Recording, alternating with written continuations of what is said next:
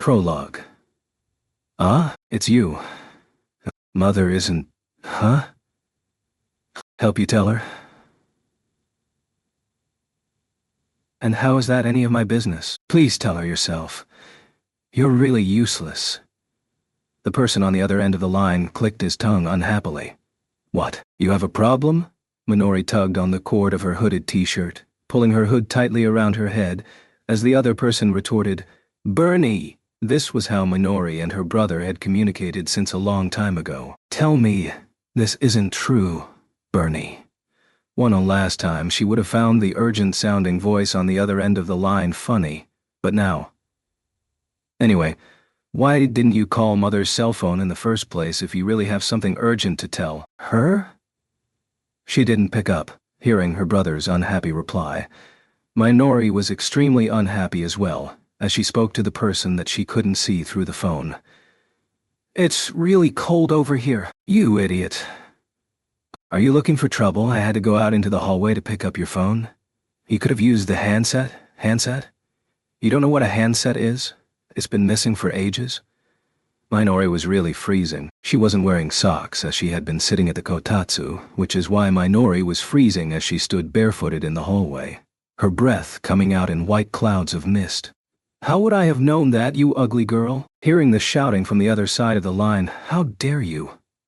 Minori used her frozen hand to tug even harder on the cord of her hooded t-shirt, binding it even tighter around her head. If you dare to come home, I'll kill. Ah, I think Mother's back. The unlocking of the door was heard in the hallway, as Minori's mother had returned home, carrying a shopping bag in one hand. Minori handed over the phone and merely said, Midori, which was enough to tell her mother that it was her brother who stayed in a boarding school. Hello? Her mother's excited voice sounded in the hallway. You're too loud! As Minori prepared to bring the shopping bags to the kitchen, she noticed that there were shiny beads on her mother's coat. For a moment she thought that those were raindrops. Eh? It can't be? Minori opened the cold metal door of her home to the corridor of her apartment block, mildly surprised by the cold air that penetrated deep into her chest. It's true. Looking down from the fourth story, Minori saw that it had started snowing, the street looking as though it was covered by countless white feathers dancing in the wind. Minori momentarily forgot about the cold as she stuck her head out, even though she had seen enough snow to last her a lifetime during the school trip. But it was another thing altogether when it snowed in her own town. Wow, it's beautiful. I should send a mail to my friends to tell them. Have you noticed that it's snowing? It's really beautiful. Go outside quickly. What are you doing out? Perhaps I could add another sentence. Wouldn't that make this a white Valentine's Day? But Minori didn't move, as she stared at the snowflakes falling from the sky, framing the scenery with the thumbs and index fingers of both her hands and looking through the rectangular frame. Today is Valentine's Day. Perhaps the snow is a present from the heavens. For the people who weren't able to be honest, the heavens pulled down a white curtain, temporarily blocking out the complications of life. If it's like this, then please snow all you can. Minori stretched out her hands towards the night sky as she closed her eyes and mouth. I don't think I'll be sending any mail anytime soon.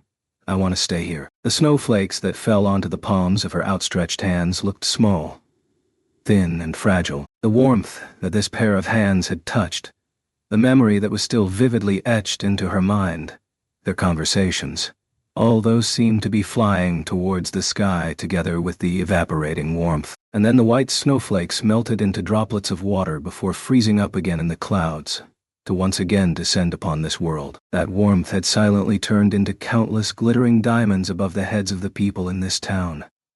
Ni-chan. There's miso ramen, shoyu ramen and pork ribs ramen. Which one would you like to eat? Her mother stuck her head out of the door, waving packets of instant noodles in her hands.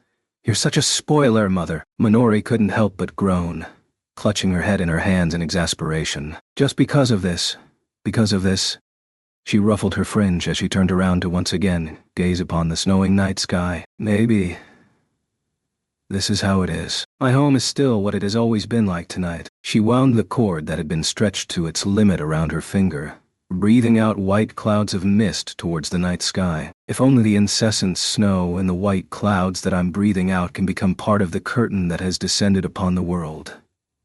If only they could become a pure white protective barrier around the two people who are finally willing to face up to each other honestly. As long as the two of them are alone together, they will surely be able to share their secrets with each other. Even as Minori prepared to walk back into her home, she forcibly turned her upper body back towards the night sky, her legs crossed. Hey, to the people in the world. She breathed deeply in the freezing air, as though she was trying to suck in the attention that she did not need, opening her arms theatrically. How can there be a mother who asks her daughter, who works in a ramen store, to eat instant ramen? You... Stop trying to be funny. Ha ha ha ha.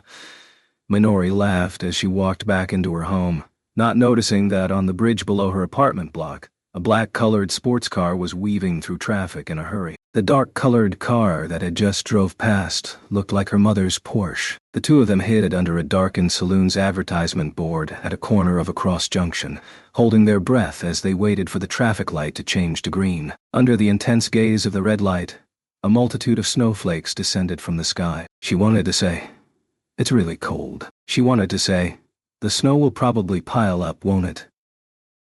She wanted to call Ryuji, but it was as though her voice was frozen in the depths of her throat, rendering her unable to speak. Taiga blew off the snowflakes that had stuck onto her fringe. As long as I open my mouth, the conversation will be continued. Ryuji, where are we going? What should we do? What will happen now? But since she couldn't speak, Taiga could only remain silent. Several large lorries turned around the cross-junction and drove past the two of them, their loud ignition sounding like challenging voices in the deathly silent housing district. Even if they weren't intentional, Taiga was still a little afraid, as she stepped back slightly, feeling the coldness of the asphalt road through her boot-clad feet. Her right hand was still holding on to Ryuji's left hand, but he hadn't said anything at all, as his fingers shook uncontrollably despite Taiga tightening and loosening her grip a couple of times. Taiga looked up at the side of Ryuji's face, feeling as though that familiar silhouette was extremely far away, but also feeling as though she may be able to touch him without even needing to straighten her fingers if she were to reach out. The pair of eyes that curved upwards violently looked as though they were glaring at the traffic light,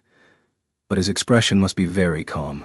His chin should also be relaxed. A single snowflake dropped onto that pair of pale lips and disappeared in a moment. It will disappear the moment it touched. Taiga looked away. A desire so strong that it was scary had been conveyed to the right hand that Taiga held tightly in her left hand. She wanted to hold on even tighter.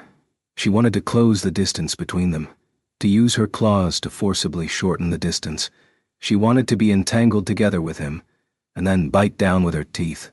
She wanted to satiate the hunger that she felt. If she could shout out her true feelings as she bit down, so that he would understand, she wanted to rush headlong into him, to tell him about the feelings that even she herself did not fully understand, even though she had already decided on what to do.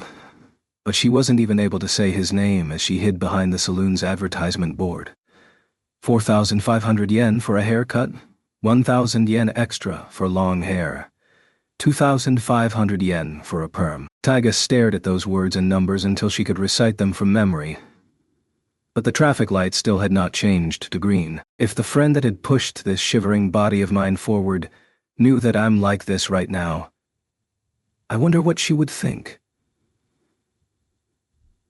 What kind of expression should I have? Because she had lowered her head, mucus was dripping out from her nose. Taiga breathed in loudly as she wiped her nose with the back of her hand. Ryuji might have mistaken that for a sob, as he suddenly let go of the hand that he had held on with almost inhuman strength. Ah, not so loud, or the people living here will hear us. Remember, right now we're running away. Ryuji's grumbled in response to Taiga's sudden shriek, even though he was also speaking in a loud voice. Probably because he hadn't spoken in a long time, his volume control was a little rusty. But that wasn't the point. Ryuji slowly unraveled the cashmere muffler that was wrapped around his neck inside his eiderdown coat. Can't be. Ryuji wrapped the muffler around Taiga's neck. Of course not. Taiga already had her own muffler wrapped around her neck, so Ryuji wrapped his muffler around her head to block the snow. He tied a knot at her chin. Now we'll be able to pick up roaches. Ryuji's eyes looked like the eyes that Hades used to banish the spirits of dead people to hell, as he slowly spoke in a low voice. "You pick up roaches, you catch them." A snowflake dropped onto the tip of his nose, as the white cloud that Ryuji breathed out quavered in the wintry air. Maybe it would have been better if I had told him about it first. The meaning was unclear in the mumbled sentence. "What are you talking about?" I should have told Kitamura to keep my part-time job a secret. The two of them didn't look at each other. Taiga lightly held Ryuji's right hand before letting go again. Will they be able to hold hands again? But... The traffic light still had not changed to green. Even so, it was still too early to come to a conclusion.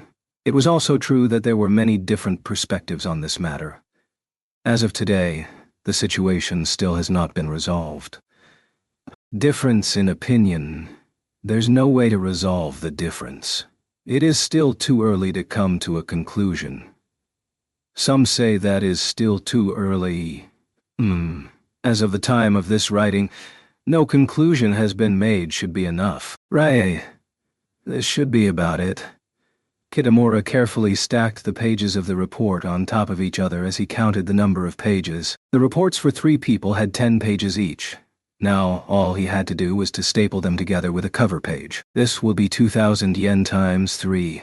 6,000 yen altogether. He even changed the handwriting for each of the reports, using a 2B pencil, a 0.3mm HB mechanical pencil, and a blue ballpoint pen for each of the report. So it shouldn't be too obvious that all 3 reports were done by the same person. Kitamura took off his spectacles and rubbed the spot between his eyebrows as he stretched his back, cracking his joints loudly in the process, and then he moved his arms and neck, groaning like an old man. Turning off the light on the table that he had used since primary school, Kitamura looked over the 3 reports that he had done. Even though the content only needed to prove that the writer has read the book, but it still wasn't an easy task. It wasn't his brain that was tired. It was his eyes and hand. According to his brother, fewer and fewer professors allow their students to use typewriters to do their reports. Speaking of which, the fact that almost no university student knew how to operate a typewriter nowadays was also a problem, because more and more students merely copied from the web.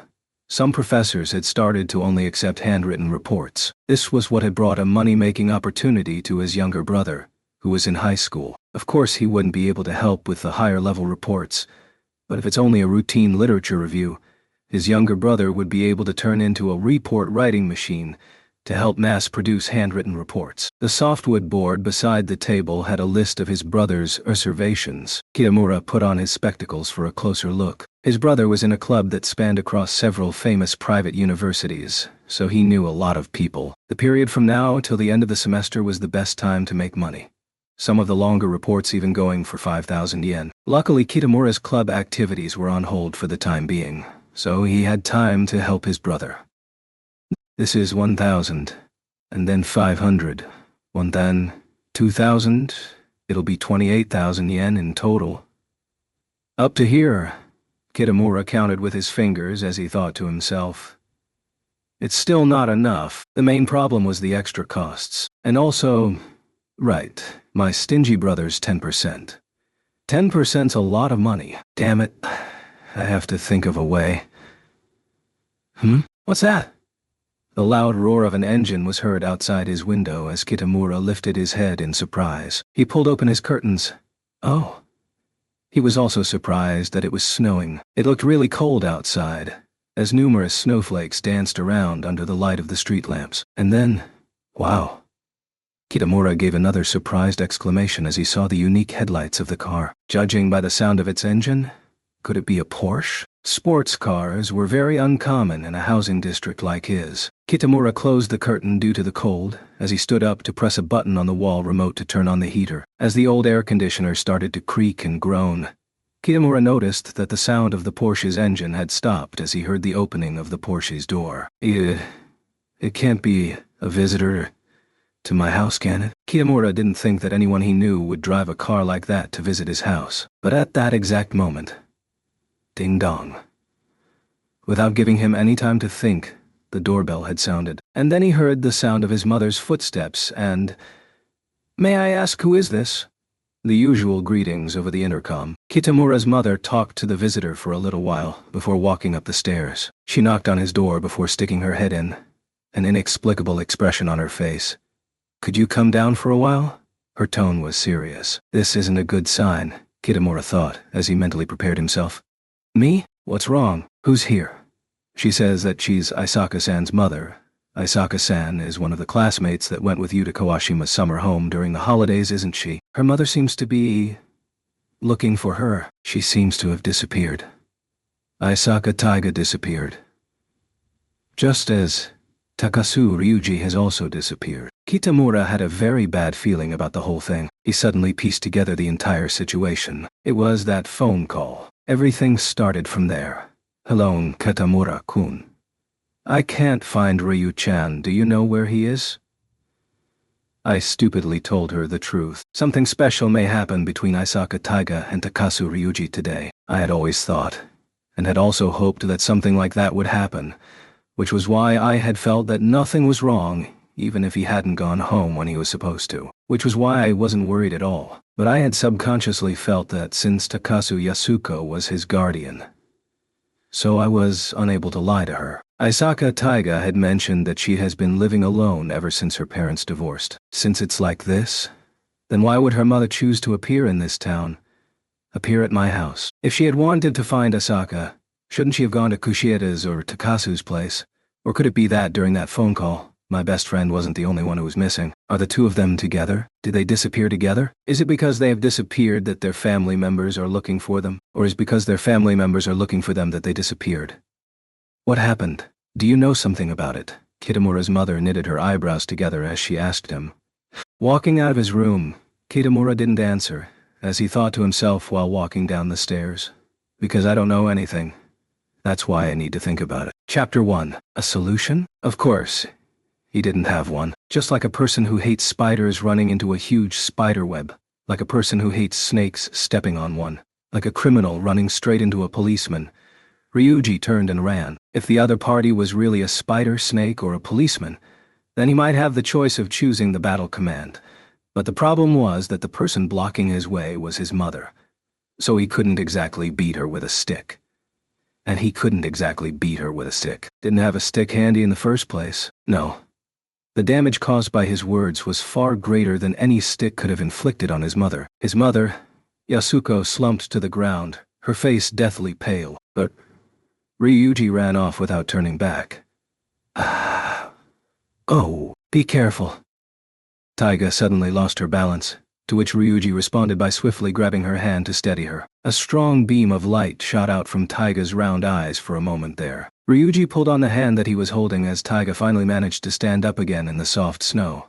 The two of them then continuing their escape. Their entwined hands were already inseparable. The two of them didn't use umbrellas to shield themselves from the snow as they blindly stumbled through the snowing darkness, trying to get as far away as possible from their respective mothers. The two of them incessantly breathed out huge clouds of white mist as they panted, all their effort concentrated on running away from that place. Yasuko's selfish protective tendencies blocked Ryuji's way, making him feel that his existence would lose all meaning if he was unable to call out for Yasuko. On the other hand, Taiga's mother wanted to take her away from Ryuji's side, also becoming an obstacle. He had Taiga by his side. Ryuji adjusted his grip on Taiga's hand, not hiding the fact that his palm was full of sweat. In that single moment, all this hand wanted, and all that wanted this hand, was Taiga's hand. Ryuji wanted to run away with Taiga, and Taiga wanted to run away with Ryuji as well, even though they didn't know the true face of the enemy standing in front of Taiga.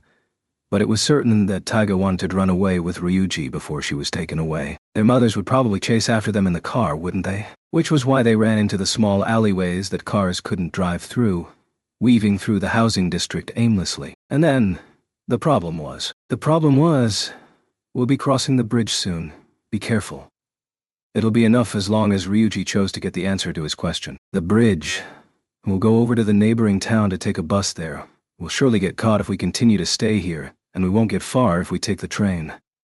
It'd be enough if he were able to confirm Taiga's feelings, and then he wanted to tell Taiga all about the complicated and overflowing feelings he had for her. That would be enough. To hear Taiga tell me how she really feels, and for myself to tell her about how I really see her. I want to ask.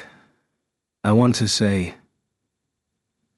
I only want to do that. If something like this could be solved so easily, then the world would probably change color, and everything would have a new beginning. Ryuji felt his heart beating wildly. And then, why had things come to this? Every breath that takes in air under 0 degrees hurts the cells in a person's respiratory organs. From the other side of the white curtain, 2 rows of street lamps illuminated the pavement on the bridge, their light looking abnormally dull. The route crossed over the river that was completely black at night to the neighboring town, but it was completely dark at the other end of the bridge. Because it was an aimless escape, Ryuji and Taiga had no idea where they would end up at. Ryuji walked towards the side of the road which had more cover, as there was only one way forward. Pulling Taiga along behind him, Ryuji watched his surroundings carefully before crossing the dual-lane road. 2 of them then got onto the bridge under the cover of a loud truck. But, money.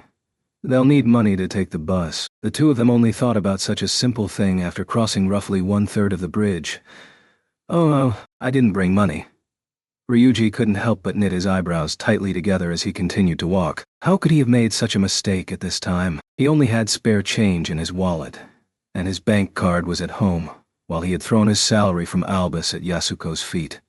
Don't worry, I should have quite a bit of money on me.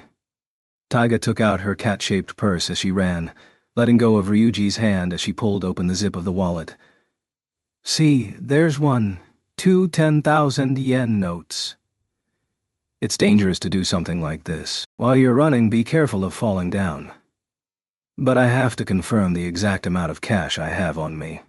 You're also not feeling completely at ease, aren't you? There's also 2, 3, 4 1,000 yen notes. No spare change. Taiga clumsily counted the number of notes that she had taken out from her purse. And then... I heard a rustling sound in my pocket. Could it be money? Those are only receipts. At the very moment that Taiga pouted at the receipts, a strong gust of wind suddenly blew up from the river, crashing into the side of the 2 people standing on the bridge. The wind blew away the exposed 24,000 yen in an instant.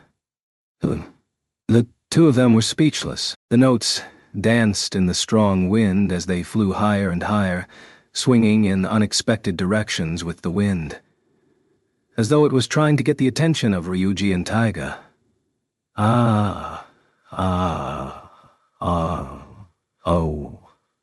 From a passerby's perspective, the 2 of them probably looked like weirdos trying to summon the spirit of a sea dog that was lost in the sky. But Taiga and Ryuji were extremely serious, as they tried with all their might to grab on to the notes that were dancing in the sky. But the notes merely changed its direction together with the wind, as though taunting them. The 2 of them followed the direction of the wind as they ran across the road, weaving through the traffic before rushing to the barrier, stretching out their hands. 24,000 yen in cash floated through their outstretched fingers as the notes continued their journey towards the surface of the river. The outstretched fingers of the 2 people standing on the bridge tried to follow the path of the notes, but the 24,000 yen had already disappeared into the darkness. No matter how one cried out to it, no matter how one called out to it, the river continued to flow mercilessly. The 2 of them looked at each other.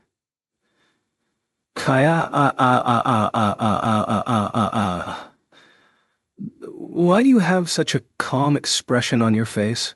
What do we do now? Taiga grabbed onto the railing and leaned forward, trying to get a better look at the surface of the river. Beside her, Ryuji was in the exact same position. He wasn't calm, but stunned. He didn't say anything because he couldn't believe what had just happened. What just happened? Don't tell me. That's the divine intervention that I've heard so much about. Retribution? Snowflakes continued to float onto the surface of the river. Ryuji stared at the river, not even able to move a single finger. Is the sin of telling the mother who had sacrificed her life to give birth to him, and to bring him up?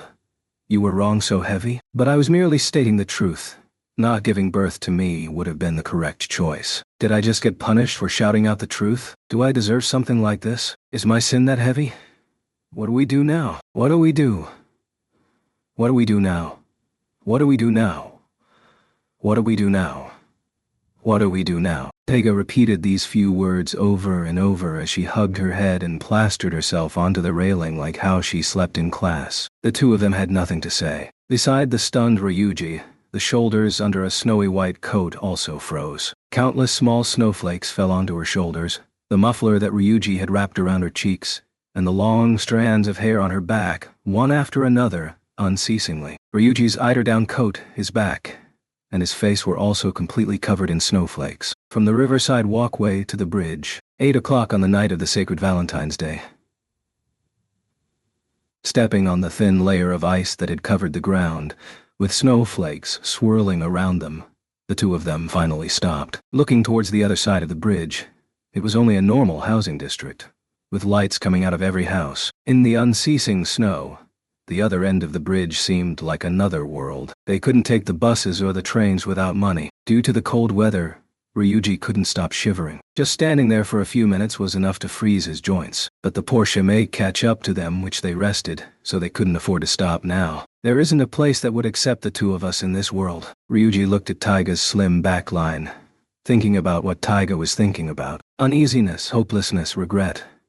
It was certain that she was cursing her own clumsiness, her slim fingers holding the head that was protected by Ryuji's muffler so tightly that they shook. She probably wants nothing more than to rifle through her own hair right now. Ryuji, what do we do? Ryuji couldn't answer, as he merely stood in the snow, not even able to squeeze a simple question like, what do you want to do? Out of his mouth. Was it because that question implied that it was Taiga's fault? I'm merely doing what you want to do. It's not my fault. I'm a man who wants a woman to bear the responsibility. Is that not it? Of course not. But the fear of not being able to ask, what do you want to do, did exist. But it was a fear of something else. Ryuji realized that he was merely pretending to be focusing on running away so as to be able to look away from this fear, as he tensed his back muscles. Taiga held my hand and ran away together with me, so I can be 100% sure that she wants to be together with me. But the problem is, to be honest, I'm really scared. I know myself. When Taiga's mother appeared and told me that she was going to take Taiga away, I only wanted to run away. No matter what happens, no matter what I do, I can't bear to be separated from Taiga. I can't live on in a place without Taiga. Even if you ask me for the reason, I can only tell you that I'll think about it after all this is over. When I decided to abandon the Takasu residence that was protected by my mother, my hand held Taiga's, and that is my true feeling. But I don't know what Taiga is thinking, or rather, I don't even want to know. The reason behind why I feel afraid, why I can't speak, why I can't bear to face this fear. Taiga. Because I have a feeling that this will reopen a wound. Every time I wish that this feeling is wrong, something will happen. Let's go. No matter what, we shouldn't be standing here. Ryuji forced out a sentence and grabbed onto Taiga's slim fingers once again. Let's go. He tried to pull Taiga along. Taiga's body swayed in response to his pulling. Go? Where are we going to? Taiga's body swayed and returned to her original position. Ryuji felt that his bad feeling was swiftly becoming reality. Ryuji could feel that before he even opened his mouth. The boundaries of reality was becoming clearer and clearer, like the swaying of Taiga's body and her previous words. The reason behind why Taiga abandoned her home, the reason behind why she was left to live by herself in the apartment block beside the Takasu residence, and why Taiga didn't want to stay with her mother, and why Taiga's mother wanted to separate us. Taiga and I. The feeling was right. The wound was horrifying. Ryuji couldn't help but shiver. Taiga lifted her head, her hand still holding Ryuji's. We don't have any money left. She looked into Ryuji's eyes. Seriously, we don't have any money left. I know. Our money just floated out of your hands, didn't they? Yes, that's how it is. Ryuji nodded towards Taiga but wasn't able to laugh it off. I have something to tell you. Taiga let go of Ryuji's hand as she brushed a strand of hair off her face and stuck her hands into her coat pockets. Perhaps this is the beginning of a terrifying scene. Ryuji instinctively looked away from Taiga's eyes, afraid of being stared at by Taiga's somber eyes. I have something to tell you. How did things come to this? What happened to Taiga? Ryuji was afraid of finding out the answers to these questions. Taiga had already become an indispensable part of my life, so what is coming to slice open our bodies and souls? Ryuji's facial expression twisted subconsciously. Taiga repeated herself. I have to tell you something. I really don't have any money left. The money in my purse were the last bit of money I had. My bank account is empty. I haven't received any money this year, though there was a sizable amount of money in my account. But since I drew money by the 100,000s, it's already empty. White flames shot out from Ryuji's eyes, ears, and nose. Of course, just as he expected, just as Ryuji expected. It was that person's fault. Ryuji trembled with uncontrollable anger as he thought to himself, just explode. It would be illogical and agonizing if you don't. Ryuji couldn't help but ask, what is that old man trying to do? Ryuji gave a loud primal roar, as though he had poison stuck in his throat. Taiga would probably have been contaminated by the poison spewing out of Ryuji's mouth, but Ryuji couldn't endure the agony of keeping that poison in his throat. It's that old man again. He's here to torment Taiga again. He's using this method to make Taiga distressed again. Damn it. He should just die. Don't let that fellow intervene in your life. Disappear. Taiga lowered her head slightly, as though accepting the curse that Ryuji had thrown out. He didn't intervene. Ryuji heard her mumble. I heard that he lost a court case. He had been fighting a court case for a long time already. Snowflakes landed on Taiga's fringe. That's why father ran away with you. He had to pay an astonishing amount of money, so much so that he would have to declare bankruptcy. His company, his home, his car, everything's gone. That apartment is no longer mine. I'm an illegal occupant. On the snow-covered ground, there were marbles that looked like eyes, a piece of dry leaf that looked like a nose, and a twig that looked like a mouth. On the crayon-sketched oval shape, there were round eyes, a triangular nose, and a rectangular mouth. There was no hint of life, no degree of warmth. That was Taiga's face. Now that father has run away, what will happen next? Will he be arrested one day? I don't know. What industry did he work in? Did he even work? I don't even know that. I never thought that there was anything wrong with not knowing any of those. So much so that I didn't even know that he had become like that. I only found out when mother came to get me during the school trip. I didn't know that mother was about to get married again either. Why didn't you tell me? Ryuji didn't even realize that it was his own voice that asked the question, thinking that it was an alarm from a parallel universe. I'm sorry for not telling you. I'm sorry. And then? What do you intend to do about it? Ryuji muttered. Mother wants to take me in, so I told her to buy the apartment that I'm staying in and send money to me every month, just like what father used to do. I even said that if she was unwilling, then she could just leave me to my own devices. I may be clumsy, but I should be able to get a job. I'll find a way to survive. But mother was against it, unlike me. Mother wants to sever all ties with father. She doesn't want her own daughter to be Isaka Rikuru's daughter. So she fought for my custody rights, and wants to bring me to a place where no one can find me. I suddenly feel that it may be better if you was around. Ryuji recalled the faces that Taiga had shown before today. The Taiga who attempted to mask everything with lies, but would still have occasionally looks of helplessness. He also recalled the words that Taiga had shouted in the unused classroom, and the feelings that he should be able to express, the feelings that he wanted to express. Ryuji was defeated by reality, as he couldn't help but surrender. He crouched down at Taiga's feet, holding his breath as he attempted to swallow that sobs that were coming out of his mouth, despite his feeble attempts at covering his face. But crying wouldn't solve anything, nor would it make things better. Ha ha ha, Taiga laughed. Something soft was placed on Ryuji's head. It was the muffler that Ryuji had wrapped around Taiga's cheeks, which now carried her body heat. The problem lies with me, doesn't it? Kneeling down in front of Ryuji, Taiga reached out her hands and hugged him. Ryuji's body gave an involuntary shudder at her soft murmurings, the long hair that came into contact with his nose feeling extremely cold. Above the two of them, snow continued to fall onto the river and the town. Things like this always happen.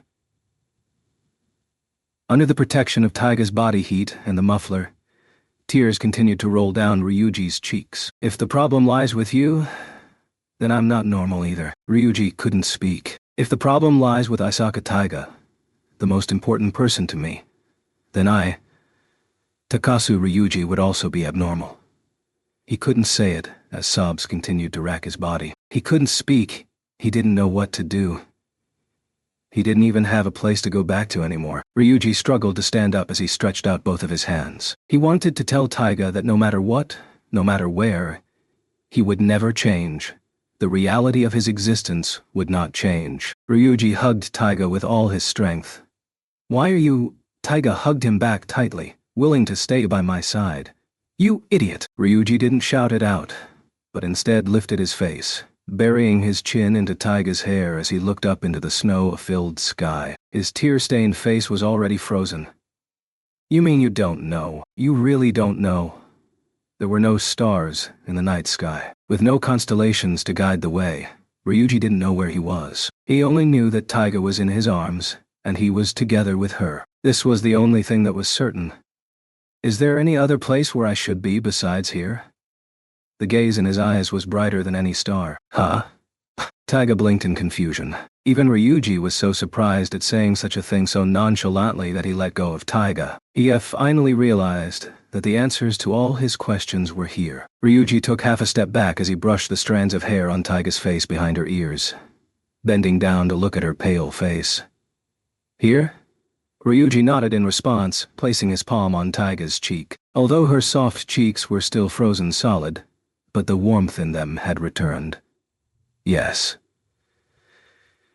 Ryuji nodded his head seriously once again, expressing his decision without hesitation. "That's right, here," although he didn't know why. But he felt that this answer was definitely correct. "I'm the one who made this decision." Ryuji sucked a lungful of the freezing winter air into his body before slowly breathing out a sizable cloud of white mist. Layer after layer of snow had piled onto the thin layer of ice on the ground beside his feet. If Ryuji had looked closer, he would have noticed that layers of snow had piled up on both the railing and Taiga's head. To be honest, Ryuji didn't understand why he didn't realize that he had already reached this decision. If Taiga was unwilling, she'll kick me, explode, smash my head, run away with all her might. Even though she's a palm-top tiger, but a tiger's still a tiger. Even if Ryuji had that thought. But he didn't want Taiga to run away, so he did a fake.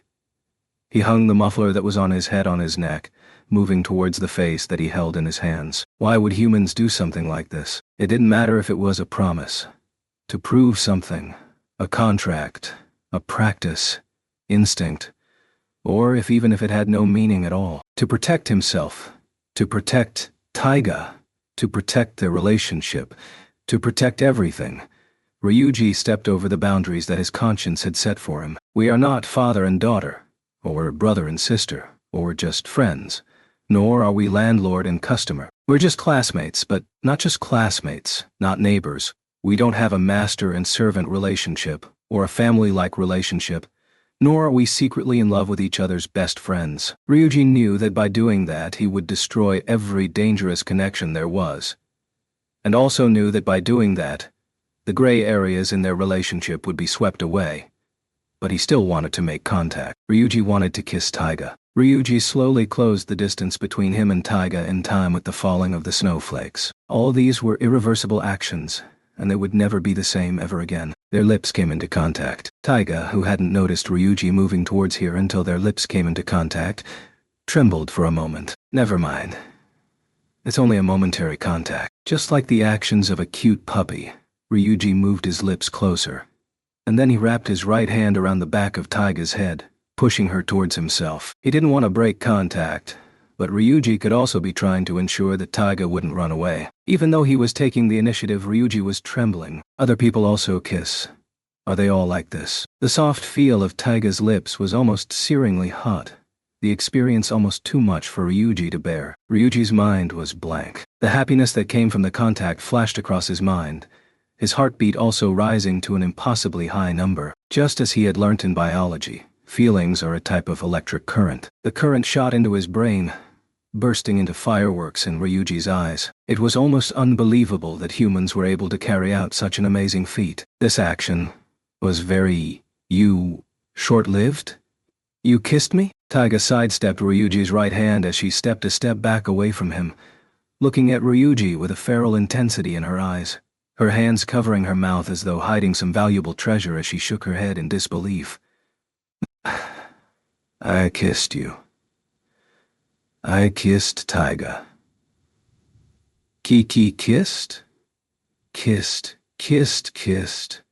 I really kissed her. Ryuji shook uncontrollably as he nodded with inhuman frequency, covering his mouth with one hand at the same time. This was definitely not normal. Was it surprising because it was the first kiss for both of them? Will they get used to it in the future? Could anyone get used to this kind of thing? Ryuji wasn't able to look at Taiga's face as his eyes darted around her, but his body and mind weren't fully synchronized, as his body tried to do something even more terrifying. Maybe it'll be better if we kissed again. No, maybe it'll be worse. Ryuji stretched out his hand.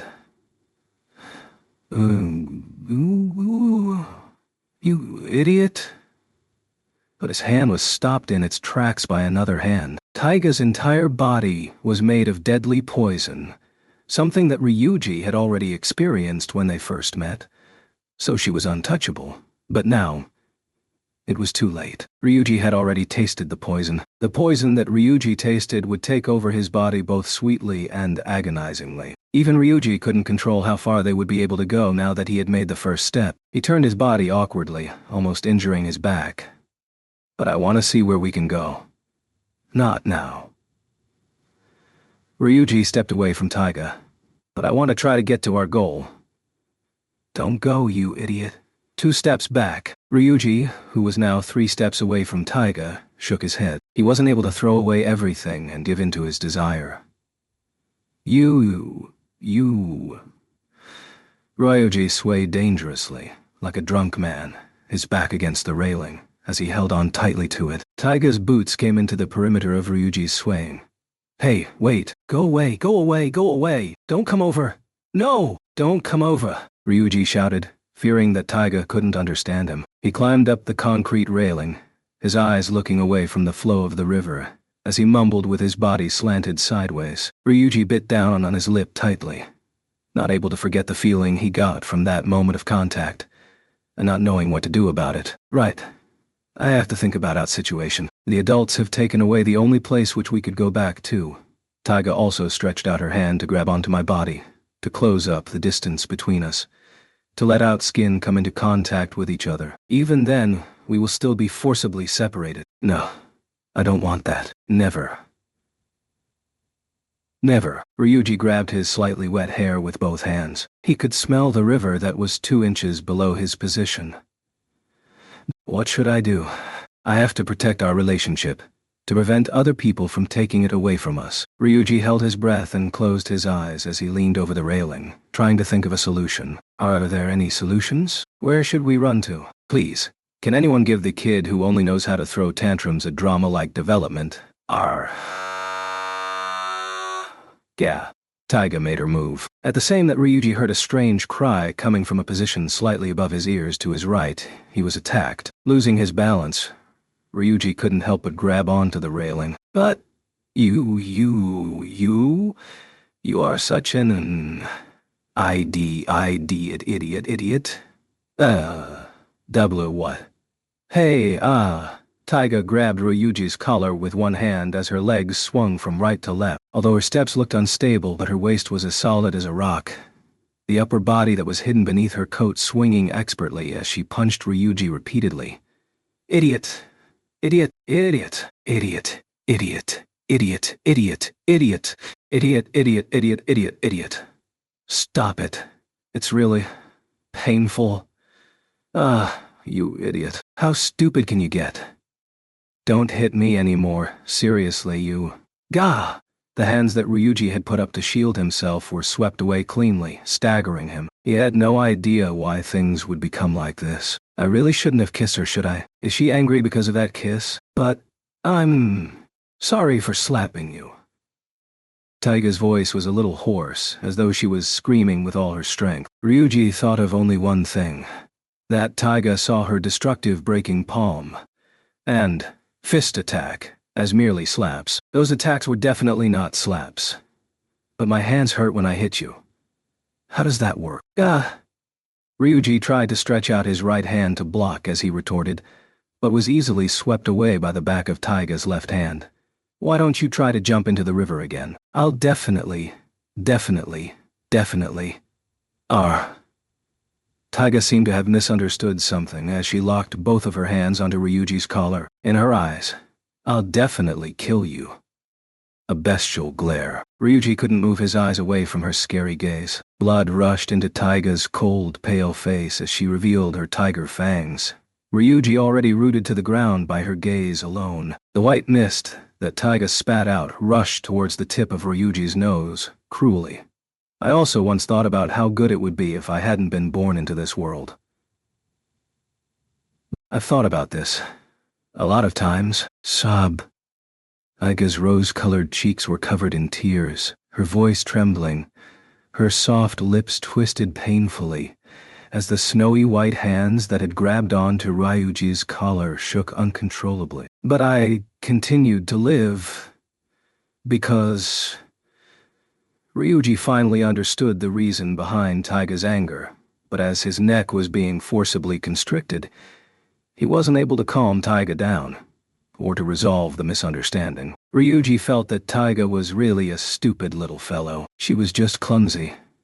She also liked to jump to conclusions, was extremely violent, refused to listen others, only knowing how to make use of her strength, and because of you. And because of you. Sob. Even though sobs racked her throat, Taiga's gaze didn't falter as she stubbornly looked up at Ryuji, her hands locking on to his collar, telling him about her deepest, truest feelings as she wept. Taiga was running towards Ryuji as she wept, as she exposed the deepest recesses of her heart to him, placing her life on the line for her feelings. Because I like you, Taiga screamed. With the speed and velocity of a bullet, Taiga's voice shot into Ryuji's heart. It set his heart on fire, shaking his very existence. Ryuji felt as though his entire body was burning up. Are you trying to kill me? Ryuji threw his true feelings back at Taiga. I really want to kill you. That's right. I've been angry at you for a long time now. What was that just now? What did you just say to Yi-chan? That was... Stop giving excuses, Baldy. Taiga shook Ryuji roughly, dulling his vision as though he was going to get a concussion. I won't allow you to say those kind of things again. What do you mean by you'll be better if you weren't born? You better not say something like that ever again. I won't let you. You must live. It has nothing to do with who you like, or who you will be living with in the future. I will continue to be here. Only for one reason, because I want to look at you. I want to look at Takasu Ryuji. That is the only reason. It doesn't matter if I'm nothing to you, I just want to be near you. Just that. But you kissed me, so... I want to be by your side. I've decided to stay by your side. I've already decided. Already. Do you get it now? Taiga's fingers suddenly let go of Ryuji's eiderdown jacket. Taiga was almost dissolving in tears. Ryuji wanted to embrace the girl that no amount of words could make her understand. But just as he stepped towards Taiga, he slipped on the soft snow as he cursed his luck. Hey, do you get it? Yes. At that very moment, in a movement that could only be explained as fate, Taiga was also rushing towards Ryuji, either to grab onto him or to hit him. The two overly energetic high school students smashed into each other. Losing his balance, Ryuji mustered his remaining strength to shift his body to the left, to the railing. His feet couldn't find purchase on the soft snow, while the hand that had grabbed onto the railing slipped of the thin layer of ice on it. To compound Ryuji's misery, Taiga's attempt to steady herself ended up in a knuckle to the back of Ryuji's neck. Ryuji's body went over the railing. It's definitely divine punishment. No, it's divine retribution. The journey downward seemed to be endless, and Ryuji thinking that he saw a glimpse of the Buddha on his way down. So there's such a thing as retribution in this world. In the next second after Ryuji's thought, he fell into the freezing river. Seeing a pillar of water shoot up as a result of his landing, Ryuji's heart contracted painfully. In total darkness, Ryuji stopped breathing, the dead silence around him making him think. I'm going to die. He didn't feel the cold, nor did he feel any pain. His senses were numbed by the cold. Kya? Oh, no. Dot. Above him, Taiga screamed, her voice sounding like a slow-motion recording to Ryuji's ears. It's the end. Ryuji's brain thought. But his limbs flailed instinctively, touching the riverbed almost instantly. It turned out that the river was so shallow that he could sit down and half his body would still be above the water.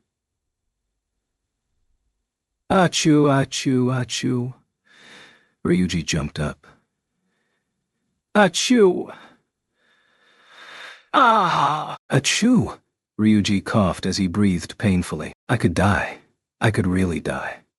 Achoo, ooh.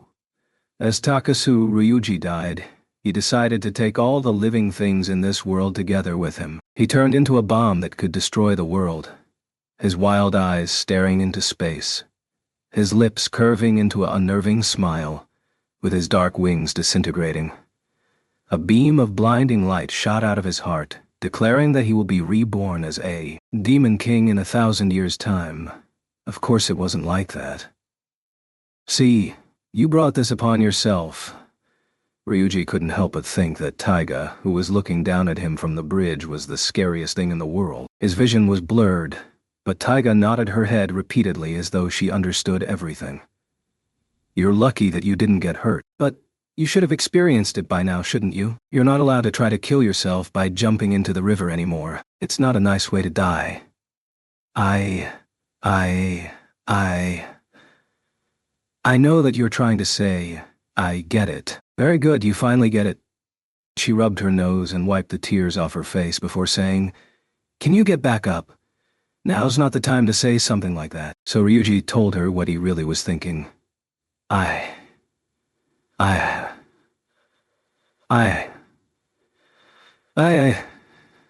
It's because you PPP pushed me DDD down. Huh? What are you talking about? I can't hear you properly. I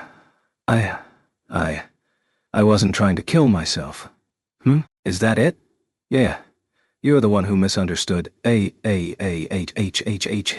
WWW, which is why I became LL like this. Oh, you should have said so earlier. I could have said so earlier? No one who has just been pushed into a river will accept that kind of attitude. Ryuji was still standing in the river as he looked up at Taiga, breathing deeply, thinking about what he wanted to say to her. The white snowflakes fell onto his wet and frozen body, compounding his misery, as Ryuji couldn't feel his limbs anymore. Hey, are you alright? Taiga stuck out her body to get a better look at Ryuji while she wiped off the tear stains on her face with the back of her hand. How can I be alright? I'm freezing. That's such a pity. It's, your fault. It's, why, I am freezing. Yes, but because I didn't mean it. What do you mean by, I didn't mean it? You, idiot! Clumsy girl. Slow, violent girl. You're being too much. Ryuji couldn't help but shout at Taiga to ease his anger. Even though he was almost freezing, his anger was like a hot stove inside him. Looking at Taiga, Ryuji breathed out large clouds of white mist as he rubbed his numb hands against his cheeks, slowly easing some blood into his hands. From Ryuji's forcibly cooled down brain, he was able to clearly see the distance between Taiga and him. One was on the bridge, while the other was in the river. They wouldn't be able to touch each other even if they stretched out their hands. The snowy white face was at a place where he couldn't reach. Hadn't I already apologized? You didn't.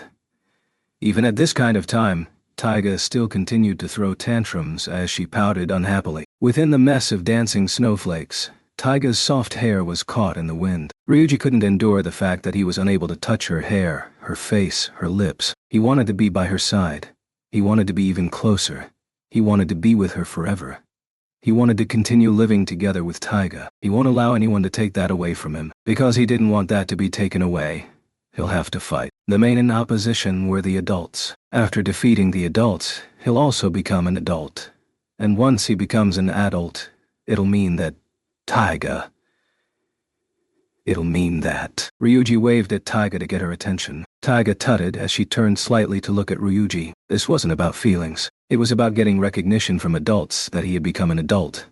By going by their rules. Ryuji wanted to break free of being the child that could only listen to what the adults told him to do. Aren't animals like this too? The beasts on the ground, the birds in the sky, the fish in the water, even the bugs on the tree, as long as they grow up, they will stick out their chest and assert, "This is my territory," and fight for it. I'm 17 years old right now. Taiga fell silent for a moment, before nodding. Me too. Because we're classmates, that's not the point. The finger that pointed towards Taiga was trembling, and not because of the cold.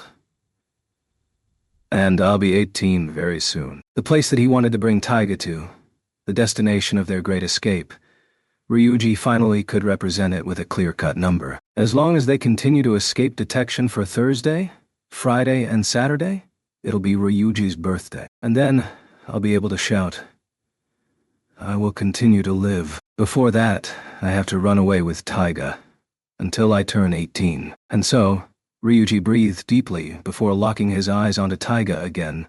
"Marry me." Under the streetlights that illuminated the bridge, Taiga's white coat was blinding. "From today onwards, I want to be with you every day. I want to be with you for the rest of my life." In the direction that his trembling finger was pointing to, Ryuji found the light that he had always been seeking. Ryuji wanted to grab that shining star with his hands, and then glare at the rest of the world, not letting anyone else have it. He wanted to shout, "This is mine. Are you doing this to save me?" Taiga's face changed, her voice as cold as the ice beneath her feet. "Are you doing this because you pity me? Is it kindness? Are you saying such things so that you can be happy at becoming a sacrifice, at being a good boy?" If it's like that, Ryuji felt that Taiga was gnashing her teeth, and that was probably true as well. Taiga shot a bestial glare at Ryuji, her small hands tightly clenched into fists, the blood in her veins burning at a higher temperature than molten lava. "If it's really like this, I'll tear you apart." One wrong move would result in Ryuji being torn apart. Taiga's body was trembling at the bestial instinct in her. The eyes that no longer contained any semblance of reason only revealed a bestial hunger for the truth. "Take all that back, or else," her gaze told Ryuji. "But I won't admit defeat."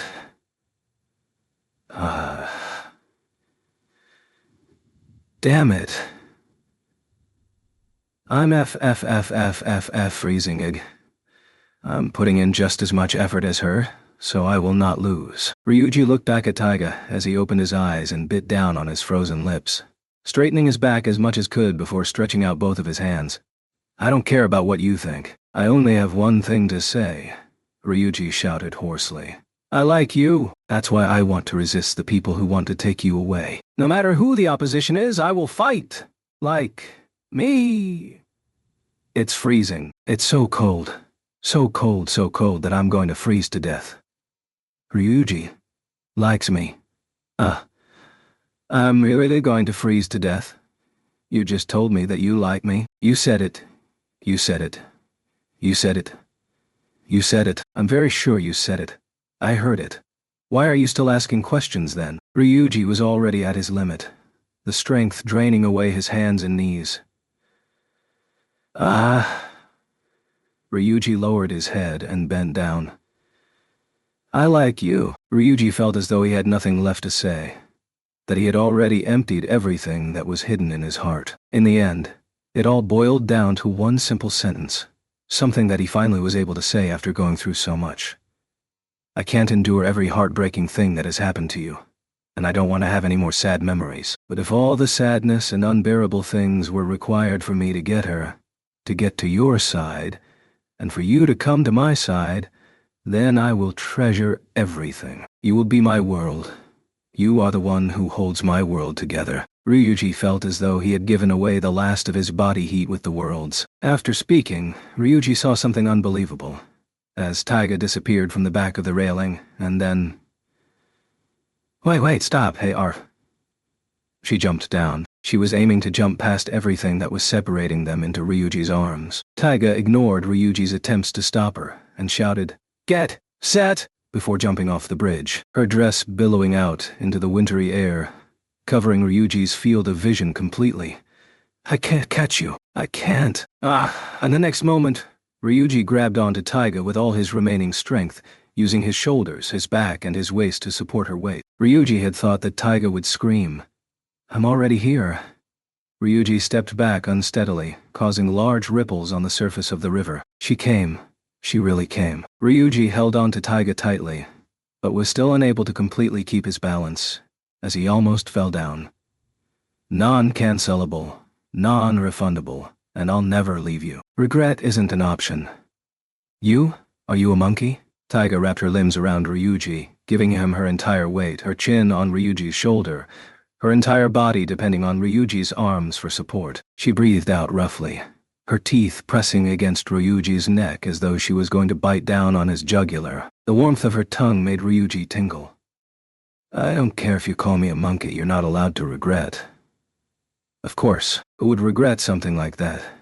It has already been decided, and barely 1 second of silence later, Ryuji really couldn't take Taiga's weight, and both of them fell backwards into the river, causing a large splash and loud screams. "It's all your fault. It's your fault for blaming me, you idiot, stupid, clumsy." Amid the screams, there were also sounds of the two of them shouting abuse at each other. A certain someone groaned as she stared at something intently before talking to herself. Just as I thought, she instinctively hid herself in the darkness beside the street lamps as she looked down at the river from the riverside walkway, at those two dangerous characters who were splashing around in the water in this kind of snow. She covered her mouth with her sleeve as she twisted her slim body around to take another look at those two people.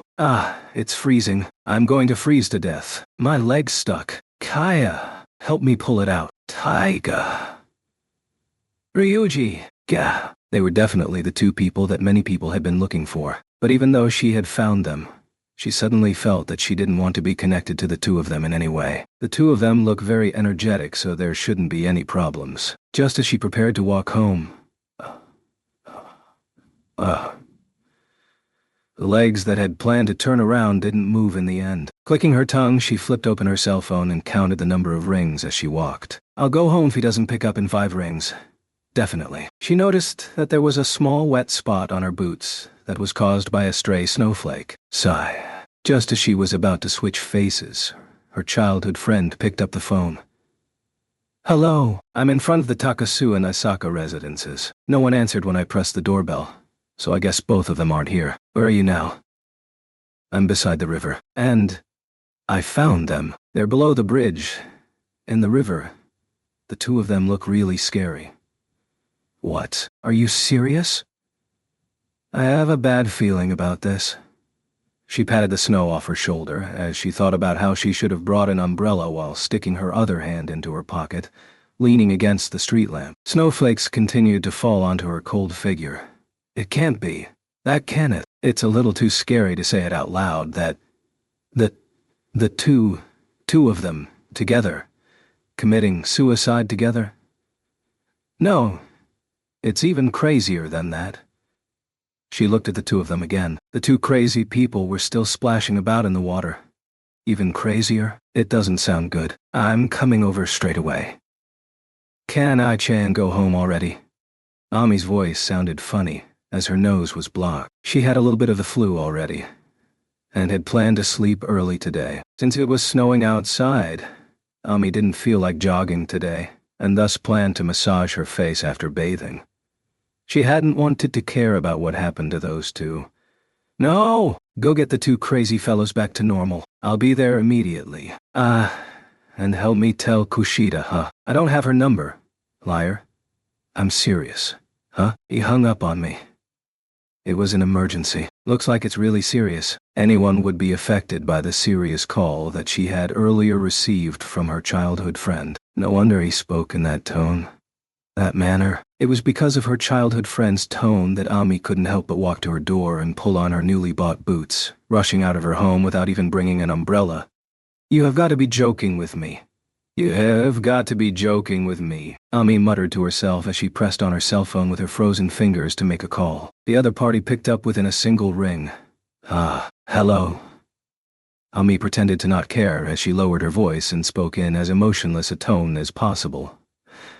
"I found them near the bridge. Yusaku says he'll be here immediately." "No way? Seriously? I got it. I'm coming over now." The other person also replied in 4 short sentences, sounding as though she was running. Ami kept her cell phone in her pocket as she breathed out into the night sky. "All right, now, what do I do?" She could still hear the dying screams coming from the river, even though those sounded like dying screams, but since they could shout so loudly, they shouldn't be in any danger. Looks like I should continue to pretend to not know them for the moment. Hey, phew. It's really cold. There wasn't anyone on the road as Ami walked over, only the soundless accumulation of snow on the ground, a deathly silence descending over the surroundings. Ami looked at the other side of the river, thinking that the other side should be this quiet too. The endless snowflake seemed to be a silent curtain that separated the two sides of the river, even though it was only a small distance, but the two sides of the river felt as though they were as far away as the distance between stars. Looking at the loneliness that seemed to have been cut off from the world, Ami thought to herself, which side do I belong to? Do I belong to the side where 2 idiots are screaming and shouting at the top of their voices? Or do I belong to the side that is far away and blurred? Just which side should I select? It's Bakachi. Oh, you're right. It's Kawashima. No way. Ami turned around slowly. She wasn't hearing things. Takasu Ryuji and Isaka Taiga stood in the knee-deep water, looking like river monsters with their soaked bodies as they splashed towards her while waving their hands frantically. "Bakachiya! Kawashima! Hey! Hey, hey, hey! Hey!" Ami suddenly looked confused, as though she was hearing things. Is the snow fairy talking to Ami-chan? Ami gave that kind of expression before turning away, because the two of them looked terrifying. "Kaya! Stupid Bakachi, how dare you pretend not to hear us? Gah, you've got to be kidding me! We're dying here. Batty, Batty." Listening to their horrifying screams, Ami was still confused. There was only a pretty, kind, and classy young woman here. Where did the baddie come from? It's really freezing. We should go get a cup of coffee. Are you really planning to just walk away? Wait a minute. Bakachi, I told you to wait. Don't go. Don't walk away. Save us. The palm-top tiger finally threw away her pride as she shouted for help. That arrogant tiger actually cried, "Save us" to me.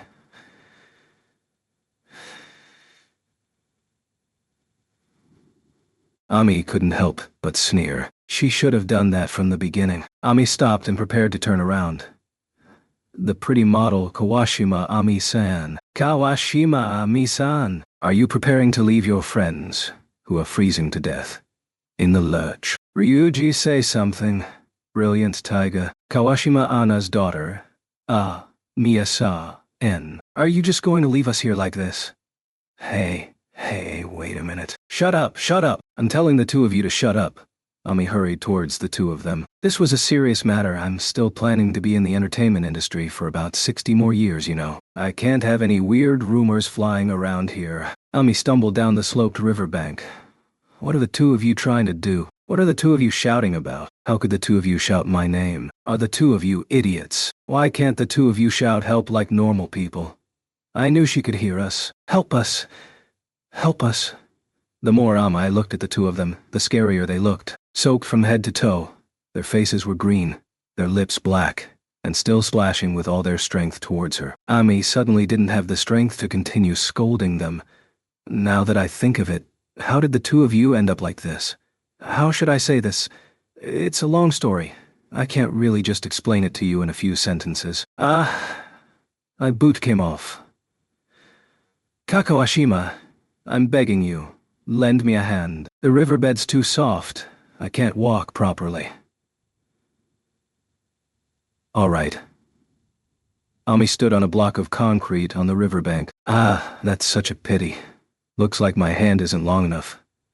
Ami stuck out her arm and waved it about nonchalantly, not planning to help at all. How could you? How could you? Hearing the angry mutterings of the palm-top tiger, Ami tutted, Of course I'm joking. Ah, it's freezing. Ami grabbed onto Takasu Ryuji's hand and pulled him onto the riverbank before the two of them grabbed onto Taiga's hands. Her hand was so cold that Ami couldn't stop shivering. This was really serious. Yusaku and that fellow, Kushida Minori, will be here in a while, and the two of you are ridiculously cold. You don't look normal at all. It's RRRRR. Really bad. S.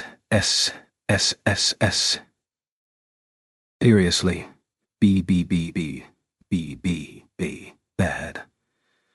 Why, yes, it's RR really bad. We're T2.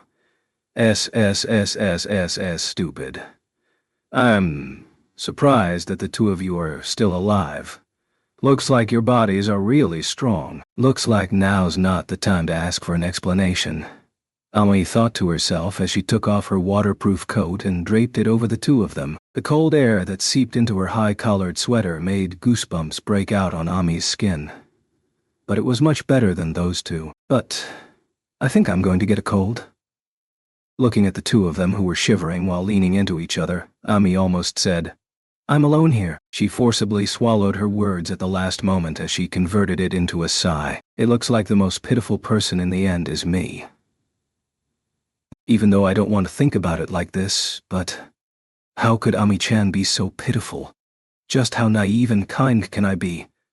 Ami also knew that she was unable to leave anyone who asked her for help in the lurch. She always ended up being the one who lost out. After getting a call from her childhood friend, she rushed out, found the missing people, and even lent them her coat, leaving her own self to shiver in the cold air. Ami also wished that someone would treat her like that. She really wished that there would be something who would treat her like that. I'm really stupid. Ami rubbed her cheeks with her hands in place of biting her lips as she pouted and swallowed the words that she wanted to say before speaking in a sweet voice. It must be because God gave me unparalleled beauty that I have to go through more hardships than normal people. Sigh. But, Bakachi's really warm. The feeling that nobody understood her was smashed in an instant as Ami was caught in a tight embrace from the dripping palm-top tiger, her hands even sneaking into her sweater. Ami's entire body stiffened because of the cold. You're really warm. Bakachi's a lifesaver. Kai-an! Taking advantage of Ami's momentary lapse in concentration, Taiga went one step further as she stuck her hands into Ami's skin-tight t-shirt, rubbing her freezing hands against her hands and sucking away the warmth from Ami's skin, causing her to scream a certain sea creature's name. The sound word for a scream in Japanese is the same as tunicates, or sea squirts, as though summoned by the inhuman. Hey, over there! Hey! Ami's childhood friend waved as he hurried over, sliding down the slippery slope. You just screamed sea squirt, didn't you? That's not the point. The three of them retorted at the same time. Following closely behind Kitamura Yusaku was, I found you guys. Everyone! Why, Kushida Minori. She had wanted to slide down the slope like Kitamura, but landed on her butt instead. Looking at how she struggled to stand up, the others had thought that she was going to say something important. But did Ami just shout, sea squirt? No, the four of them retorted at the same time. Sorry, I must have heard wrongly. Minori stuck out her tongue. Speaking of which, what happened to the two of you? Minori pointed at the two people who were soaked to the bone. Takasu Ryuji and the tiger looked at each other as they continued to shake uncontrollably, not knowing where to begin. And what's with you? What? Realizing that Minori had suddenly pointed at her, Ami, who didn't have any makeup on, looked at her. You're dressing. Why are you only wearing a sweater? Minorin. Bakachi's coat is here. She lent her coat to us. Right. Bakachi. Ami didn't even have time to nod before, I feel cold just by looking at you. Are you alright? Kushida Minori's hands reached towards Ami, rubbing her arms. Ami couldn't help but mutter, "Busybody," but Minori merely ignored her. "The two of you should take off your coats first. Here, give them to me. Let Takasu-kun wear Ami's coat. Taiga can wear mine. And then Ami, this is for you. You're freezing." Minori wrapped a square-patterned muffler around Ami's shivering shoulders. Ami instinctively drew her neck back at the sudden warmth. "I'll take that." Ami's childhood friend, who was holding two soaked coats, took away the muffler that was wrapped around her shoulders. "It's freezing, so the two of you should share this." In exchange for the muffler, Ami's childhood friend took off his coat. "Thanks." Kushida Minori took the coat and grabbed Ami's hand. "Lean over. Hey, come over. Closer."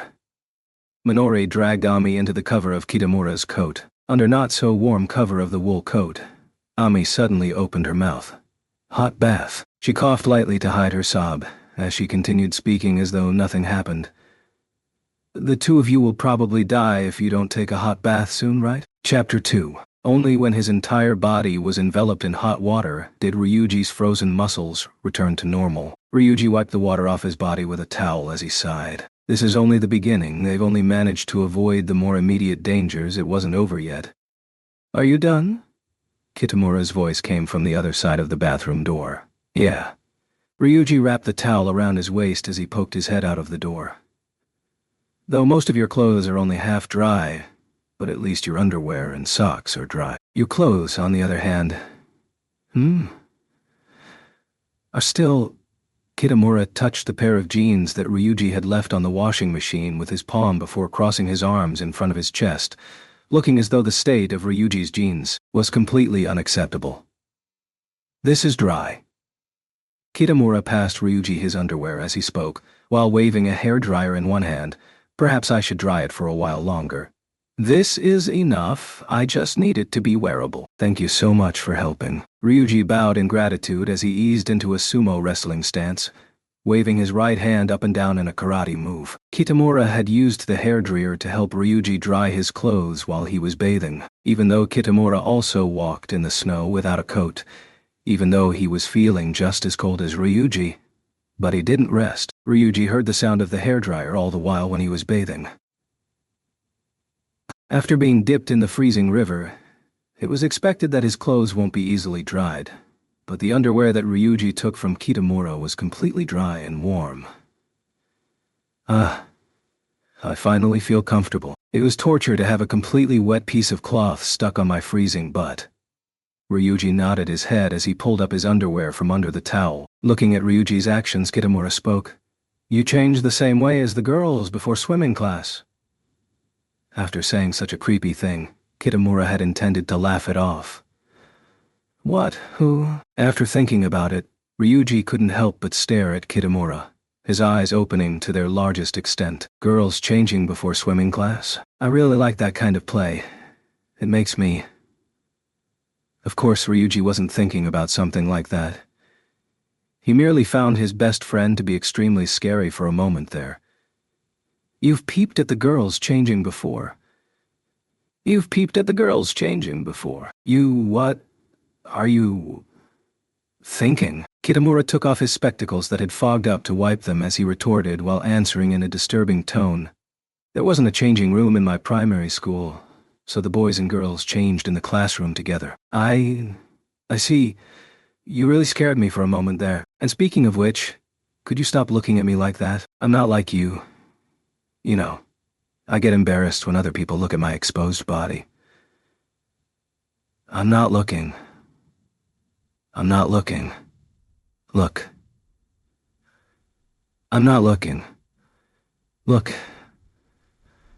Kitamura stood directly in front of Ryuji as he deliberately pushed up his spectacles while widening the pair of eyes behind the lens as far as they would go.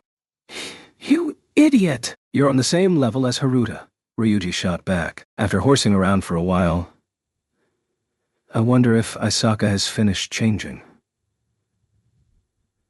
Her hair's curly and long, so I shouldn't think that she'll be so fast." The two of them seemed to be looking for the right moment to talk about the most important thing. Even though they couldn't look through the ceiling, Ryuji and Kitamura still looked up silently. Ami's father's brother and his family lived on the first floor, while the second floor was converted into 4 separate apartments. Ami lived in one of the apartments, even though she lived in a separate apartment, but everyone would eat together on the first floor. According to Ami, her apartment was merely a room that was a little far away. For the time being, there wasn't anyone on the first floor. After opening the door for the guys, Ami led the girls up to the second floor. Even though Ryuji was concerned that it'll be obvious that someone had used the bathroom, but Ami merely answered, "I'll just tell them that I was the one who used it. Help yourself to the toiletries."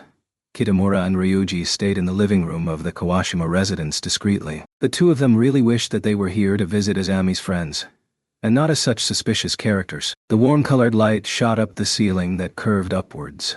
Bolsters, sweaters, magazines, and other things were randomly placed on the sofa, indicating the places of every family member, making the living room look warm and comfortable. The living room was completely enveloped in a sense of class and beauty. Personally, Ryuji felt that for Ami, who had been forced to run away from her own home because of the stalker, this must be her sanctuary. But if Kawashima's uncle comes back to see us here, he'll surely think that we're thieves who are blatantly showering in his home.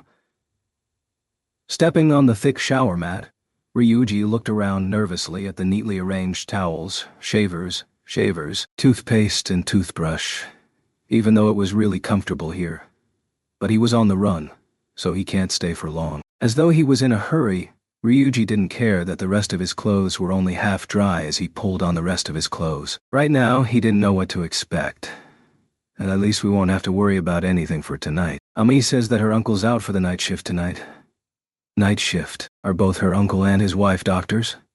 An image of his mother going to work at night flashed into Ryuji's mind. As though to banish that image, Ryuji roughly pulled at his hair, trying to get it to dry in the shortest time possible.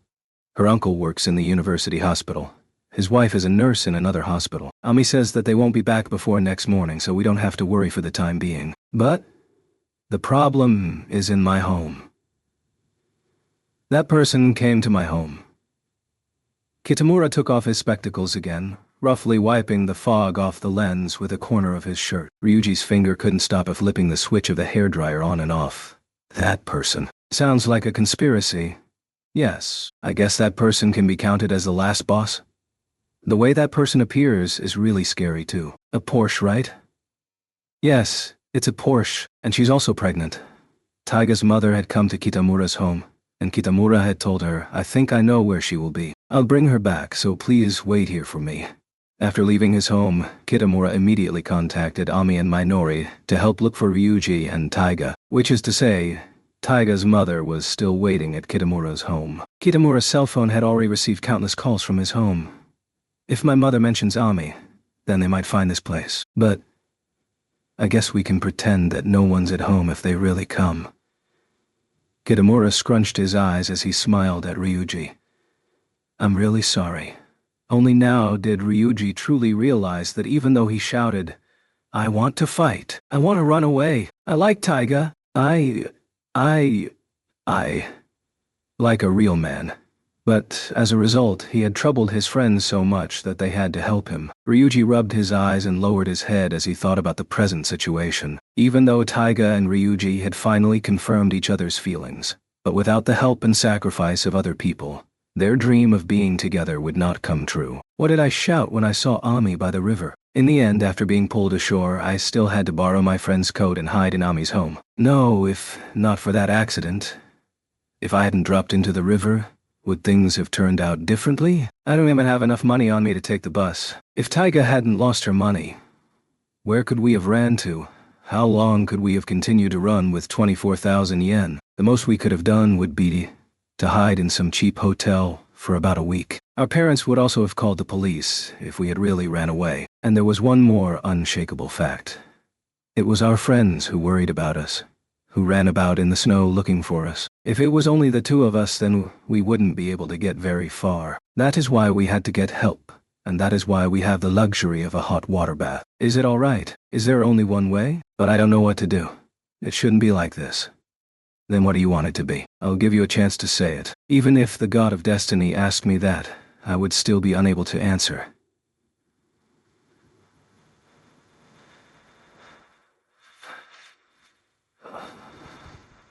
I'm serious. Taiga and I really didn't want things to become like this. Don't mind it. Kitamura shook his head forcefully. Even I went through the phase of dyeing my hair golden. I'm not repaying you for helping me the other time. Of course, I do remember that you once helped me, but that's not my point. Takasu, I also have enough reason to participate in this battle. His best friend's words sounded in the brightly lit, vanilla-smelling changing room. Ryuji felt that this was what his best friend really felt. But even if it is Kitamura's true feelings, that doesn't mean that Taiga and I can get help from him and the others, or to drag them into this. Ryuji felt that there was something wrong, but no matter how he tried, he couldn't put his finger on it. But from what I've heard, Isaka's going to be taken away by her mother, isn't she? Isaka had once said that she didn't want to be forced to leave this place, to disappear from our sight. Since it has come to this, then this isn't Isaka's and your problem anymore. Sure, Isaka is also my friend, so I can't just stand by and watch this happen. Kitamura spoke without hesitating, and you're also my friend. I'm helping because I can't bear to see two of my friends who really like each other to be separated like this. No exaggerated seriousness. No sign of unwillingness without hesitation. Since Isaka and you finally managed to clear things up, didn't the two of you? Ryuji nodded honestly, even though he might not understand everything that was in his own heart, but at this moment, he wanted to express how he truly felt. I don't want to be separated from Taiga. Ryuji pulled off the hair that was stuck to his face as he clumsily opened his mouth. Because I like her. Ryuji felt that his toes were freezing up again, so he bent down to pull on his socks. Because of his stiff body, Ryuji had trouble maintaining his balance as he struggled to pull on his socks. Kitamura should be able to understand. Taiga's feelings towards Kitamura were all real, and Ryuji had also wished that Taiga and Kitamura would get together. The thought that it'll be better if they don't get together was probably hidden in some dark corner of his heart. This was also true. My feelings towards Kushida are also true. These are not mistakes, but proof of the time that we have lived through. It is because we have lived through those times that we have come here. But our road here wasn't easy. We stumbled, we hurt ourselves, we ended up looking like rags. Even then, we still lived through it. Not just himself, Ryuji felt that everyone who was alive in the world had been hurt because of the present time, but still managed to live through the past, to get to this present time, for him to like Taiga. Since you've said it, then don't leave her. Kitamura put on his spectacles once again as he replied in a clear and powerful voice, I will support the two of you. We have the same reality. We have the same reality. Kitamura is definitely on my side. But darkness and uneasiness still shrouds my heart. Is it really all right to drag my best friend into my own battle? Right now, Ryuji didn't know the answer. But I'm thinking that my way of going about this battle is wrong. Think about it. I will surely support you. In the time that Ryuji dried his hair with the hairdryer, Kitamura waited silently. Even though his hair was dry, Ryuji's reflection in the mirror was abnormally tensed up, like a nervous hooligan. No, a nervous small animal. Ryuji slipped into his wet sports shoes before locking the door to the first floor with a borrowed key as he walked up towards Ami's apartment. They knocked on the door before going in after hearing Ami say, Come in, the door's not locked. Allah, this has to be a rock. This is long past the acceptable level of hardness for food. What did you put in it? What's your motive? Who's the target? That's strange. All I did was to melt the chocolate and let it solidify again. This is truly a miraculous chemical reaction. I should think that even the cocoa powder would be surprised at this reaction. This can already be counted as a weapon. You probably could assassinate 2-3 people with this. This is really strange. Why did it become like this? The first thing Ryuji and Kitamura saw when they walked in was that the 3 girls were expressing their opinions about the chocolate that was on the kotatsu. The chocolate in question was the one that Taiga had made. Ryuji also saw 3 different teeth marks on the chocolate. Minori turned towards Ryuji and Kitamura as she wrinkled her eyebrows. This is really powerful. I had wanted to eat something sweet, but then I realized that no one would be able to bite into that thing after trying to eat it. It's really scary. Ami opened her mouth immediately after Minori had finished speaking. Gah, Takasu-kun smells really bad. That river's really dirty. Yes, the water looks really murky in the day. My 24,000 yen? Ayaga was wearing a cute-looking tracksuit that she had borrowed from Ami, as she looked at Ryuji with a serious expression on her face. If we had worked harder just now, we would probably have found the 24,000 yen. What are you talking about? And why are you the only who got to borrow nice-looking clothes? Allah, that's because I don't think Ryuji would be able to fit into these clothes. Thank you for your thoughtfulness. Where are your clothes? Over there. Taiga had sunk in so deep under the kotatsu that even her shoulders were covered, as she stuck her chin towards a corner of the room. Her coat was hung up on the clothes rack, but her other wet clothes were kept in a plastic bag. Ryuji was almost swept away by the waves of reality, as his mind was easily battered into submission by the relentless waves. Just what is this overwhelming sense of reality? No matter how he thought about it, no matter how he let himself go with the flow of the waves, the clothes in the plastic bag were disintegrating bit by bit. Don't just stand there. Come into the kotatsu. Yusaku too. The two of you should be able to squeeze into one side, right? Ami pulled up one side of the blanket covering the kotatsu as she asked. The curtain covering the window was a little short, leaving a bit of space between the hem and floor. Most of the furniture in the room was made of metal. A small television, a small heap of magazines, an iPod speaker, branded bags and other assorted items were randomly strewn across the metal frame, making Ami's room give the impression that she was only staying here temporarily. Where do you sleep? I don't see a bed. I sleep in a futon. When the kotatsu's out, I keep the futon in the cupboard. You don't have a study table either. This is my study table. Ami also sank her entire body into the kotatsu as she patted the tabletop with her palm. No bed, no study table? I'm surprised that Ami's room is so normal. Ryuji surveyed Ami's apartment as he mumbled. Ami nodded in response. Don't worry, my original room's really stylish. And this fellow just fell asleep. Beside her, Taiga's head was under the kotatsu as she slept happily in Minori's lap. She's really tired, so let's just leave her as she is. Hearing Kitamura's words, Ami, who had already stretched out her hand to wake Taiga up, stopped her intended actions. The room fell silent for a while as everyone listened to Taiga's soft snores before Minori finally spoke. I didn't ask Taiga something while I was talking to her just now. She lowered her voice as she played with the braid that hung down from her cap, staring at the orange skin that a certain someone had left on the kotatsu. That is, Taiga's situation with her mother is really bad, isn't it? She dislikes her mother's marriage partner, and also dislikes her mother. Is that how it is? Of course. Ami looked at the side of Minori's face out of the corner of her eyes, as she answered for Taiga. We can see that from the fact that she went with her father after her parents divorced, can't we? Under normal circumstances, even though both parties are responsible, but daughters usually go with their mothers. Why is it that you seem to not be very well informed about Taiga's situation, even though you're her best friend?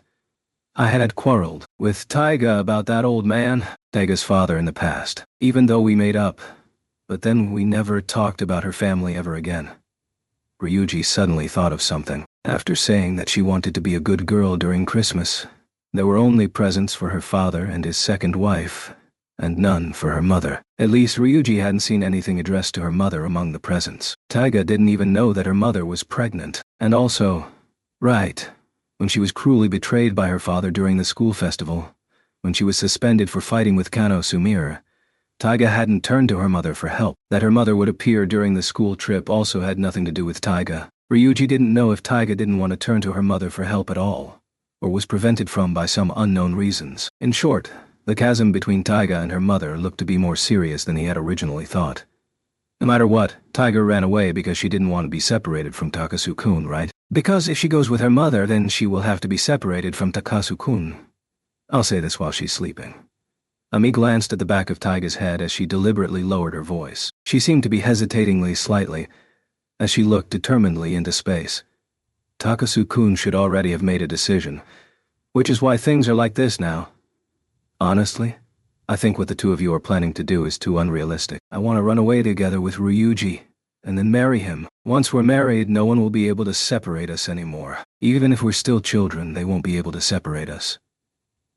Ami seemed to be thinking of Taiga's words, as the ripples of emotion in her eyes showed. Ryuji looked at Ami's expression as he thought, I'm the best example of that. Ryuji was able to exist in this world solely because Yasuko had done something extremely unrealistic in the past. Yasuko left her home after she got pregnant, gave birth to Ryuji, and then cut off all communications with her parents, bringing Ryuji up by herself. Therefore, Ryuji was able to use his very own existence as proof that even high schoolers can successfully run away if they really put their heart into it. Which is why Ryuji believed that he'll be able to do it. Of course, Ami didn't know about such things, as she continued. Even if the two of you successfully elope and get married, how can you be so sure that the two of you will be happy? Even though it's good that the Takasu-kun and Tiger have decided to live together, but how do I put it? To prepare to get married once you turn 18 just because your parents want to separate the two of you? To get legal protection from the authorities? Do you seriously think that your parents would just give up? Just like that? This is enough. I don't even know what I'm trying to say anymore. Anyway, would it really be alright for the two of you to just ignore and give up on your parents? And speaking of which, talking about what you'll do when you become an adult, and then hit back at your parents, thinking that this would solve all your problems. Aren't those exactly the things that a kid would do? It'll be alright as long as everything goes according to your wishes. Ryuji didn't reply as he looked at the tip of his fingers. Ami was right. The problem was that Ryuji kept thinking about Yasuko's way of life. That was the example. And Ryuji was planning to do the same thing. On the other hand, he also felt that he was a victim of Yasuko's selfish way of living.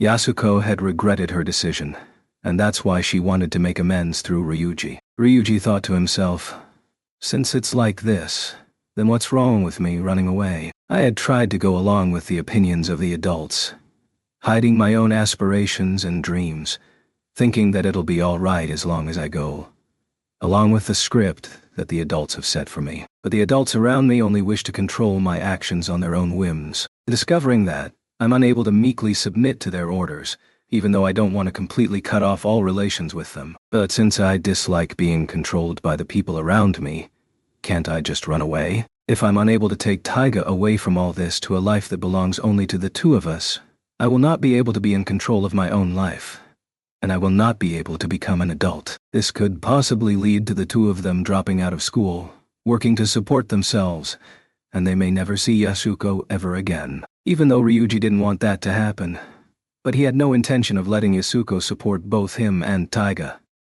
If Takasu and Isaka have already decided, then I'll do whatever I can to support them. Kitamura left the overcrowded table to sit on Ami's exercise ball, stretching his back as he did so. His eyes met Ryuji's, who had turned around, and Kitamura shrugged to hide his embarrassment. I was really happy when I heard that the two of you intend to overcome all obstacles to get married, even though this is against the rules, and in the eyes of the world, it's too early. But what does that matter? As expected of Kitamura, even when lifting his hands straight up into the air while sitting on the exercise ball, he was still able to maintain his balance. Didn't Kushida say that she will decide her own happiness? I completely agree with her. Takasu and Isaka should decide their own happiness, and grab onto it with all your might. I'm just clumsy, but no matter how clumsy a person is, he'll still be able to eventually grasp his own happiness. It doesn't matter how messy the process was. What does it matter? The only thing that matters is that you're happy in the end. Even though we're not doing a majority decision here, but Ami spoke as she lifted a single finger from each of her hands. One against, one for, Yusaku and I have voted. You're last. What do you think? Minori stopped playing with the orange skin on the kotatsu as she lifted a hand towards Ami as though asking her to wait, while her other hand covered her lowered face. Kushida. Ryuji couldn't help but move to get a closer look at her, thinking, is our situation so bad that even Minori can't bear to say what she really thinks? Ami pouted slightly, as she copied Ryuji's motion to get a closer look at Minori's face. And then, ha ha ha ha ha ha. The two of them started laughing uncontrollably. I'm sorry. It's a little too big. The orange that was in Minori's mouth had filled up the space between her teeth so tightly that she was unable to even chew it. Minori's face twisted in agony as orange juice flowed out of her mouth and down her chin. Wait, Minori said as she desperately tried to swallow the orange, looking like a snake trying to swallow a whole rat as she did so. After a while, I almost died there. Looks like my mouth was smaller than I thought it was. After drinking some tea to soothe her rattled breathing, Minori told them what she had wanted to say. She glanced at the sleeping Taiga before continuing. I think that Taiga's mother's really unreasonable in trying to take her away like this. I won't accept it, and I don't want to be separated from Taiga. I also don't want Taiga or Takasu-kun to be sad. Or rather, I just don't think that this is the correct way. There's no such thing as the correct way in this world. Humans are not fit to decide whether their actions are right or wrong. I'm only choosing the way that I like the most, and that would make Taiga and Takasu-kun happy. I think they should run away for the time being. Is that how you think? Ami tensely retorted in a loud voice. I'll also feel sad if Tiger's not around anymore. I also want to think of a solution. But, do you guys really think that this will turn out the way you want it to be?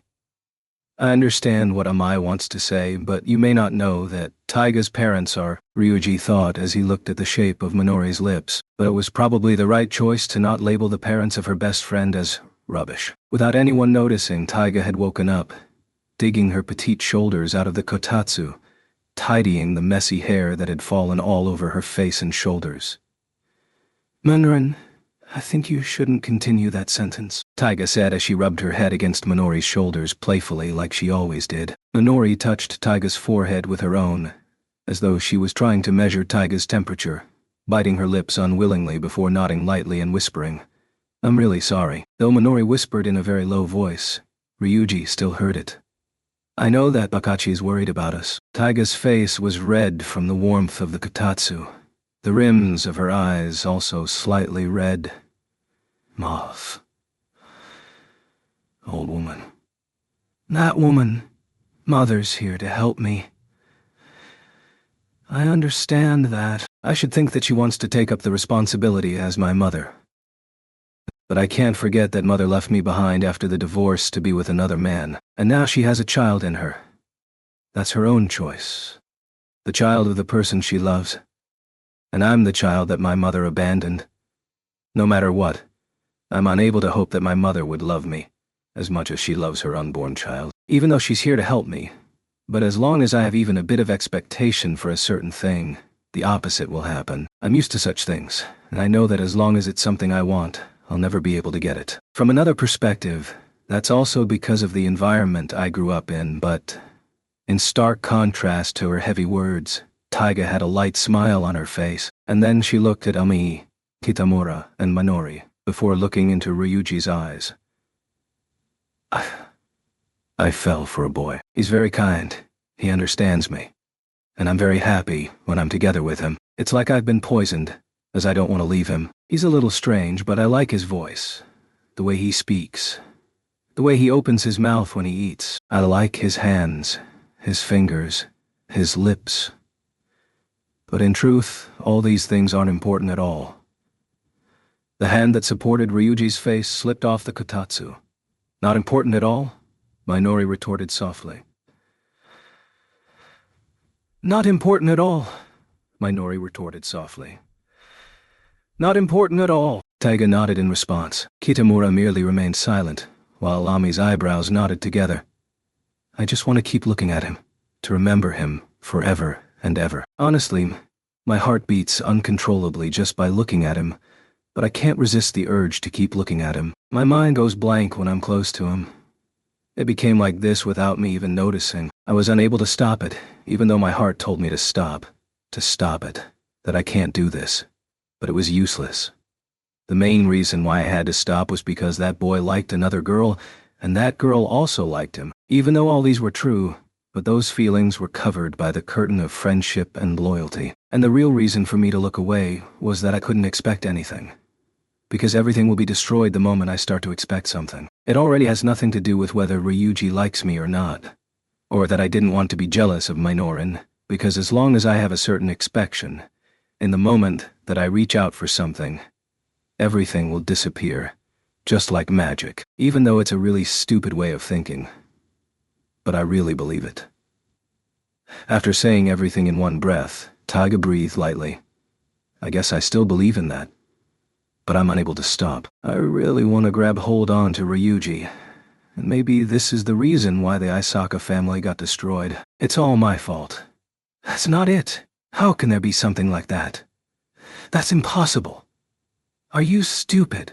The four of them retorted at the same time as Minori finished off with an eyeball poke. I accidentally poked too hard.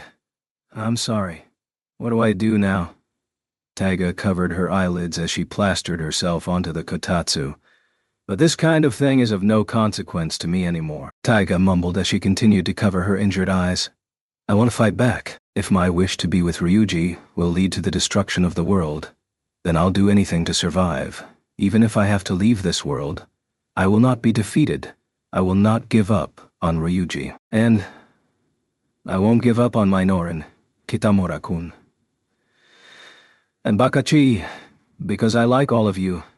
No matter how serious the consequences, no matter where I am, I will always remember the people I like. Ryuji looked at the whorl in Taiga's hair that was in front of his eyes, thinking of what to say. What could he say that could express his decision and feelings to Taiga and the others more strongly? After thinking about it for a while, Ryuji spoke half-jokingly.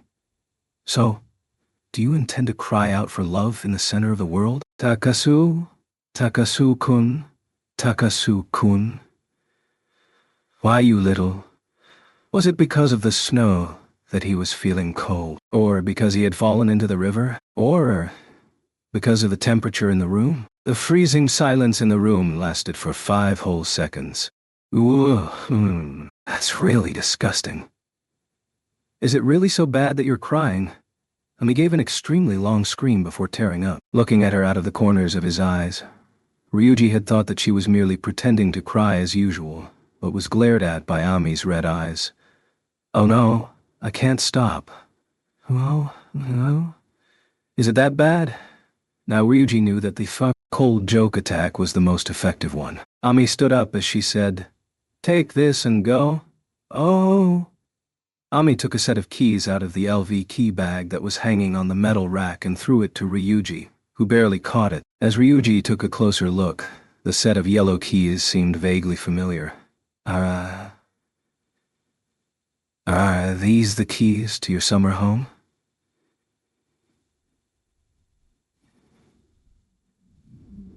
Yes. Ami sighed as she wiped away the tears on her face lightly.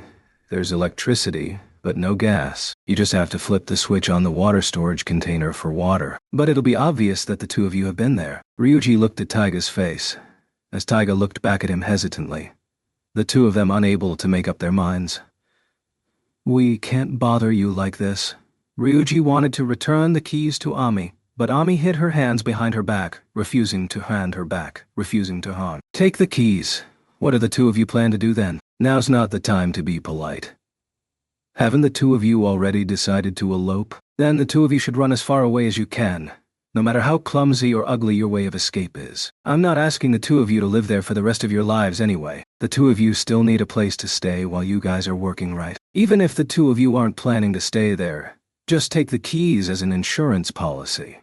If this gets out in the open, how will Ami be blamed for their escape? After thinking about the possible consequences, Ryuji was unable to keep the set of keys in his pocket, as he stopped moving like a robot whose batteries had ran out. After the police come to know that it was Ami who provided them with a place to hide, she'll probably receive the same punishment as the two of us, or an even worse punishment, and she could also be seen as the person who encouraged them to run away. Is Ami prepared for all that? The power of emotions are always so surprising that it shakes you to the very core of your existence. But is this really all right? What has that got to do with anything? Is it really all right? At least send a message back home. I'm worried. From my mother. I think this is as far as we can get tonight. They'll probably come here soon. Are the two of you leaving directly? Even if we were to go to Ami's summer home, I don't think we'll be able to make the train. If I remember correctly, That line of trains stop very early in the evening. If we leave from here, Ryuji and I are penniless. I'll lend you some. But I think there really aren't any trains that you can take. Hang on, I'll check the timetable with my cell phone. No? It's all right. You don't have to check it, Ryuji said to Amy, who had flipped open her cell phone before looking at Taiga. Taiga, let's go home first. I'll go get money. Try to come to school tomorrow. Can you beg your mother to at least let you go to school for one last time? I'm not sure. Mother had said that the application for me to quit school can be sent through the mail, but maybe I'll be able to go to school if I tell her that I want to give it to my class teacher personally. What do you intend to tell Yachan? Ryuji couldn't answer. Would Yasuko be at home when he goes back? It seemed as though only Taiga's mother was at Kitamura's home, so Yasuko should have gone back alone after quarreling with Ryuji. She could have gone to work. I should think that she has gone for work. But what if she's at home? What should he do then? What would he say? He can't possibly say nothing before disappearing from school the next day. You have to apologize for what you told her just now, and then tell Yachan about us. Try to get her to understand. Yachan will surely be able to understand. She'll be on our side. She won't understand, and she won't be on our side, Ryuji thought, but didn't tell Taiga that. Yasuko's selfishness was the enemy that they had to face, and now had to run away from. Ryuji had to fight to let everything go according to plan. Right now, he could only struggle to move forward.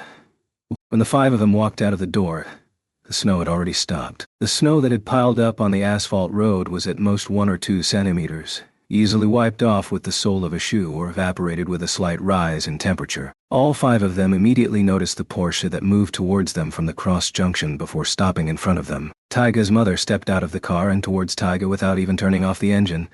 Jusakucher. She grabbed the collar of the hooded t-shirt that Ami had lent Taiga, looking at the tag. Perhaps it was because of the fact that her eyes looked to be gray in the night, that her gaze felt cold and unwavering. Who's Kawashima-san? Is that you? Her gaze settled on Ami's face after looking past Ryuji, Kitamura, and Minori. This isn't cheap. I'll pay you. Huh? No. It's all right. Please don't mind it. Ami waved her hand in her usual good girl style, but Taiga's mother still took out her wallet without slowing a beat, mirroring the dominating design of the Porsche. Would this be enough? Actually, I didn't buy it. My parents bought it for me. Then, please pass this to your parents. Ami held 50,000 yen on her hands. Ryuji didn't know if the money was enough, but it looked like Taiga's mother wanted to buy the clothes that Taiga was wearing. She wanted to erase all traces of Taiga's existence. Ryuji couldn't help but think of a female fox clearing the area surrounding her foxhole of any traces of her children, slamming and kicking the ground to prevent any traces of her children from remaining. Let's go. Taiga turned back uneasily. She looked at Kitamura. He was the person that Taiga looked up to. Taiga looked at his face. She looked at Ami.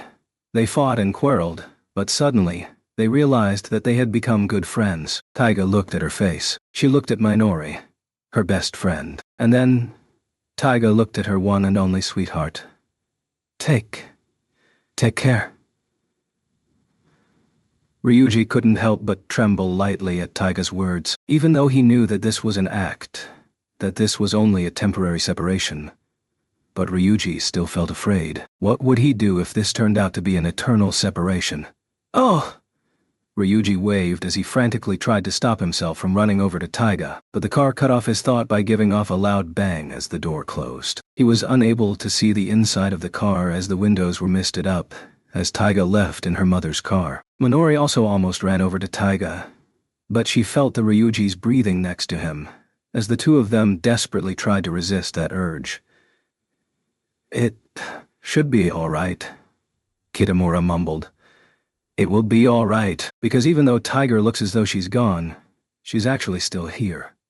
Hearing Ami's words, Minori nodded in agreement. In the hallway that was missing one pair of shoes, the curtains were closed shut as the apartment was shrouded in cold and darkness.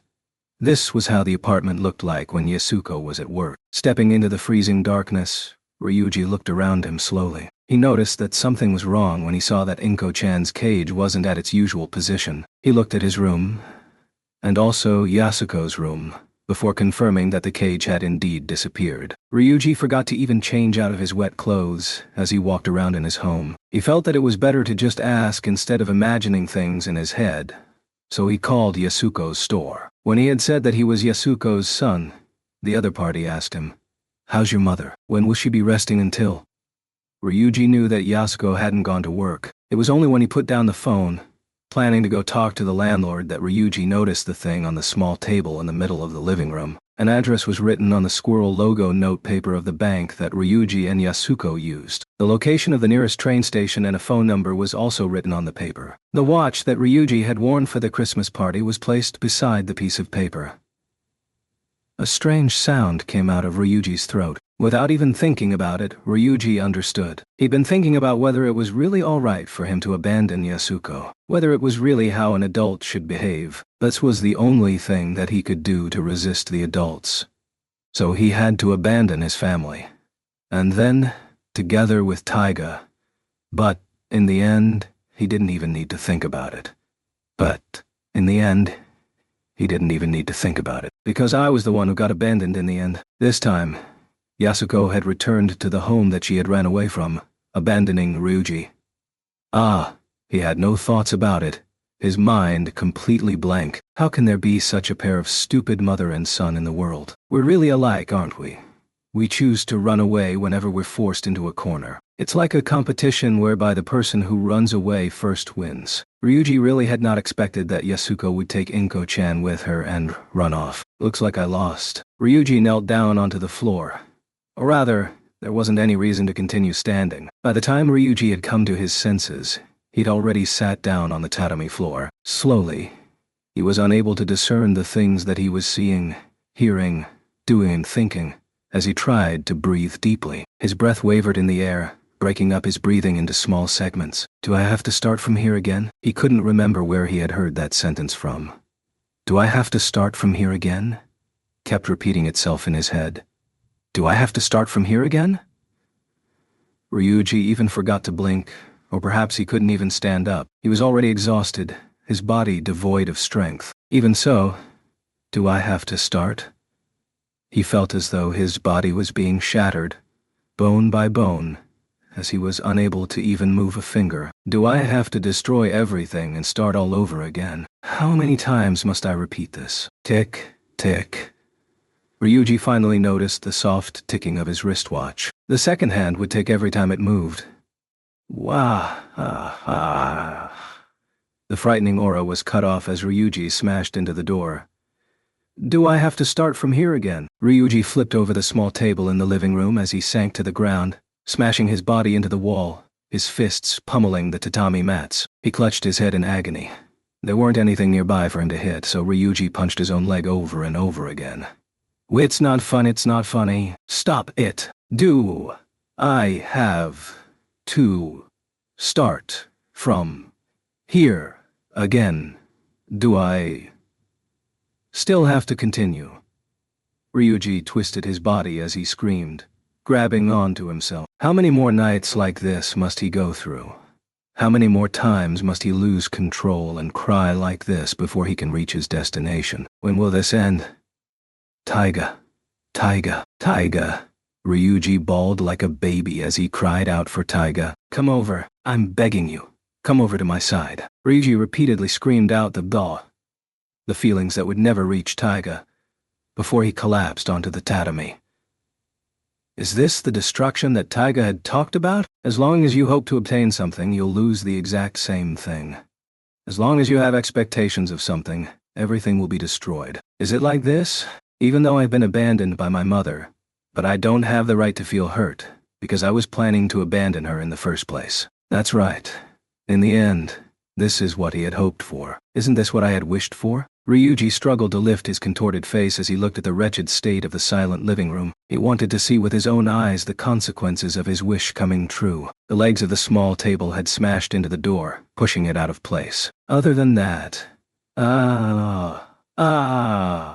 he saw that the watch had smashed a hole through the door. Taiga! Ryuji shouted out Taiga's name once again as he buried his head between his knees. This was the result of his own actions. Ryuji cried uncontrollably. The place that the watch had smashed through was the exact place that Taiga had attacked when she first entered this home in spring. The hole had originally been covered up by a paper flower petal cut out from the love letter that Taiga had written to Kitamura, giving the drab-looking door a refreshing look, something that Ryuji really liked, which was why he always found an excuse to refrain from covering the door with something else. He never thought that that very spot would be smashed through by the watch. Yet another piece of evidence of Taiga's existence had disappeared.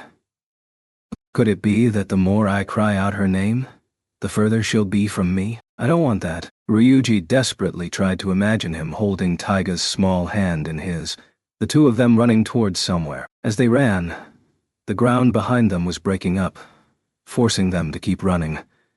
How is it that even in my imagination, the world is falling apart? His throat devoid of moisture from all the screaming, Ryuji started to cough. If this is retribution, then it's really thorough. Seriously. Ryuji thought wearily. Yasuko, who had abandoned her parents, now abandoned Ryuji, because if she didn't do that, Ryuji would abandon her. Ryuji's child would probably abandon him as well. If not, then Ryuji will abandon his child. And then, that child will also abandon his parents, his child, or be abandoned. Since I grew up in this kind of environment, then maybe I should just accept my fate. Taiga was also abandoned by her parents, so she abandoned them, and will abandon her child, or be abandoned by her child. The bonds of kinship will always be cut like this, a vicious cycle, because we don't know how to bond across generations. Ryuji slowly realized that being left behind wasn't the most sorrowful thing. It was what he could see that was sorrowful. Not just this moment's sadness, but also the sorrows of the past and the future, because Ryuji could see that the sorrow would continue on into the future. That was the most sorrowful thing. Ryuji also saw the result of running away with Taiga, and the sorrow in it. In the future where the two of them successfully elope, Taiga will be sad, and then she will surely doubt whether it was really what she had wanted. She will see that she hadn't given up on Ryuji, but after giving up her bond with her parents, the only that was left in Taiga's eyes was sorrow. So that was it. Ryuji, crying. By himself. No one else saw him like this, as Ryuji didn't even have the strength to wipe the tears that were running down his cheeks. Taiga had chosen to sacrifice her parents' love in order to protect her love for Takasu Ryuji. I don't know if Taiga really intended to do this, but that is it. Where do I want to bring Taiga to? What do I want her to see? What do we want for the life that we will have after throwing everything else aside? The destruction that Taiga speaks of does not exist. It's not a bad thing to have expectations. Ryuji really wanted to say that. But he himself was like the death god who was ripping the world apart with his scythe. And the friends that gave everything for us could also become part of the world that will be destroyed. The friends who helped Ryuji and Taiga run away, telling them we're willing to do anything for your happiness, were also locking themselves into the chain of sorrows. I can't drag them into this, so I can't do that. I'm just an idiotic kid who doesn't know his limits. I'm just a kid who looks mature on the surface. Do I really have the ability to take Taiga away and disappear? I'm also afraid of my own stupidity. Am I wrong? Ryuji wanted to ask Taiga that. He felt as though he was at the bottom of a body of water. So, I've been in this kind of place all along. Have I always been sleeping in this darkness, where it's deeper than a frozen river, where light cannot reach, but it's very safe here? Rolling up into a ball to protect his head, Ryuji had always been here. He felt as though he finally let out a long-awaited breath. Taiga, the voice that called out for her, rose up together with the bubbles. The eyelids that seemed to be as hard as fish scales opened to chase after the bubbles, as the heavy head finally rose up. Pushing against the tatami to stand up, Ryuji awoke from his slumber, his limbs grabbing hold of the ground in the depths of the water body as he twisted the body that he didn't even know the size of. Opening the pair of eyes from which a blinding light shot out from, Ryuji floated up carefully. Parting the burdensome weight of the water, Ryuji shook his tail as he chased the bubbles towards the surface of the water, slowly increasing the speed of his ascent. Up.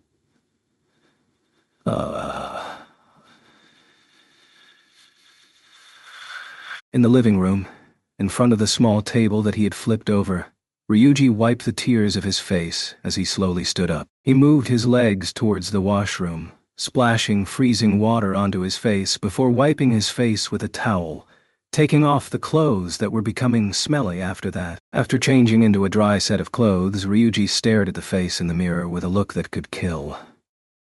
I have to float up to the surface as quickly as possible. Breaking out from the surface of the water body, a gigantic shadow stretched itself over the body of water, creating huge waves that sliced into the land, creating countless new islands. And then Ryuji kicked his limbs as he shot through the clouds, swallowing the lightning in the sky as he learnt how to fly. There was something that he wanted to see in this world, so he started searching for it. Right now, Ryuji's imagination was running at full capacity.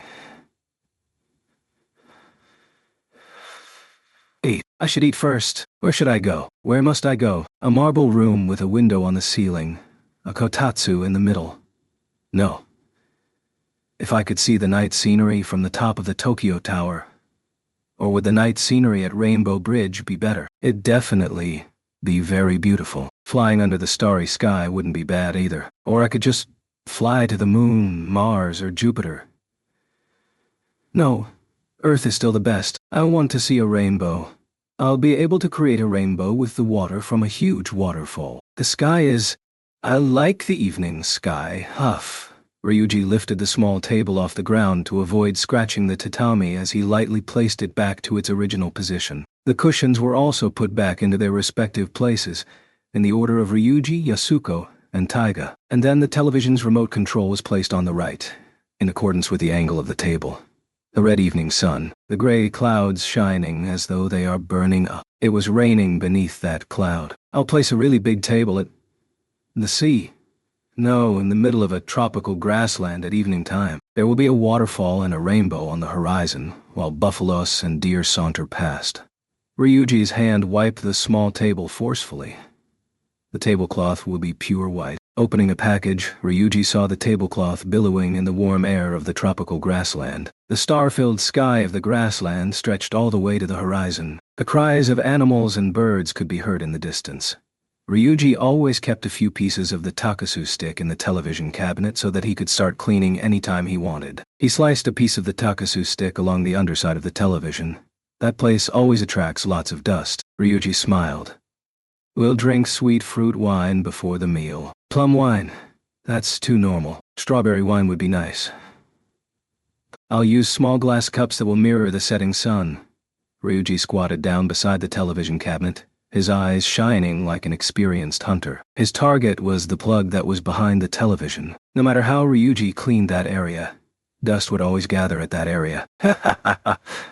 Ryuji revealed his teeth as he stabbed at that area with the thin end of the takasu stick. The first step was to wipe off the dust that could be seen, but the next step was key to success. Ryuji pulled out the plug carefully.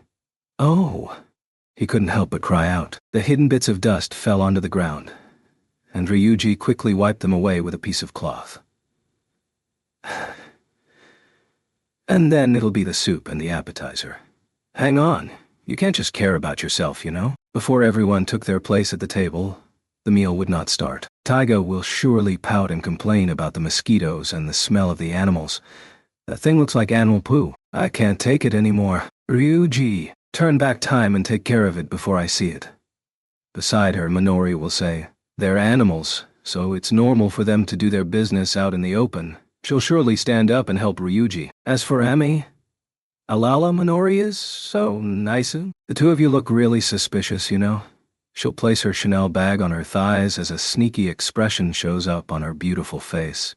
I made it. Sorry for coming late. I had student council work to do. Ah, I can understand your sincerity from the way you rushed here, but Kitamura, please don't take off your clothes. There are still empty places at the table.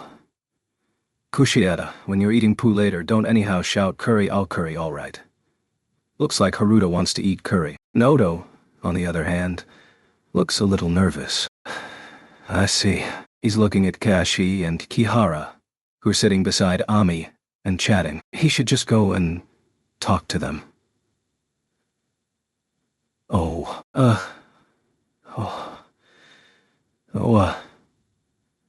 There were dust stuck between the metallic plates in the plug as well. It has been said that sparks from static electricity could ignite the dust that is around it.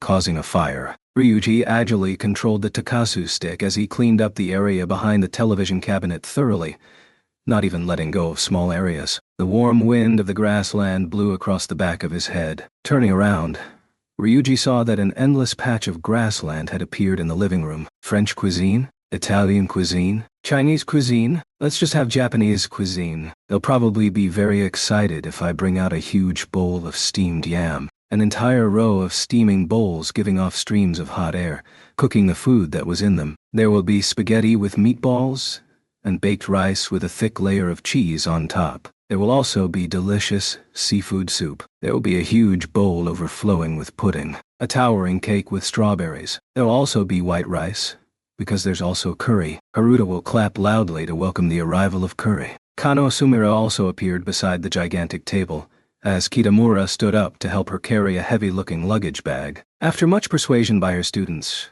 Koyagakubo-sensei came all dressed up. Inko-chan was also standing quietly beside the plates, and the landlord was also there. Of course, Yasuko will also be there. Isaka Rikuru also came in a pseudo-imported car. Yu, which Ryuji had not seen before, was also there. Taiga's mother, her second husband, and their healthy baby was also there. Yasuko's parents were also there. And Ryuji's father also came, his stomach stuffed full of magazines, a shiny Rolex watch on his wrist. The people whom Ryuji had left in the past and will meet in the future were all there. Everyone crowded around Ryuji's table. Everyone was laughing happily. Because everyone was there, Ryuji's beloved Taiga was able to laugh happily in the middle of his world. Because Taiga was able to laugh happily, Ryuji was also able to laugh more happily than anyone else. Every single person that Taiga liked was in this world, and they were all laughing happily. It must be like this.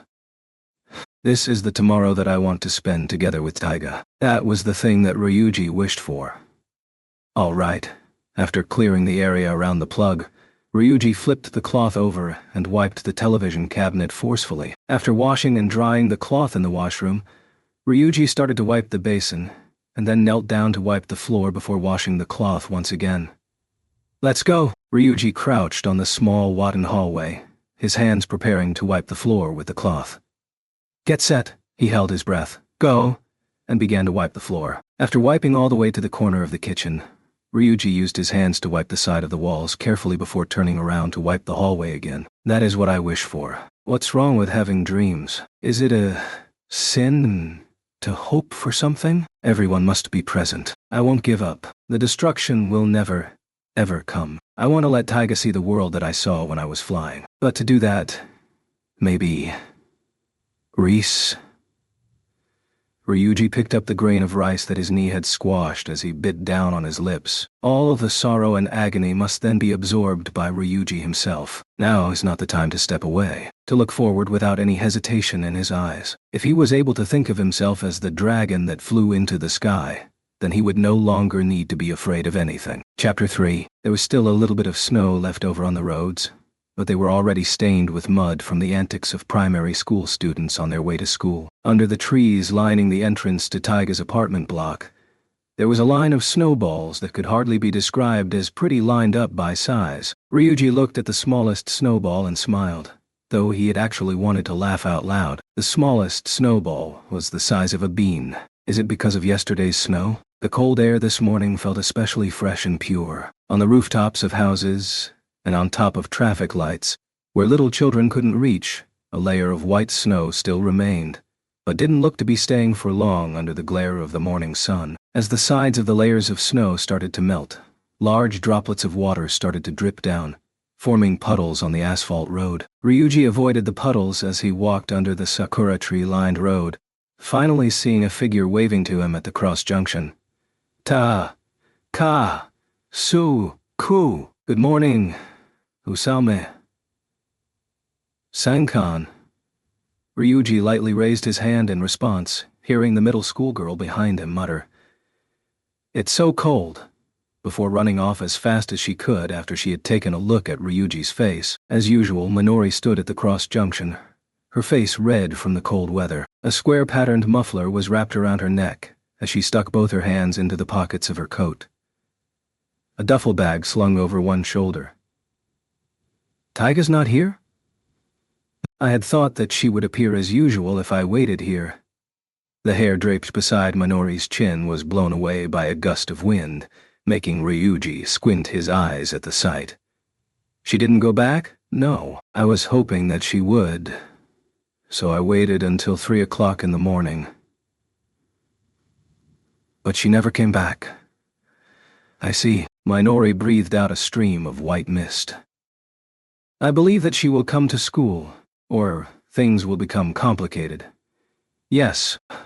Oh, what were you doing while you waited till 3 o'clock in the morning? Cleaning up the apartment, the kitchen, the drains, and I wiped the cooking utensils. Oh, what was... And then I ate breakfast. I had wanted to eat the chocolate from Taiga, but I gave up in the end. Ah, me too. I seriously think that my teeth could break from eating that thing. In the end, I melted it with milk and drank it as hot chocolate. Oh, that's a good idea. I'll give it a try. Does milk really work?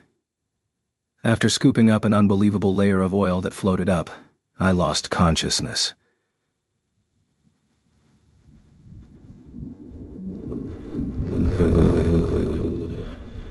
Just what did Taiga give us to eat? The two of them stood at the cross junction, watching as the traffic light turned from green to red. Only at the next green light did the two of them walk forward silently. It's really cold, but the weather's good. Within the distance of a few centimeters, the two of them chatted aimlessly before. You sure you want to run away? Definitely. Where are you planning to go? Ami's summer home? Or are the two of you planning to disappear altogether? What are you talking about? And why are you even worried about that kind of thing? Am I that untrustworthy? The two of them looked into each other's eyes as Minori waved her hands animatedly and shouted, No, I don't mean it like that, but I'm really worried. That's exactly what you mean. Minori was still worried about how Ryuji and Taiga's plan to elope would turn out. I believe Takasu-kun, but I still couldn't stop myself from reading the poem of Wind and Trees a few times over. Ryuji also felt that it was natural for Minori to be worried. If it was him, he could possibly be even more naggy, more uneasy than Minori, and may even intervene, even though he had never read the poem of Wind and Trees before. I shan't say anything else since you've never read it before, but it's really tragic. What about high school teacher then? Try to recall the story. I couldn't sleep for the whole night as I kept imagining things. I thought about what Ami said, what Kitamura said, what Taiga said, what I said. And I also thought about many other things. What about what I said? It was really cold, so I forgot about it. Anyway, what was that about? To cry out for love in the center of the world. You made me think of that story again. Even Ami cried. Minori bent down as though her duffel bag was too heavy as she spoke half-jokingly, before looking down at her feet, her eyes looking slightly upward. Ryuji hesitated a little before, Hey, Minoran.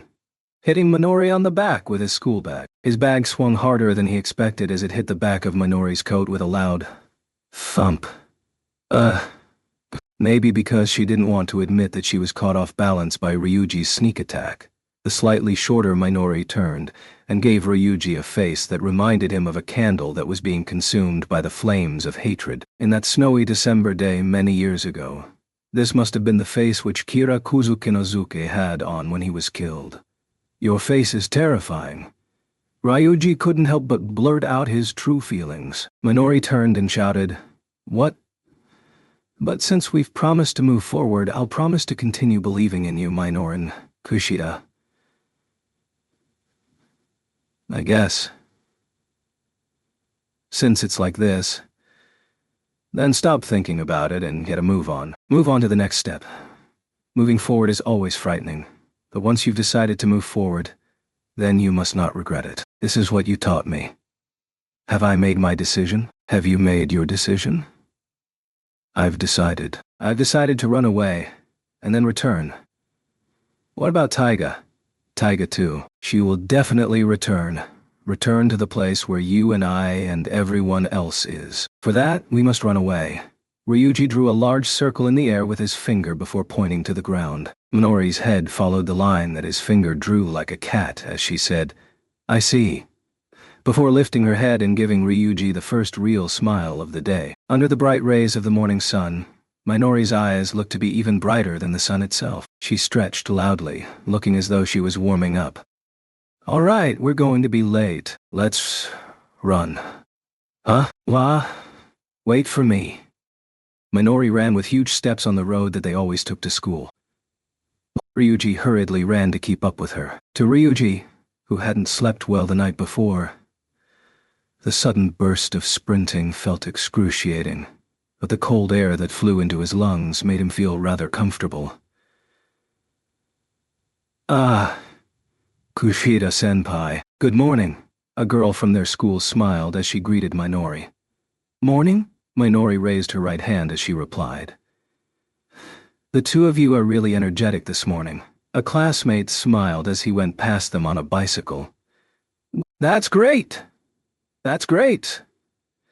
The two of them imitated what Taiga had said yesterday in reply. "Hey, Takasu, you're too fast.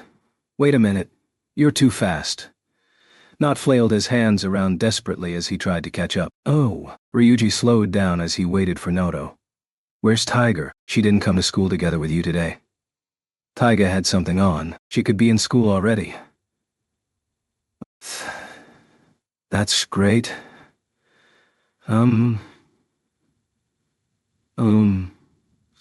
Well..." Anna placed one hand on his spectacles to prevent it from slipping off as he ran beside Ryuji, stammering as he tried to speak. Not cute at all. Has Takasu heard anything from Master? What? Did you hear about the chocolates he received yesterday or something? From who? Nay, never mind. Well, he's really not cute. Sorry. I was just joking. I know what you're trying to say. Ryuji caught up with his friend as the two of them reached the school gate. I found the traitors. And here I was, wondering who the traitors were. So it's Nato-chan, Taka-chan, and Kushida. Good morning. Haruta had stuffed his gray hood into his school shirt, completing his usual idiotic demeanor. The first thing he did when he saw the three of them was to pose in an arabesque position. But Nato crossed his hands in front of his chest and placed his legs together in rejection as he groaned in a twisted voice. Traitor.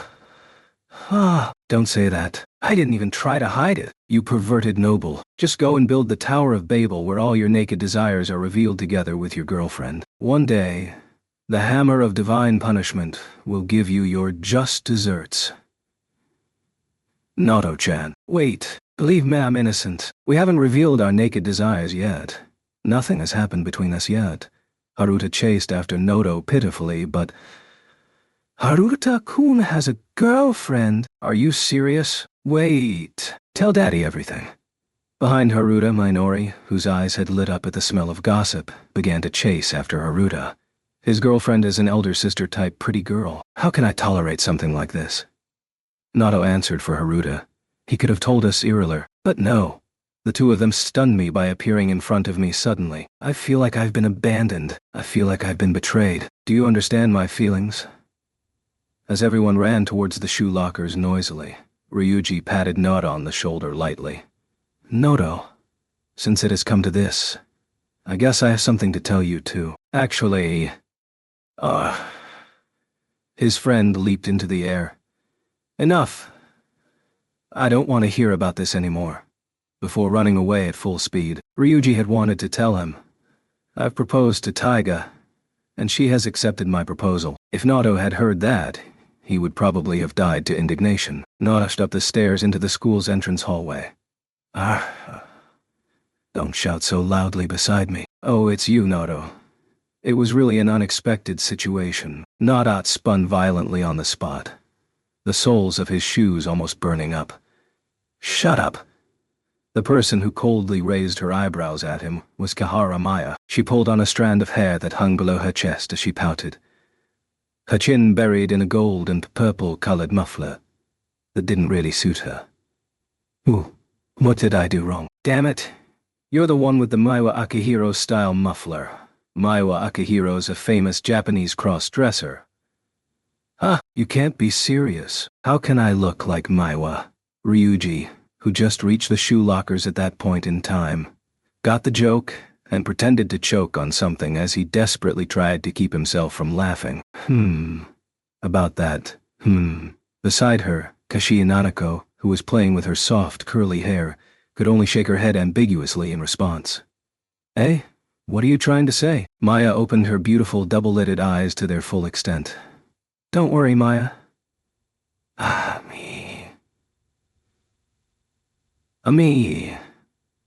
Ami seemed to have gone to school together with the two girls. Hearing Ami's confident voice, Maya immediately turned back. Maya doesn't look like Miwa at all, even though your muffler's really his style. Are you serious? Maya was completely defeated. I had wanted to say that because this is new. The two of you shouldn't have something like this. Maya took off her muffler and stuffed it into her bag. Haruta, who already had a girlfriend, said nonchalantly, I think it's really nice. It looks really mysterious. He ran up to Noto as he threw out words of praise, but I don't really care about what you think. Maya pouted like a kitten as she watched Haruta chase after Noto. Ryuji kept his shoes in his bag and not in the shoe locker. He had wanted to chase after Noto and Haruta, but hesitated a little before stopping. Kihara, haven't you made up with Noto? Yeah. When was I ever friends with Noto? Now that I think about it, never. Did you give Kitamura chocolates? What has that got to do with you? Didn't you say that two of us were comrades? Which is why I'm telling you. I confess my feelings. Even if we're comrades, I didn't give Kitamura chocolates, but you said, What do you mean? What do you mean? Are you saying that tiger, Kaya? Giving a high-pitched scream, Maya whacked Nanako on the shoulder. Big news, Takasu-kun and Tiger. Say it clearly. Nanako's lips curved upwards as she inched towards Maya. Wait up, tell us about it. Ryuji was chased up the stairs by the two noisy girls and turned the corner of the staircase before he saw Ami and Minori talking. This is so exciting. What was that about? Speaking of which, did you hear that? It seems that Haruta-kun has a girlfriend. What do we do? What? You have got to be joking. It must be the end of the world. The 21st century has just begun. I'm saying that. Gah. Even that idiot has a girlfriend. That's really bad. Why is it that Ami-chan's going into depression. What's so exciting about that? The real thing is just beginning. Ryuji dodged the questions of the girls as he opened the door of 2C. Morning, morning. He greeted the familiar faces in the classroom. And then, morning, Takasu. There may be a problem. Ryuji looked at the uneasy Kitamura. Taiga didn't appear in the classroom. Homeroom was also not conducted by Koegakubo Yuri, but by another teacher. And then the first lesson began. And the second lesson began. Taiga still didn't come. The class president always had to confirm the daily announcements with the class teacher every morning before homeroom, while thinking about other things at the same time. Kitamura Yusaku still dutifully went to the staff room, but saw that Koegakubo-sensei was not in her place because she had visitors. It can't be. Kitamura had thought of the possibility that it was Taiga and her mother, but was unable to confirm his suspicions. Don't you think there's something wrong? Ryuji didn't speak, but because of that question, the students of 2C started to whisper among themselves after being told that the third lesson of the day would be a self-study period. It was supposed to be the English class, taught by their class teacher, but she hadn't appeared, while the teacher that had passed down the message to her students completely ignored the questions of the students before closing the door with a loud snap. Did something happen to Yuri-chan? She didn't take leave of anything, right? What's happening? Is she sick? But even if she is, someone should have informed us. I just asked. A-class's English class was also changed to self-study. Come to think of it, when I told her that Tiger hadn't come to school, she merely replied, I see. Something's wrong. Ryuji didn't even bother flipping open his English textbook as he grabbed onto the sides of his table, cold sweat dripping from his palms. Takasu, is Tiger not coming today? No, I should think that she's coming. She told me that she would come. That was the only thing that Ryuji could say. And as for the other question, could it be linked to the reason why Yuri-chan isn't here? He was unable to answer. Ryuji was also afraid. If the short-term separation at the cross junction yesterday was the last time that he saw Taiga, then what should he do? They didn't have any money, nor did they have any plans yesterday, which was why they had decided to go home to prepare, making Taiga's mother let her guard down at the same time so that it would be easier to run away. That was what Ryuji had planned. But was it too naive a plan? Take care. If Taiga were to disappear and bond between them cut off just like this, while he only said those 2 words to her. You have got to be joking. Ryuji glared at the bag that held all he needed to run away. I've already prepared myself, and have made my choice. But if Taiga doesn't appear, then how am I expected to execute my plan of escape? Be quiet. The other classes are still having lessons. Kitamura stood up and reminded everyone in his capacity as class president, but the way with which he pushed up his spectacles seemed to lack its usual calmness. Minori flipped open her cell phone tirelessly. Ami also seemed to be deep in thought, as her finger was incessantly pressed onto her lips. Maya and Nanako, who had been noisily trying to find out the truth a while ago, were now silent. Nara had also noticed the strange rigidity in Ryuji's voice as he turned and asked, "Are you all right?" Even Haruto was awake. Could it be that Yuri-chan would suddenly announce that she's getting married and then resign? Some of the students laughed at the joke.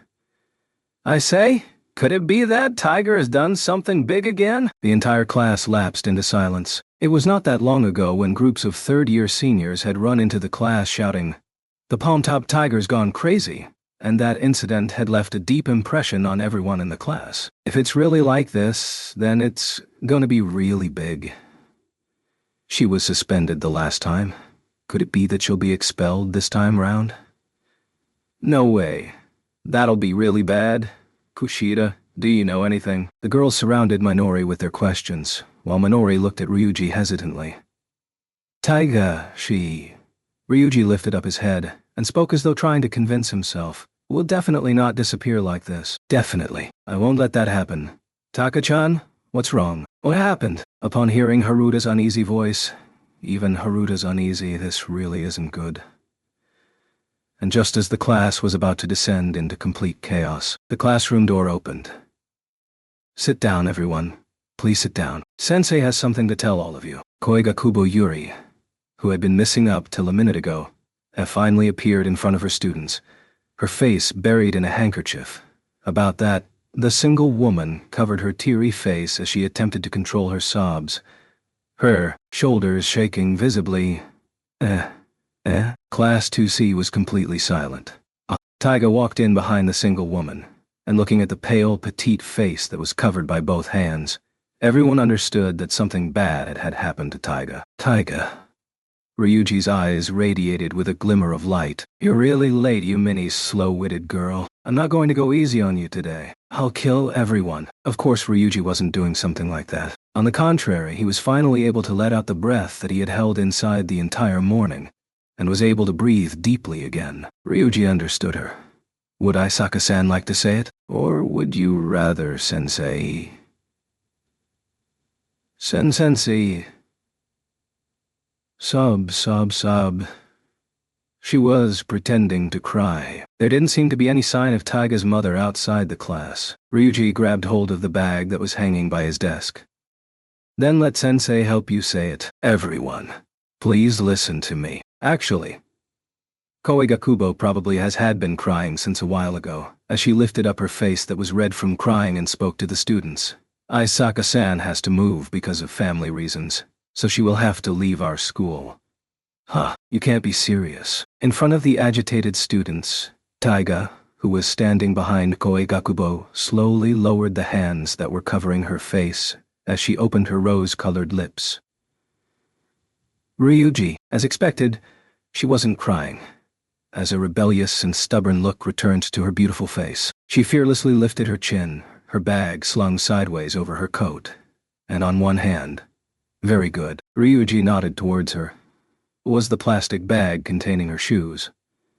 I know that everyone is shocked, and even Sensei is unable to accept this. Taiga silently jabbed her thumb towards the corridor, giving the signal for Ryuji to get out of the classroom. Ryuji nodded towards her again. The students of 2C were bewildered by the contrast between what the single woman was saying and the signals that Taiga was giving Ryuji behind her, along with the fierce expression on her face. But now that it has come to this, Ryuji was unable to move. The single Koigakubo, who was standing in front of the teacher's table, said, "I've been trying to get Isaka-san's mother to reconsider, but..." The single woman suddenly seemed extremely large to Ryuji. Physically, the class teacher was the barrier that separated Ryuji and Taiga. Ryuji felt that he would be caught as soon as he did anything suspicious. Taiga was already inching towards the classroom door. Ryuji also hugged his bag to his chest, his bottom preparing to take off from the chair. Isaka-san's very sad as well. Koigakubo's tears started flowing once again. She looked around the classroom, trying to decrease the impact of her message to the bare minimum. But to Ryuji, she looked like an alert guardian, ready to pounce on any suspicious activity. Sensei also... I'm also upset. I'm also wondering why. Didn't I put in more effort to protect her? After saying these words, Taiga will have to go back to her mother's side. Ryuji's bottom left his seat, his entire body trembling in this unnatural position. If he doesn't go now. But he didn't want to get caught either. Ryuji was caught between a rock and a hard place. At that very moment, behind Ryuji's back, Tiger, as though the class had gone back into time to a similar incident in the past. A scream sounded in the room. Ryuji jumped at the terrifying scream as he looked back. Haruta, who had screamed at the top of his voice, rolled his eyes into the back of his head as he pretended to be dead. Kaya! Among the cries of the girls, the idiotic Haruta spasmed on the floor as he exaggeratedly knocked into some tables and chairs before dropping to the ground like a stringless puppet. Haruta-kun! Koigakubo stared at the idiot who had fallen onto the ground. What happened to Haruta? Not slid on his knees to Haruta's side, his black-framed spectacles askew. Sensei, this is really bad. Sensei. Haruta fainted. Why? What's wrong? Is he all right? Koigakubo walked down from lecture podium, weaving through the agitated students before coming to Haruta's side, kneeling down to check his breathing. So, somebody run to the staff room to get help. We've got to get him to the infirmary. Koigakubo shouted loudly as she looked around at her students. Koigakubo seemed to have caught an image of Ryuji and Taiga holding hands as they ran out of the classroom. When she finally realized that it wasn't an image, but reality. Koigakubo-sensei, I'm sorry, but we're the Haruta drama troupe. The idiot who was supposed to have fainted opened his eyes apologetically. The other students who had gone along with Haruta's script also started to apologize to Koigakubo, but it was already too late. This. Koigakubo didn't even know which direction the two of them had ran off to. Kushida Minori also ran out of the classroom while Kawashima Ami ran off in the opposite direction. I don't really know what's going on, but let's go. Maya and Nanako ran off after Amy. The other students also kicked their chairs away and ran out of the classroom amid shouts of, "Let's run away from school! Let's go together! What is going on?" Heavy footsteps sounded all around the classroom as the entire class descended into utter chaos. There were still 12 whole months to the university entrance exams, so some students sat on their seats and studied as though it was none of their business. Some students were stunned at the sudden chaos, while some students even started sleeping on their desks, while others planned to shout, "You guys are too much," trying to control the situation. The rest of the students were one step behind Minori and the others, as they finally decided to follow the escaping students out of the classroom. "I will not let you guys do this." Gah! The slower students groaned as Koigakubo dragged them back by the collars. And in front of Koigakubo, "I'm really sorry, but, this is a mass breakout." In the midst of all the chaos, Kitamura Yusaku bowed deeply in apology. "We've really troubled, Sensei. We're idiots, fools, kids. I'm really sorry." Koigakubo grabbed onto Kitamura's shoulders and shook him violently. "If an apology can solve the problem, then we wouldn't need the police anymore. I will definitely not agree with such a childish action." Damn it, you kids have severely underestimated me. By hook or by crook, I'll get every single one of you. Sensei, take a look at this. Somebody passed the piece of notepaper that Ryuji had left on his desk. After finishing the note that started off with, Sensei, Koigakubo couldn't help but glare towards the corridor as she threw away her tear-stained handkerchief before sprinting out of the classroom. Grabbing hold of an unlucky male student on the stairs, Koigakubo dragged him to the staff room as she shouted at the teachers who were not at class. "They've ran away from school! Please help me catch them." What? After handing the unlucky runaway to a male teacher, Koigakubo rushed into the visitor room without even knocking. They ran away. Clink! Taiga's mother, who was sitting on the sofa, slammed the teacup that she was holding onto the coffee table as she glared at Koigakubo, who was about to burst into tears again. I was so shocked that my child almost came out. Not. This is why I wanted to bring her away straight away just now. How could it have become like this? How could I have such a stupid daughter? Where do the two of them plan to run to? Please take a look at this first. Koigakubo placed Ryuji's hastily written note onto the table. Sensei, I'm sorry, but Taiga will not just leave this school like this. Please, believe us. She will definitely contact her mother before tomorrow. What is this? Her brown eyes narrowing in anger, Taiga's mother glared at her daughter's class teacher, the horrifying gaze, the impatiently twisting lips. Koigakubo couldn't help but think that this mother-daughter pair was really alike. Takasu-kun is someone who will keep his promise. He surely has his own way. Of course, we're trying our best to find him in Aisaka-san, but please believe him. Believe me. Could you at least wait until tomorrow? I don't know Takasu-kun personally, nor do I know you personally, but I know my daughter very well, and she is not the type of person who will contact me in return. The same thing happened yesterday, and she betrayed me once again the next day. Just what do you want me to believe in? Pardon my rudeness, but the trust that has already been broken cannot be repaired immediately. It takes time to heal. This applies to both Aisaka-san and you. I am her mother. I am her teacher. In that moment, the two women glared at each other, flames spewing out of their eyes. But in the next moment, Koigakubo immediately lowered her head as she took a step back. I'm very sorry, but I believe in the two of them, and I believe that the two of them trust me as well. I am willing to bet my 8 years of teaching, my entire career on this. Perhaps all that I have done these 8 years aren't much, but to me, this is my entire life after I stepped into society as an adult. I'm willing to place my trust in them. The two of them will come back, so please trust them. You're willing to bet your entire career on this, but didn't they run away in front of you, betraying your trust in the end? Even so, you still trust them? Yes, because they know that I believe in them, and because they trust me, they ran away, promising to return. I believe in their promise, in their bond with me, in my relationship with them. I believe in all this, because this trust is part of my job. Very well then. Could you please write down an agreement stating that if my daughter doesn't come back tomorrow, you will resign from your job? Koigakubo-sensei, I should think that the trust that you think so highly of will not be overthrown by a piece of paper. All right. Koigakubo flipped over the piece of notepaper that Ryuji had left behind as she wrote down the agreement on the marble coffee table, the tip of her pen shaking uncontrollable. She had really put her entire teacher career on the line. This small piece of paper could make Koigakubo lose her job. I'm begging you, Takasu-kun. I'm begging you. Aisaka-san, Koigakubo mumbled. The only thing she could do was to trust those kids. I know that Taiga doesn't trust me, because I've consistently betrayed her trust. Aisaka and I have been hurting each other, disrupting Taiga's life in the process, as we used her as a tool in our personal battle. In the end, it resulted in me not being able to meet her. Until now, I am not a good mother, and I never will be. Taiga's mother looked at Koigakubo writing as she seemed to mumble to herself. But right now, I can't possibly leave that child like this.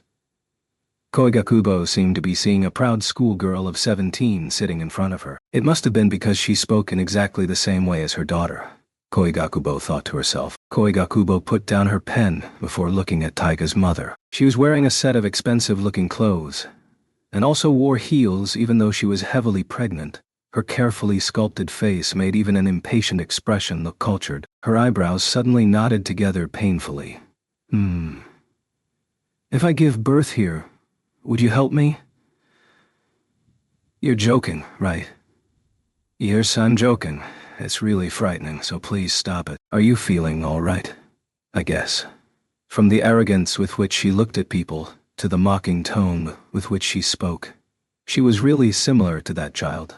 Koigakubo couldn't help but think. Before the third period ended, the escapees from Class 2C were finally dragged back to class, while some of them walked back by themselves. At this time, Ryuji and Taiga, not knowing that their class teacher had already put her entire teaching career on the line for them, had already jumped out of the window and climbed over the school walls to escape into a small alleyway.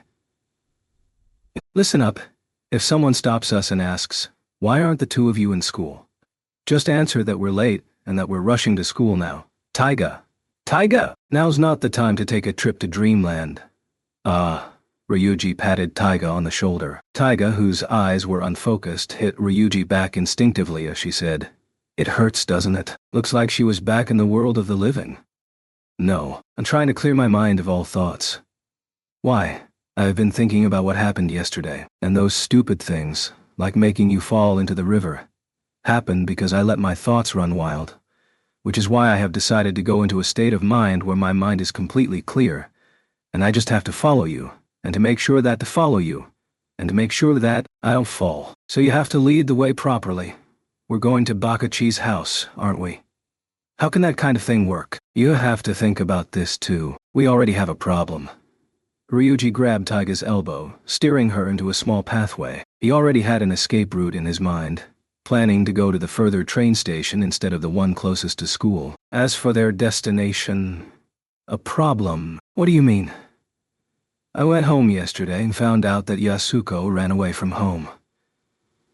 Seeing that Taiga didn't reply him, Ryuji had thought that she had gone into that state of mind again, but then realized that she was merely in shock, her jaw dropping in surprise.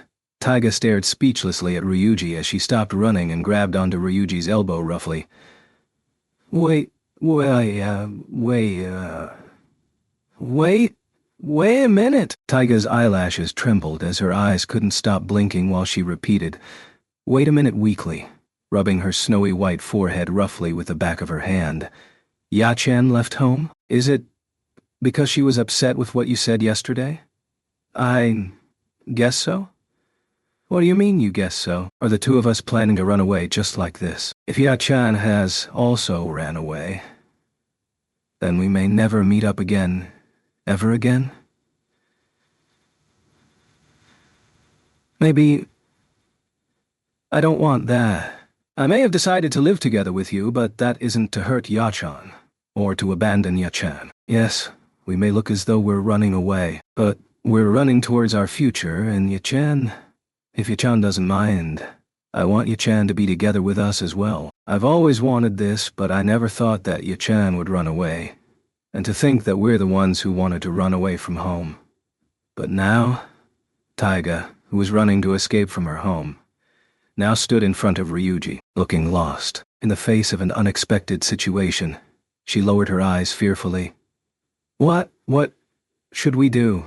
Perhaps she only now understood the real consequences of what she was going to do. What do you intend to do? Ryuji held Taiga's hand in his. Would this voice scare Taiga? Taiga looked questioningly at Ryuji. Her face had uneasiness written all over it, as though she was thinking, if I answer wrongly, would I be left here? There's no right or wrong answer. I just want to know what you think. Well,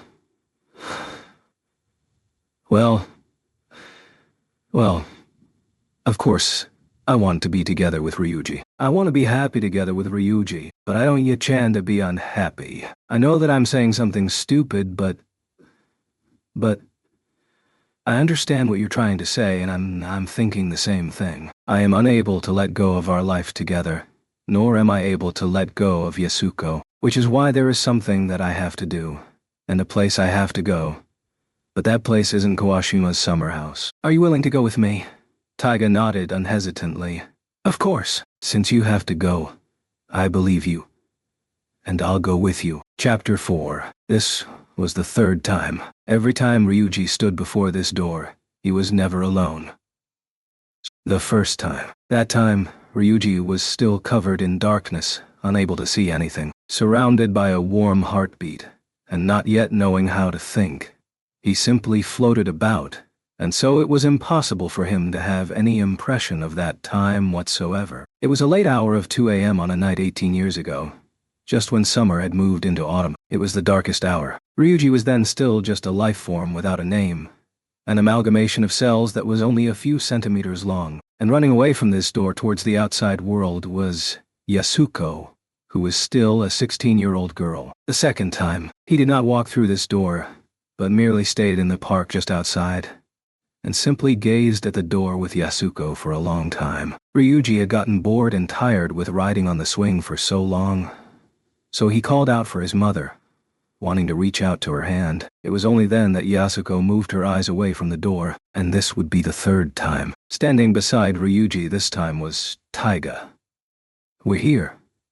Yup. They both held their breath at the same time. They took a few detours before arriving at their destination. Anticipating that the teachers would track them, they had purposely avoided the major stations and took a rather convoluted route. Along the way they had taken the wrong trains by mistake. Taiga's fault for running into any train that arrived at the end platform, as well as riding on the express lines. Nobody's fault here. In the end, it took them much longer than expected for them to arrive. From the beginning, Ryuji did not intend to rely on his blurry memory, and simply followed the address that was given to him. It seemed this choice was completely correct. Looking at the surroundings, which hardly resembled anything from his memories, Ryuji felt unease like a lost traveler in an exotic dungeon. The park, which was supposed to act as a landmark, was now a high-rise condominium. Within rows of detached houses, the unrecognizable one-way roads crisscrossed like lines on a chessboard, while the street numbers on the street lamps were hardly consecutive. They wandered in a maze of white walls and deep green bushes. The short winter daylight started to tilt westward, and it was nearly dusk when they arrived here. It's here, right? Should be here, right? It says Takasu on the nameplate. The bushes growing out of the fence had covered half of the nameplate on the gate. Taiga looked at it timidly and then turned her head around. Upon the simple realization that his surname was not paternal, Ryuji went silent, as even he had been shocked by this surprise. He had a feeling... No, perhaps he had guessed it for some time. Ryu-chan's father and Ya-chan loved each other, as though we're together. But he's gone now. What a pity. The story that Yasuko told him was not true. If it was, then he would have followed his father's surname. If Yasuko had ran away from home, then there was no reason for her to continue using her surname. Neither would she resume her surname just because her husband had gone missing. That left the possibility that she's either divorced, or she's never married to begin with. Turned out the father that was looking forward to Ryuji being born and having a happy life with him never existed since the beginning. Though he had realized this for some time, still it felt, what's wrong? Why aren't you saying anything? It's nothing. So many things had happened. It just felt as though my life has passed me by. Now's not the time to talk about such morbid stuff. In response to Ryuji's easily pessimistic way of thinking, how can anything even pass you by when your life has hardly even begun? Taiga whacked Ryuji on the head to get him back to reality. Yeah, you're right. Ryuji was compelled to agree. Really? Though he still tilted his head in puzzlement. Forget about that. Now's not the time to be lost in thought. You want to make up with Yishan, right? You want to rebuild the bonds that were broken, right? Isn't that why you came here? Ever since you fought with her, you've been running away instead of resolving it. I can't forgive you for... TL note. The above few lines actually contained a pun that is too hard for me to translate. Ryuji says he sees a running horse lantern, Sumatu, a lantern that reflects images on a wall to make it seem like the horse is moving. An ancient form of animation. The term is often used in the context for life passing by before one's death. As Taiga whacks him back to his senses, she decides to cheer him up by saying, Horses aren't meant for running. They are meant to be eaten. Afterwards, she dismissed Ryuji's doubts by saying, "Let's forget about this horse meat business for now." Standing in an unfamiliar neighborhood, Taiga paused for a while. "No? It's me. I can't forgive myself for allowing this to happen." She looked up at Ryuji's face and spoke in a soft but powerful voice. Ryuji understood as well that his resolve to stand before this door with her was real. "Go ring the bell." "I know. I was about to. I'm preparing to ring it." It's just that he was still too hopelessly nervous. Ryuji knew Yasuko's determination for him to come here was genuine, as well as understanding how heavy was her 18-year-long resolve never to return here. Ryuji had wanted to push the doorbell beneath the nameplate, but he couldn't help but stop his fingers. He didn't even have the courage to touch the bell. He held his breath many times, and after repeating the same action many times, sigh. "I guess you do need some time to prepare yourself." Taiga made a very forgiving smile, like a Buddha, and nodded at Ryuji, as well as looking at Ryuji's face, which was so nervous he resembled a cursed demon. Exerting a soft force, she gently held onto Ryuji's nervous and sweaty hand. "Taiga, nobody would have thought that after going through so many things, Taiga could have become this understanding." This genuine expression of compassion had really moved him. Ryuji felt like crying and holding onto Taiga's hand, but he never expected that. Ow. Crack! His left hand gave a sound of bones crushing. "You've done too many warm-ups already, you trash. Hurry up and push the damn doorbell." Veins popped out of Taiga's forehead, and they had ended up doing arm wrestling in the air. Taiga used all her force in an attempt to push Ryuji's hand towards the Takasu doorbell. Ryuji gritted his teeth as well, both giving out very scary expressions as their clasped hands pushed to and fro while their fingers and joints made cracking noises. "Don't rush me. I need to get my timing right. My timing is now. It's not mine yet. I'm your fiancé, so we should be united in this." "Ah, stop it, you idiot!" Ryuji had miraculously blocked Taiga's other hand, which slithered out like a snake. With both their hands clasped together, Ryuji used his entire weight to push Taiga off. "You won't be going anywhere if you just stand here and procrastinate." A shout unfitting for this quiet residential area rang out. "You may be right. You may be right. But I still have many things to think about." "You can't resolve anything by just standing here and thinking, can you?" "I can't, but just let me organize my thoughts for a while." Aiga's mouth opened and closed quickly. "Huh? It's coming. I don't know what you're talking about. Say something. I need to use the bathroom." Whack! Hearing her voice her biological needs, Ryuji's left hand lost its strength, and the knuckles of his fist ended up hitting the concrete wall besides the doorbell. "Ow! That hurts. Oh." Ryuji wasn't the only one moaning. For some reason, Taiga gave a very desperate expression and puffed her cheeks while letting go of her hands, and knelt down in a strange-looking way. Her arms pointed diagonally forward like a doll, and gently moved her body up and down, as though making it even clearer what she had just said. Taiga gave a wry and stiff smile and said, "Right now all I want is to stop having to hold my pee back." "See, good. You already have." "Well, that..." Aiga's voice became softer and softer. "Farewell, my social life.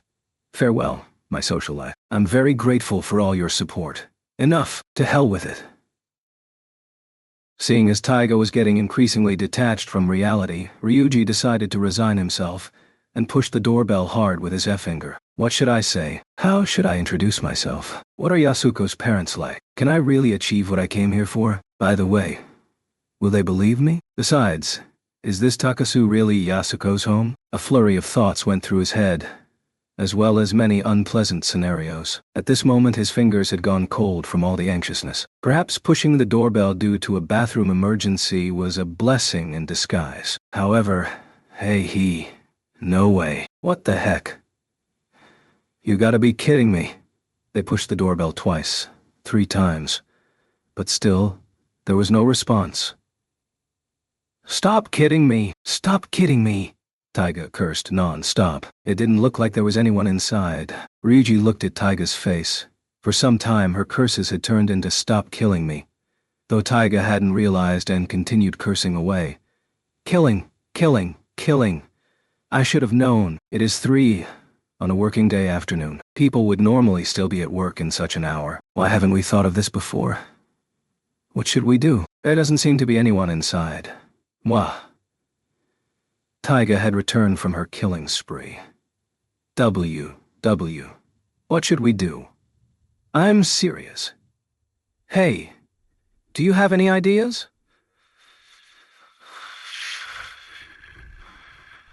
Whoa, please don't touch me. Taiga's personality had changed. Ha ha ha. I might leak if you touch me. I might leak if you touch me. Ha ha ha. Let's go back to killing. Sorry, back to the station. No, there's a convenience store along the way. Let's head back there. I see. Can't move anymore. I'll carry you. It won't be far. Don't give up yet. Aha. Please don't touch me, aha. Under the cold, slanted winter sunlight, 2 shadows elongated in the quiet residential area. One belonged to an increasingly berserk and giggling girl who was wandering aimlessly. The other belonged to a murderous-looking demon in a Gakurin uniform that was chasing her. People would have fled at first sight of such a scene. Oh, I'm sorry. A lady had purposely walked around them and towards the front entrance of the Takasu house. Ryuji reflexively bowed and apologized to her. She took a quick glance at them. It was not hard to imagine there was a bit of fear within her suspicious gaze. It couldn't be helped, as they both looked too strange. Ryuji, being self-aware, pushed Taiga to the side of the road as she muttered, "Killing, ha ha ha." He was prepared for the worst. If anything were to happen to Taiga, only he could help her, since he was her fiancé that went through everything with her. But then, "Oh, killing," both yelled at the same time. The lady was startled and shuddered her shoulders, and frantically walked into the front door of the Takasu house, preparing to close it. Please wait! Excuse me," Ryuji suddenly shouted. He took a quick glance at Taiga, who also looked back at him. That's her, all right. The lady wore a pair of dark gray woolen trousers, a skin-colored fleece jacket, and held a plastic bag from a pharmacy in her hand, which contained all sorts of generic goods. Only her clothing gave people the impression of a lady in her 40s to 50s, though her short hair, firm skin, and moist lips resembled that a young girl more. Her face still looked bouncy, containing a bit of baby fat. The word genetic quickly popped up in Ryuji's mind. This person is definitely Yasuko's mother. Upon thinking that, images of the two overlapped each other in his head. From the shape of their eyes to the spacing between both eyes was uncannily similar. It was just as he had expected. Though he had spoken first, Ryuji froze on the spot. The lady looked at his face. Her feet, which had intended to run away, had stopped. "I had better say something." He breathed in deeply and said, "May I please borrow your bathroom? He is Ya-chan's son." Hey, you're mentioning that first. But aren't you in a hurry? They both yelled something different and looked at each other. Though in this situation, Taiga was the more desperate one. So Ryuji decided to ask firmly again. "I know this is a bit sudden, but can you please lend her your bathroom?" Ryuji stood firmly on his near-shivering legs. My name is Ryuji was instantly at a loss for words, though he knew Taiga was patting his back and encouraging him. Feeling the warmth of Taiga's hand, Ryuji once again breathed out before breathing in deeply and said, "My name is Takasu Ryuji. I'm Takasu Yasuko's son." He took out the watch and photo from his pocket, and his hands shivered in a hilarious way while he handed them to the lady behind the door. Oh God, at this moment he just felt like praying. Will this turn out well? Can my wish be fulfilled? The lady first looked at the watch, and then at the photo. Upon confirming that it was indeed a pregnant Yasuko in the photo standing next to Ryuji's father, dressed as a lowlife and made a breast-grabbing gesture, she dropped her bag in a dramatic way often seen in soap operas, its contents spilling out to her feet. Ryuji knew her hand had lost its strength. Where? Ryuji saw her lips quivering with a sad voice. Where did you find this? This fellow here is my girlfriend. Because of some reason we had to come here and... Where's Yasuko? Ryuji shoved Taiga, who was at her limit, before the lady, who was close to tears. I have many things to tell you. Really? But firstly, can you please lend her your bathroom? Those are con men. Don't let them in. What? They're already inside. You idiot. Shouting so loud from the other side of the phone that even Ryuji could hear him was none other than the head of the Takasu residence. Yasuko's father, as well as Ryuji's grandfather. By the time he's reached home in just 5 minutes, Taiga had just emerged from the bathroom with both a relaxed and apologetic expression.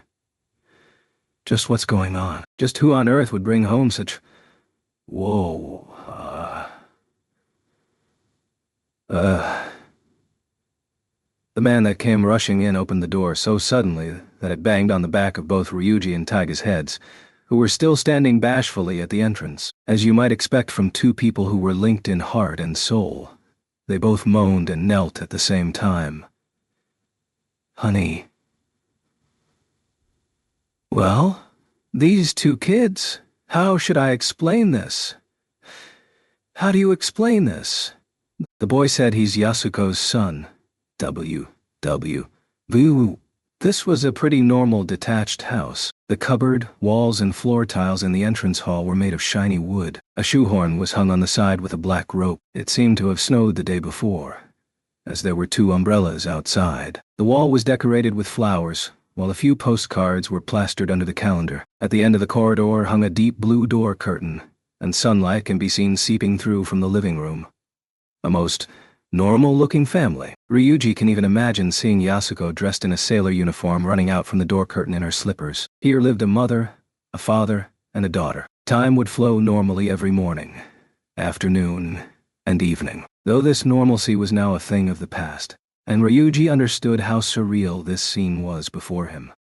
My name is Takasu Ryuji. Taiga, can you stand up? Ryuji held on to Taiga, who nodded her head, and the two of them stood up slowly. The man dressed in a business suit looked middle-aged. Ryuji didn't know what he should say. He had just heard he worked in an office nearby as a tax auditor. This is Isaka Taiga. Due to some circumstance, she's coming with me today. Ryuji could only come up with that when pointing at Taiga, who meekly lowered her head. Just doing this action required her to use her entire strength. This watch, the boy brought this. It's Yasuko's, right? Yasuko's mother handed the watch and photo which Ryuji brought to the man. Yasuko's father. He looked a bit dumbfounded as he stood there and looked at those two objects. He looked at them for some time before finally lifting his head. Both husband and wife were speechless. Ryuji then took out the short memo from his pocket and handed it to them. It contained Yasuko's handwriting, with the address and telephone for this place written on it.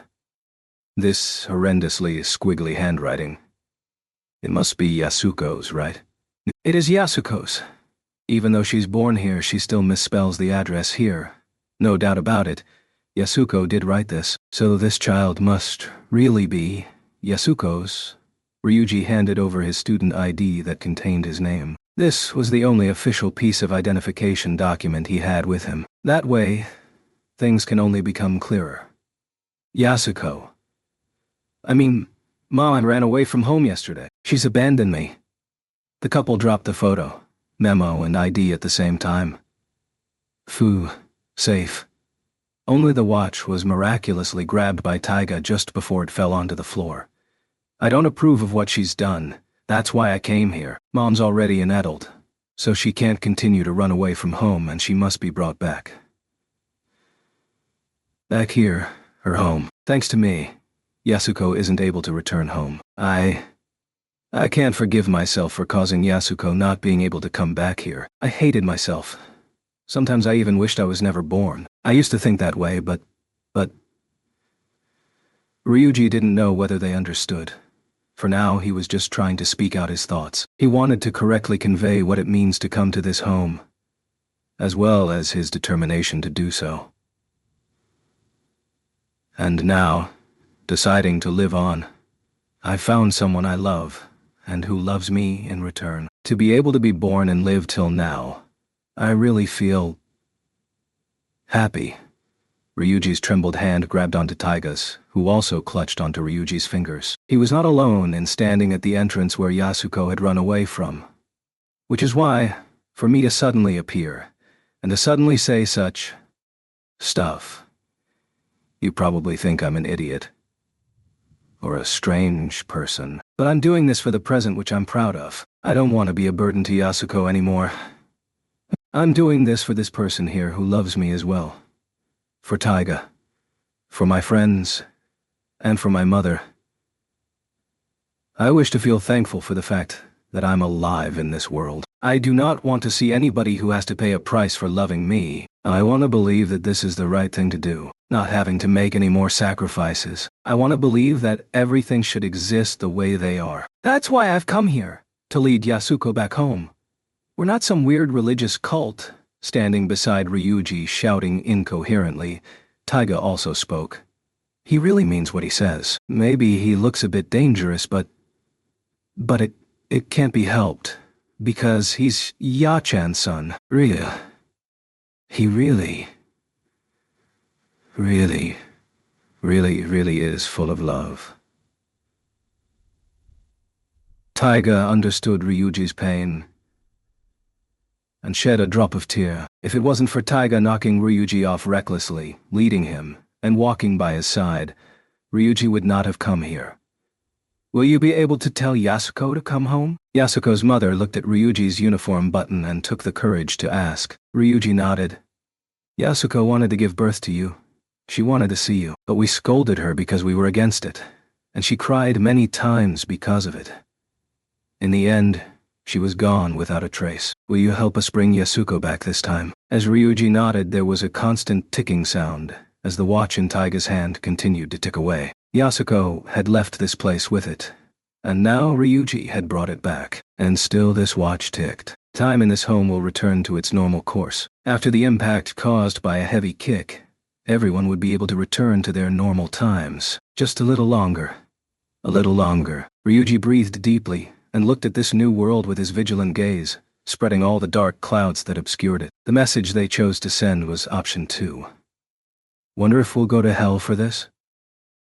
Yasuko's mother was still sighing worryingly right now. Takasu Sonoko, still having a youthful-looking face at age 55, and thus a bit inappropriate to be addressed as Grandma, paced slowly around the kitchen, while Takasu Seiji, aged 57, similarly a bit inappropriate to be addressed as Grandpa, and from whom Ryuji's surname comes from, sat casually beside the stainless steel kitchen sink.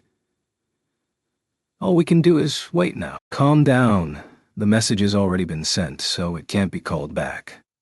If somebody has to go to hell, it'll have to be me, since it was me who sent the message after all. Without any hesitation, Taiga shamelessly picked the center spot in the Takasu residence's warm kotatsu, placed right in front of the TV, and tucked herself neatly inside. She held a cell phone in her hand, ready to answer at any time, while placing her chin on the tabletop like a feline. If things become true just by saying them, then I'm the one most vulnerable right now. Ryuji sat behind Taiga like a servant or salesperson, ready to respond to any sudden movements. It was he who had thought of this idea, so he thought he should take responsibility for it. An hour had hardly passed since the message was sent out, and already everyone was paying attention to the entrance hall. Ryuji has got into an accident and is seriously hurt. Please come back at once. Taiga used her cell phone to send this what should be quite a sinful false message to Yasuko. Option 1 was more mild in tone. That address you gave is now an empty lot. While option 3 was, I'm at the police station right now. If you don't come, I won't be able to leave. Option 1 was immediately vetoed, while Sonoko had reservations about option 3. We might really have to go to the police station that way. And so was vetoed as well. Left with no other option, they decide to adopt the rather radical option 2. However, this is just fraud. Surely anybody would suspect this. I've left a contact number in the message, so I think she'll believe it. What if she asked around the hospitals nearby? Maybe she would.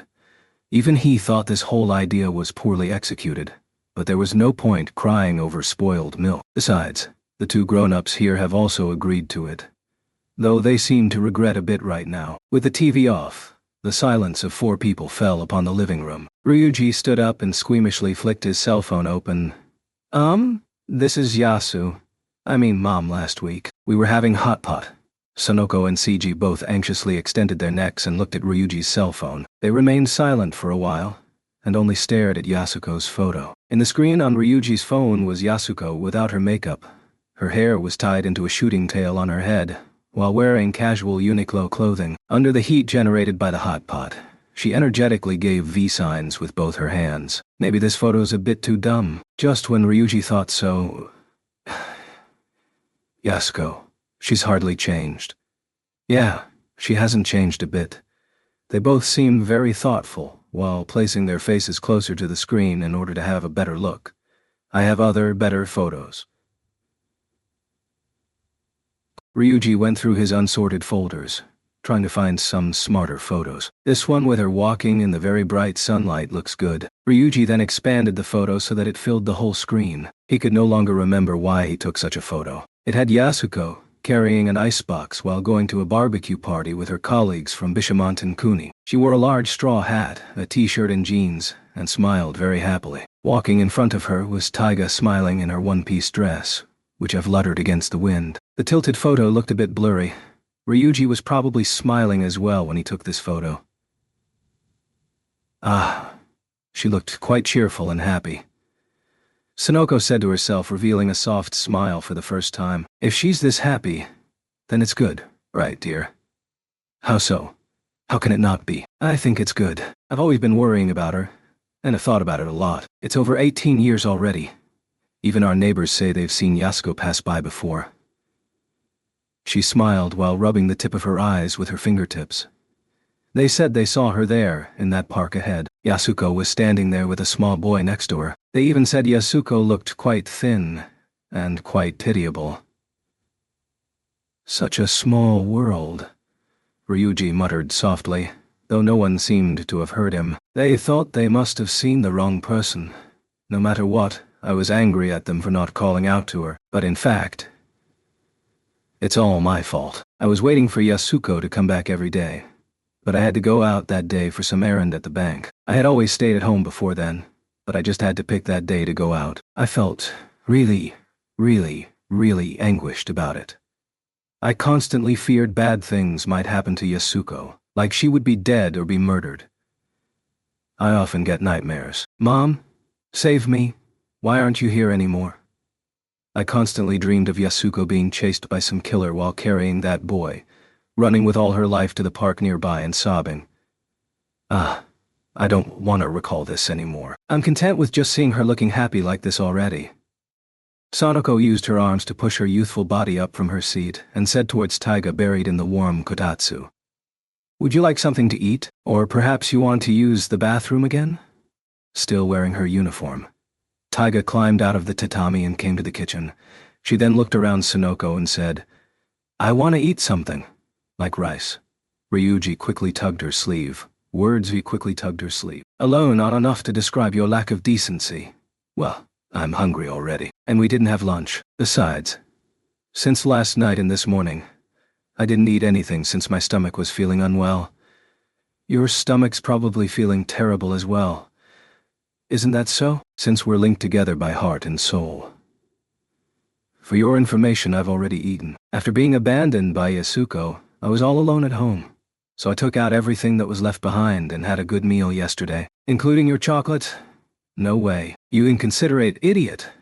I've also eaten this morning. In order to get here, I have to replenish myself. You're the one who's strange. How can you not eat on such an important day? You can't even hold your own pee. Aren't you the one being inconsiderate here? How dare you? You see your grandson saying such stuff. That's his real self. Taiga purposely whispered beside Sonoko's ear.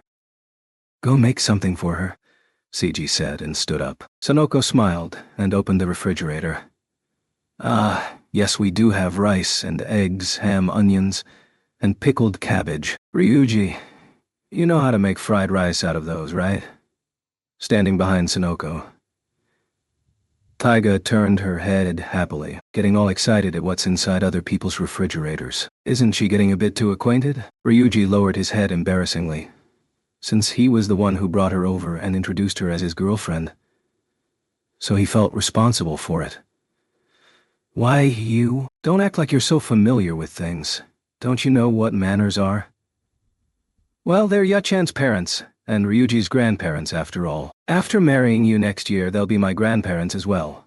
Taiga gave a broad smile and raised her arms up high. Seeing Taiga's movements, Sonoko smiled softly. So, you want fried rice, huh? Shall I make it? Yay. With the speed of a battle submarine, Taiga then sat in front of the dining table before Ryuji could even blink. Seriously? Ryuji covered his face with his hand and said, "Let me help. I insist, or I would feel really bad about it." Ryuji walked towards the kitchen table beside Sonoko, who pulled a rope to open the curtain and let the sunlight in.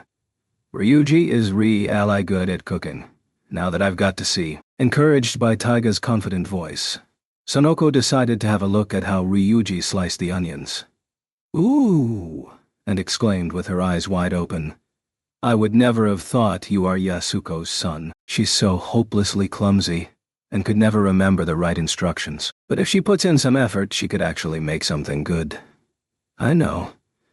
Ryuji sliced the onions efficiently on the chopping board and replied, "I grew up eating her cooking. I only took over once I learned how to cook myself, but before that we made our meals together." "I see."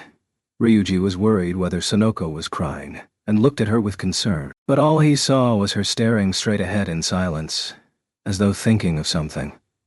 "Such a silly girl," she said while looking at the dimming sunlight outside the window. Ryuji could not confirm whether she meant Yasuko was being silly for cooking together with her son in the absence of a husband, or her being silly for choosing to leave her home, when a while ago she was still thinking of what lay ahead of her. It took place on the dining table where Ryuji and Taiga gobbled their dishes of fried rice.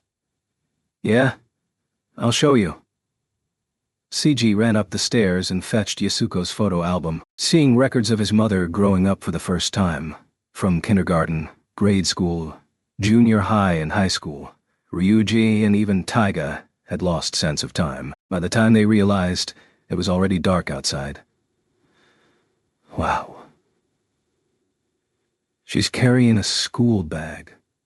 Oh, she's playing a flute. Hey, Ryuji.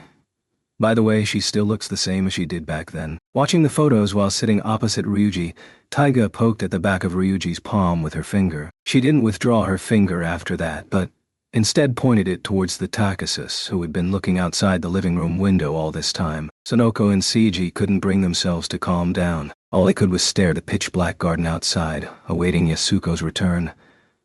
What if Yachan doesn't come back?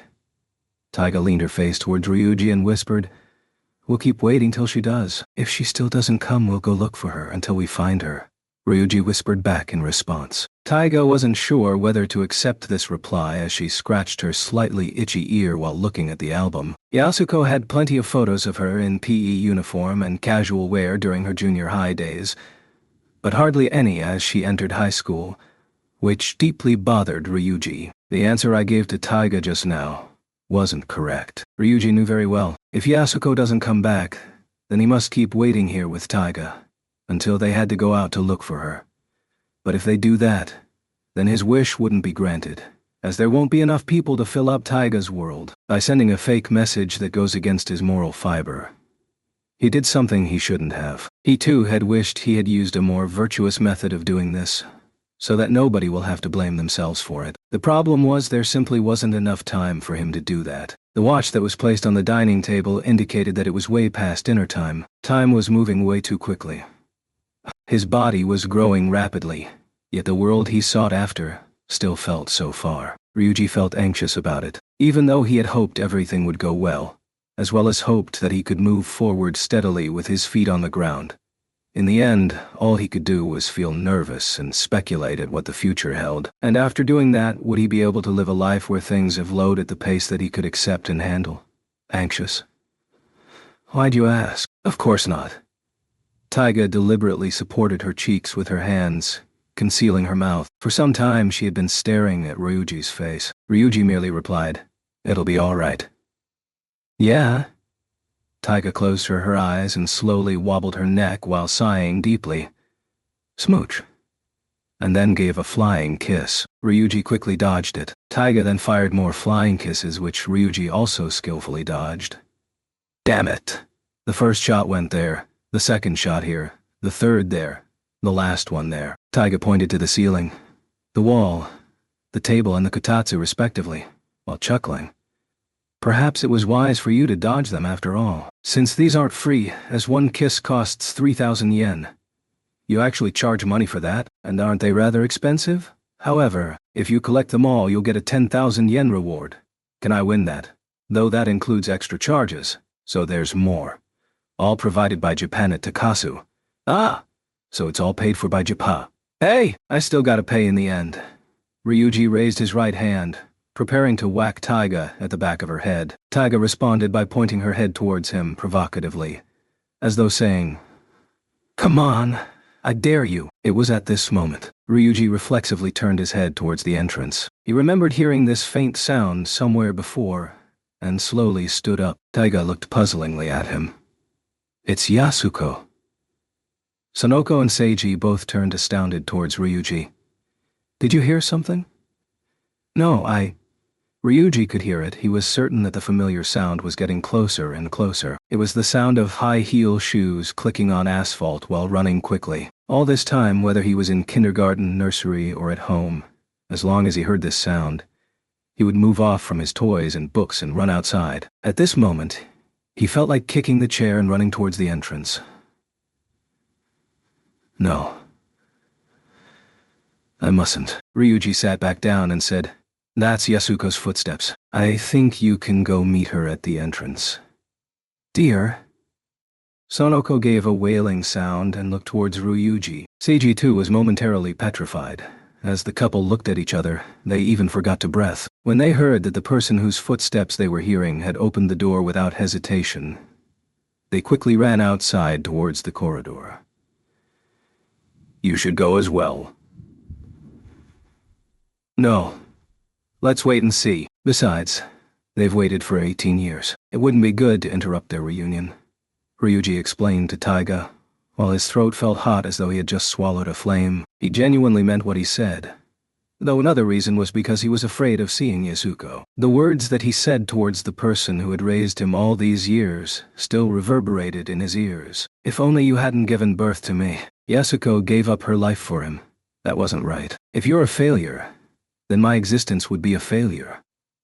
Ryuji had denied everything, as Yasuko had unilaterally decided his future, forcing him to do what she could not do, in other words, to make him obey his parents. Yasuko was attempting to conceal the sin she committed for defying her parents by being a parent herself. Yasuko believed that the sin must be eliminated, a price must be paid, and only then could she live a happy life with Ryuji. Wouldn't that prove that she believed it was a sin to give birth to him? Wouldn't that prove she'd actually regretted it? Ryuji had wanted to shout, "Stop trying to selfishly control my life," or retort to her, "Everyone has a right to do what they want," when they reach 17. Yet he ended up hurting her, and now he has different thoughts about it. Would I be able to mend those wounds? Would my existence, everything that had happened for the past 18 years up till now, be recognized? Ryuji? Will I be able to love her unreservedly together with Taiga? Would I able to love her unreservedly together with Taiga? This isn't good. Whether it's good or not, I'm still gonna do this. I'm gonna have them all. Who's gonna say things won't work out as expected? I'm gonna get them all without having to sacrifice or destroy anything. This is bad, Ye-chan. I'm gonna, Ye-chan didn't come in from the front door. Ryuji turned around to look at the direction which Taiga was pointing at with a confounded expression. The window in the living room had been so forcefully opened that even the glass was shaking. She's not here. He could hear the couple exclaiming from the house entrance outside. Yasuko had entered the living room of her own house and took off her high heels. Her widened eyes were shaking together with her body due to her catching her breath, as she looked at Ryuji with a face that went red and white. She didn't reek of booze, and neither was she wearing an afro. She probably didn't bother to use a hairdryer after taking a shower. Strands of her long blonde hair, damaged by the perming, lay on her pale cheeks. Yasuko took another step forward. The high heels she held had dropped onto the concrete floor, creating a noise. Wearing Ryuji's junior high green PE uniform, which hardly matched her high heels, while donning a black feathered jacket outside, she slowly approached. Yasuko. The Takasu couple came in from the entrance and attempted to climb through the kotatsu, wanting to embrace Yasuko. Ryu-chan. Where are you hurt? But they couldn't bring themselves to hold her hand, and could only stand there. Yasuko was trembling, as if she were freezing to death. It was obvious that Yasuko's joints and teeth were shaking violently. She looked at Ryuji and struggled to speak. She covered her quivering mouth, and could only make huffing sounds as though she just suffered a stroke. Ryuji could see both her eyes were wet. Before those eyes, Ryuji stood still. Even when Taiga attempted to speak for him, all he could do was listen with his ears, which felt as though they had been stuffed with wood. "Ya-chan, we're sorry." "What have I done?" "We're sorry. We didn't mean to lie to you." "Sorry." Yasuko. Not even noticing Sonoko was slowly reaching out her hand to her, Yasuko jumped over the kotatsu, nearly knocking it over, and came before Ryuji. She then raised her right hand. Ryuji thought he was about to be slapped, and awaited for the impact. Yet, that hand landed gently at his cheek. It then began caressing his face. The hand felt his chin. The fingers warmed his ears. Ignoring his open jaw, Yasuko just wanted to confirm that it was Ryuji's face she was touching. Her hand then went down to Ryuji's shoulder and around it to his back. "I don't know what I should do anymore." Yasuko wanted to embrace Ryuji but didn't have any strength to. Looking at her, Ryuji's mind went blank. All he could say was, "Sorry." He couldn't even hold on firmly to his mother, who was kneeling weakly down on the floor. Yasuko sat on the living room floor and cried like a newborn baby. She wailed like a beast about to be killed with her mouth wide open, unable to wipe off the tears flowing down her cheeks. She then yelled like a maniac, "Thank goodness. Thank goodness." CG walked towards Yasuko. "Get a hold of yourself," and gave her a slap which brought her back to her senses. "You're his mother!" I... Yasuko said terrifyingly while looking up towards Ryuji. "Have no right to be your mother." As she gazed into Ryuji's round eyes, more tears came down her cheeks. "It's all Ya-chan's fault that Ryu-chan might think like that. I had no right to be your mother. I only wished you could be happy, but I couldn't do it. I never thought that way. Then." Yasuko shook her head, trying to find the right words. "If Ryu-chan hadn't been born, then Ya-chan will have nothing. Ryu-chan is everything to Ya-chan's happiness. That's why I'm afraid." Sonoko and Seiji both seemed to know what she was trying to say, and listened quietly as she tried her best to convey her message amidst the tears. Ya-chan was afraid that Ryu-chan might leave one day. Ever since when you were a baby, Ya-chan's been afraid when you might disappear, and was at a loss on what to do. Ya-chan knew she'll be punished for deserting her parents. It wasn't until Ryu-chan was born that I realized what a horrible and tragic thing I've done. So when Ryu-chan says he wanted to leave, Ya-chan couldn't stop it from happening. I couldn't face it. I didn't know how to face it. I couldn't bear it.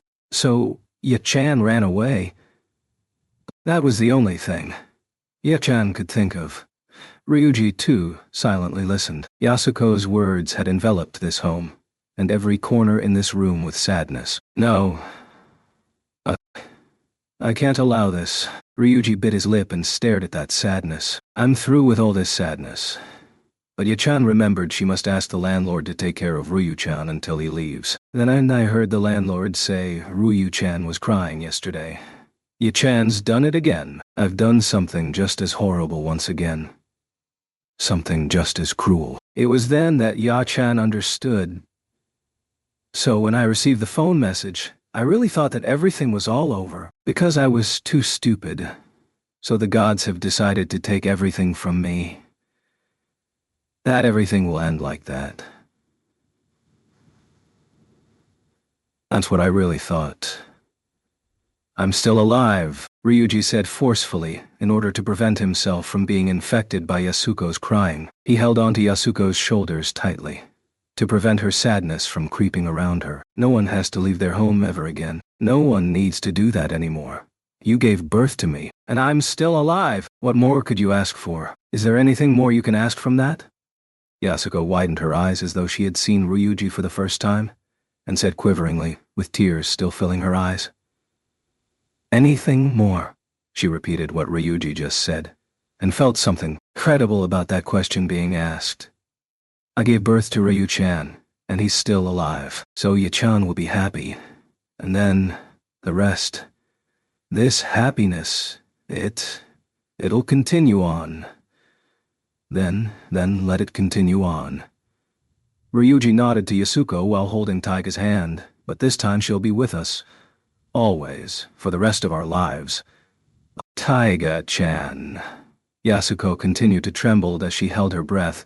She then turned to Taiga, who was kneeling beside her, and embraced her head roughly. And as expected, she held onto Ryuji's arm and began sobbing again. No matter how much she cried, the tears just wouldn't stop. But if any sadness were to creep in now, Ryuji was determined to crush it the moment it appears. Ya-chan too thought about Taiga-chan. Yasuko buried her tearful face into Taiga's hair and caressed it.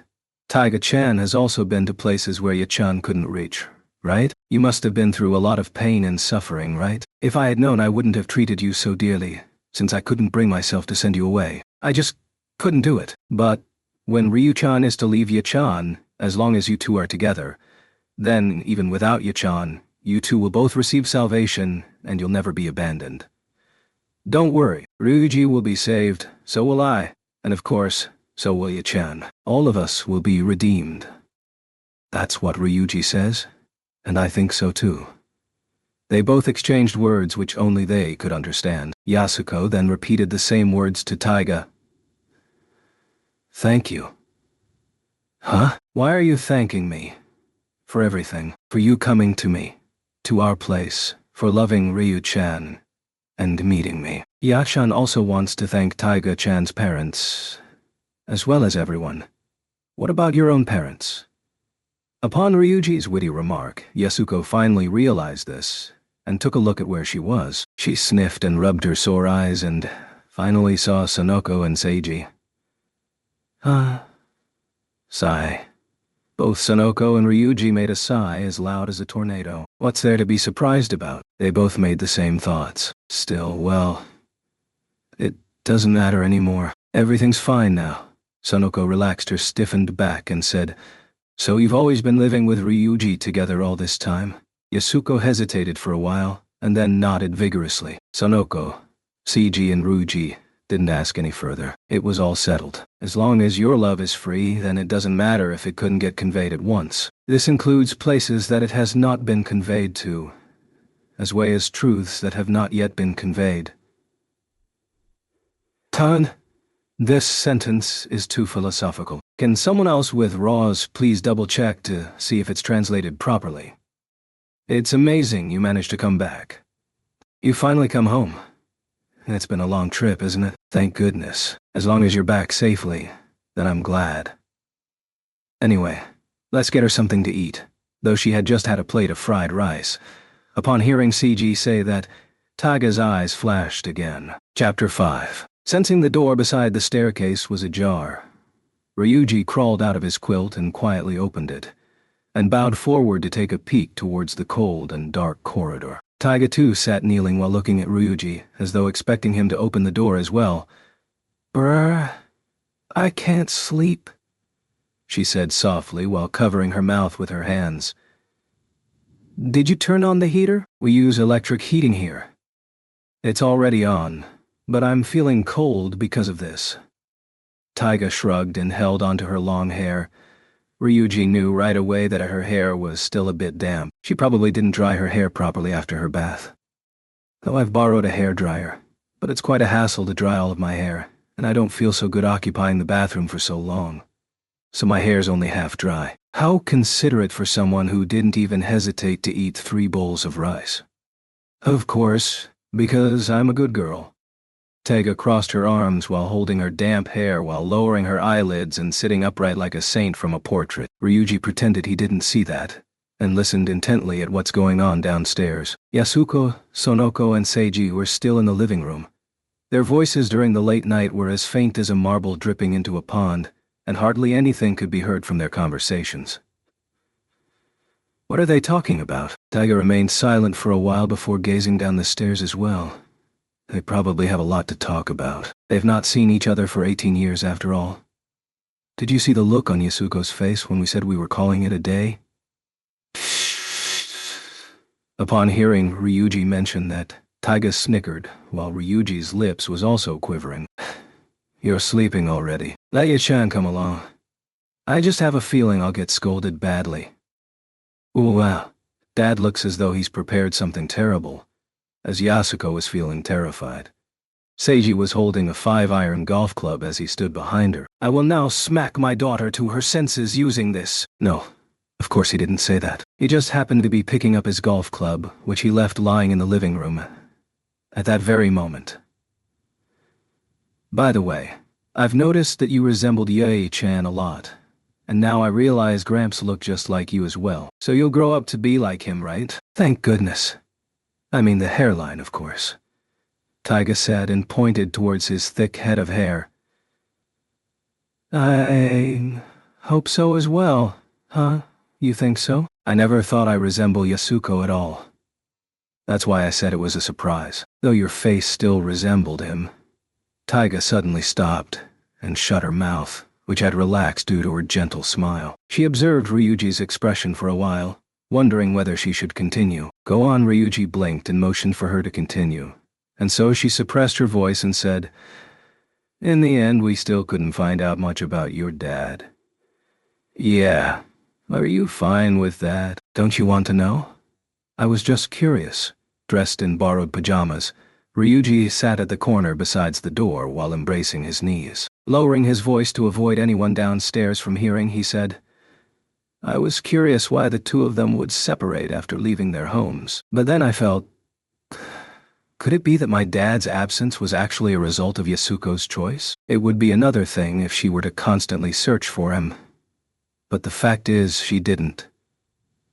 Ryuji believed that if he waited for a few years more he might be able to ask Yasuko why that person was never by their side. He wasn't able to ask now as he was embarking on a new phase in his life. Taiga sat in the same way Ryuji in the other corner of the dark corridor and stared at her toes, while Ryuji rested his icy chin on the back of his hands. He believed that as he was still learning to walk, he was unable to understand his parents' choices, and could only accept them in their entirety. In truth, in his ideal world, Ryuji has imagined his father sitting at their imaginary banquet, though he could only envision the image of him 18 years ago.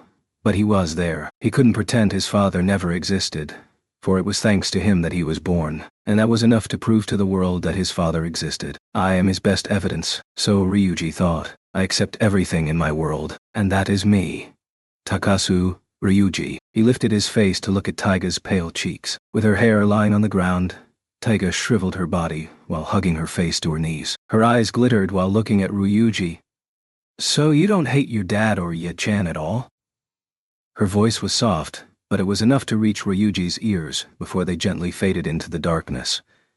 The sound of their breathing overlapped in the cold air. I've been thinking a lot. Ryuji had constantly been unconsciously counting the wounds that he had to bear himself, be it money, his career, or even further into the future. When he was young, he had to endure the pain of others unknowingly shunning him due to him looking different, or looking alarmed upon learning of his origin and Yasuko's occupation, knowing this is how other people look upon him, not wanting to. Forgive these rumors. Ryuji has been thinking about these, as though trying to confirm his wounds. Some wounds have been healed, while others haven't. Some were still bleeding, some were inflicted unreasonably, and others he gave up tending to since he couldn't do anything about them. And some didn't even have anything to do with his parents or birth. Some open wounds came from misunderstandings which no one wanted to happen, or difference in values and feelings. Due to these facts, Ryuji had bore numerous wounds of differing sizes while living in this world. Even if one could decide where one's soul stands, they still would not affect the souls of others. Some people willingly get themselves hurt, while others will unavoidably get hurt. This is the truth. This is what being human is all about. Ryuji too was one of them, and so no matter how careful he was, he would still invariably hurt someone. Ryuji wouldn't even dare say that the thought of wanting to injure someone with a knife had never occurred to him. He once again realized the magnitude of coming to terms with oneself, by accepting everything that has happened, including the pains of his wound as well as the ugliness of himself hurting others, and then feel grateful about it. It's no easy task after all. But, sigh. I'm glad I have you. Me? Really? Ryuji nodded silently. Taiga looked at his face, which was buried into his knees. His expression looked as though he were either crying or smiling. It was incredible. She placed her fingertip over her soft, cheery lips. Is that what you expect of me? Ryuji thought. Yeah, no matter how hard or distant it is, there is one thing that I must do, no matter what. The moving of one's soul involves having the body and mind go through hurdles in reality. And deep within one's soul, there is one thing that no force could reach, and could never be destroyed. Besides Ryuji, no one else could touch it. That thing involved gazing at his loved one, and being gazed back, and then bowing his head, vowing never to betray each other. The eyes would look at my being, my actions, my thoughts forming a foundation within my heart, until I realized the purpose of my existence, and how I choose to continue living. I guess what my eyes can see would constitute what my world is. Ryuji believed Taiga too had something she could create a foundation out of within her heart. He hoped she would understand this as well. And so Ryuji wanted to show Taiga that thing within the foundation of his heart, and what he would choose to do from now on to make that thing exist. Sitting on the dimly lit corridor, Taiga didn't ask any further, but merely gazed at the shadows formed from Ryuji's feet. What about you? Don't you hate your old man anymore? He single-handedly messed up your life. And then there's your real mom, your stepmom, your real mom's new husband, and your step-siblings. Your situation is far more complicated than mine. What do you make of all this anyway?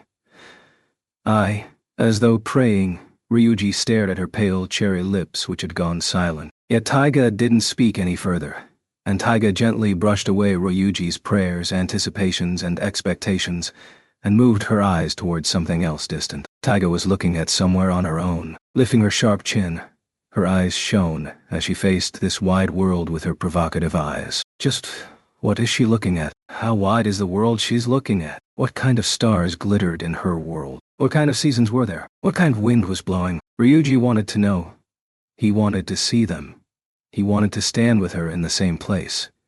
He wanted to be by her side. Each confined to their own body, how could two souls that could not be merged, no matter what, get to the place where they are the closest to each other? How could their worlds merge? Can I come over to your side? The heater seems warmer on that side. Taiga returned her gaze towards Ryuji, as though answering Ryuji's question. Rubbing her hands, she shivered while sighing a breath and said, It's freezing. Right. I'm turning on the heater, Taiga said and headed towards the dimly lit room. Beep. Ryuji could hear the faint switch of the electric heater being turned on. Perhaps it was too cold to walk on the icy floor tiles with her bare feet. Taiga walked quietly into the room, which was prepared for Ryuji and Yasuko, while huddling her arms and legs as close to herself as possible. Phew. This room is warmer after all. Taiga finally relaxed her shoulders. The room was only lit by the orange glow of the heater, and Taiga breathed a sigh of relief from the warmth given off by it. Stop looking over here. Taiga suddenly thought of something and placed her hand over her chest in her borrowed pajamas. Her arms were crossed together. Her waist was slightly bent, while her head was looking slightly upwards. Are you a maidservant or something? Ryuji decided not to convey that thought, and instead asked, Why not? The size of this pajama's too big. I'm quite bothered by how spacious the chest area is. Oh, you poor thing. Hurry up and lift your spirits by drying your hair with the heater. For some reason I feel really pissed with you saying that, but as they'll hear us downstairs, I'll let you off this time. But don't you forget what I said. Don't ever. Taiga glared menacingly at Ryuji and walked across the room with her hands tightly over her chest, and sat down before the heater, which was 2 futons away from Ryuji, before extending her hands towards the heat source. The deep orange glow dimly illuminated the dark room. Ah, I've been revived. Like I said, don't you forget. She turned to glare at Ryuji again. Yeah, whatever.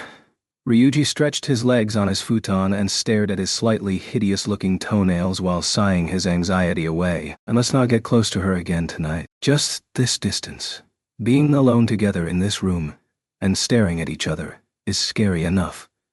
Since this was what he had wanted all along. Honestly, Ryuji thought, just feeling the breath reach his ears was enough to melt his brain and drive him insane. Because the girl he loves was sitting right before him, his heart felt like going through a roller coaster ride before arriving in the present. Just looking at Taiga, every single strand of her fluttering hair, her petite shoulders, and her small and pale white bony hands was enough to trigger every sense within him. Ryuji's every gaze was fixated on her. He could feel as though he could smell her fragrance. He could even sense warmth coming from Taiga, though that had more to do with her being beside the heater. Have I ever wanted to embrace the touch of someone this badly before? His thoughts were simple. He wanted to get closer to Taiga, understand her more, tell her more about his thoughts. He never thought that just these desires alone were enough to trigger such a reaction within him. But Ryuji knew that if he reached out his hand now, it would all be over. He didn't know where he'll fall if he makes his move, as though standing by the edge of a cliff. I stood somewhere similar last time. If I were to fall off the bridge again, would I fall into water so cold that even my heart would freeze? Ryuji covered his ears nonchalantly and shook his head with an unknown expression as he relaxed his stiff neck. It was in fact quite hard to move his gaze away. He could feel his spine tingling, and even had an urge to whistle. It was never like that while he was with Taiga. How did I spend each day back then? Right now, Ryuji couldn't even remember. Back then, when exactly? Right now, he wasn't even sure of the answer. His eyesight moved towards Taiga, who had placed her long hair before her as she combed it. Under the caress of her pale fingers, Ryuji felt her hair was as soft as dissolving honey. Under her bangs, her face reflected the illumination from the heater. Gramps and Grandma are currently downstairs. Ryuji took a look around and realized this used to be Yasuko's room. The furniture, the uniform that still hung there, the casual clothing, everything there revealed that his mother used to live there. Even if our hearts are linked, taboo would still be taboo. It's just that the more it's forbidden, the more one wants to find out. Ryuji. Huh. Ah, yes. You're breathing too loud. Help me turn up the heater, I don't know how to adjust this. Taiga was faced towards the heater and didn't turn around to look at him. Ryuji didn't reply, and merely approached the heater, as well as approached Taiga. What should a person turning up the heater do? If it's just shaking hands, would she accept? Can we embrace? Don't friends normally do that already? Right. I'll worry about it if she says no. I just hope she doesn't think I'm some bastard who doesn't know his limits. That is, if I really want to feel her touch. Just feeling curious about what it's like to be in physical contact with each other. I'll be satisfied with that alone. Ryuji proceeded to reach out his hand. I think it's this button, and pushed the button with a triangle symbol facing upwards. Beep, beep sounds were made as the button was pushed, and the heating tubes glowed brighter as a result, turning into a fiery red color. The warmth reaching their skin quickly became stronger. Is it too strong? Just right. Ah, so warm. Make sure you don't burn your hair. No matter how stupid I am, I'm not that stupid as to... Sniff. Taiga grabbed the tip of her long hair and smelled it. I'm not that stupid as to get my hair burned. She puffed her chest proudly and moved her face towards Ryuji. Don't come too close to me. Ryuji frowned and recoiled his face, revealing an alien-like face, or rather, a threatening face. He moved his body back in the same angle from Taiga, keeping a foot away from her. What's this about? Why are you saying that? Because just physically touching each other is not enough to please me. It's not like I could say that. Neither could I say it's because we have grown-ups downstairs. Anyway, it's just not enough. My desire for Taiga is bottomless. Not enough. None of it is enough. Just as I thought. Even if he knew everything about her and loved all of it, he still did not have enough time, as well as his own effort. There are only 24 hours in one day, 365 days in a year, and probably only around 80 years in one's lifetime. This night is only going to last for a few more hours. Ryuji was just a normal kid who did not have enough of everything, and could only feel anxious and struggle in pain. That's all there was to it. Anyway, no matter what, this line represents our boundary between ourselves. He was now running out of ideas. Using his finger, he drew an invisible line between where they were sitting, just cutting across the carpet intersection in the middle. Don't ever cross this. Ryuji even changed gender and gave an expression of an old hag. What happens if I do? Invisible guards will blow your brains off with a shotgun.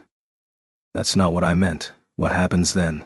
Taiga sat before the heater in her borrowed pajamas and stared at the hair which she was combing. Just her eyelashes were enough to create an impact on Ryuji's heart. How could you stay so calm? He even began to feel resentful. In the end, Taiga didn't understand anything. She could simply sleep whenever she feels like it, just like back in his double room plus kitchen apartment. If that's the case, well, it's not like I want to cross it.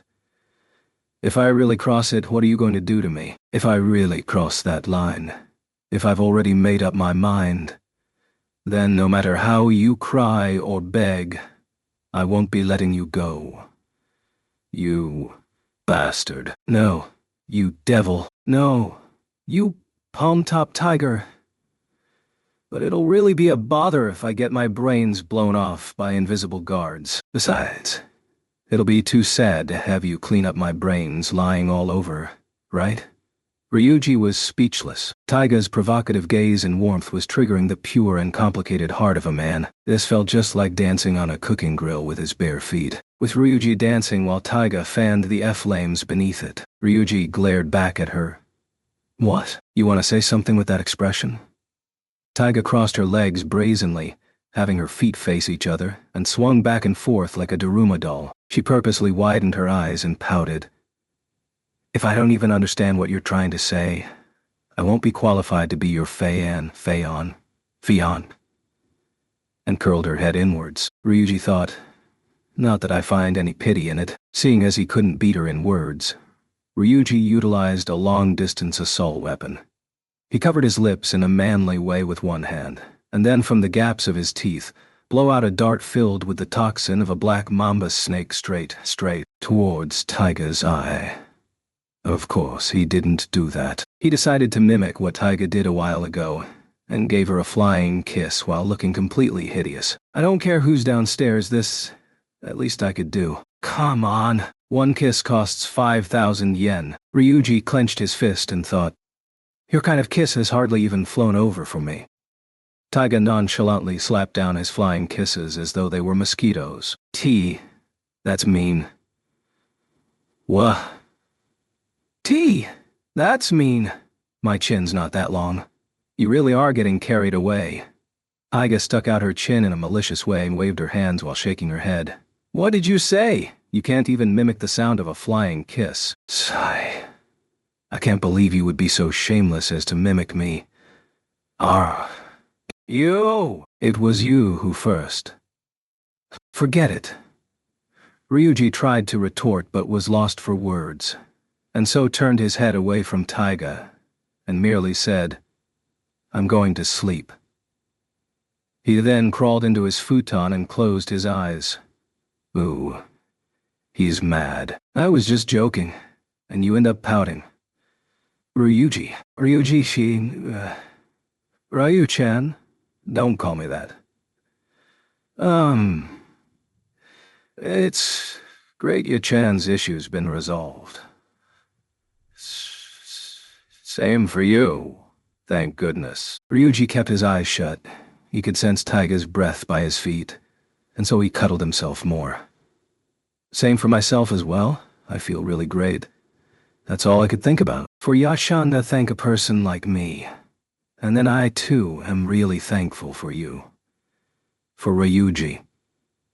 Aiga's voice went coarse. Her silhouette suddenly shivered and became blurry in his eyes. Are you really asleep? Ryuji replied that question with silence. If you're asleep, then forget it. My hair's dry and warm anyway now, so it doesn't matter. He felt Taiga standing up and moved away from the edge of his futon. Hearing her footsteps, he opened his eyes and raised his head, trying to get up to chase after her. Oh! Thud! A sudden whack caused him to stop breathing. Sleeping people are not supposed to move.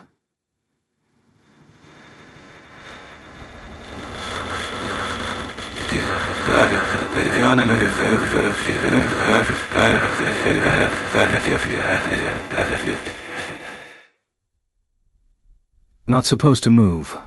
I can't breathe. They're also not supposed to talk.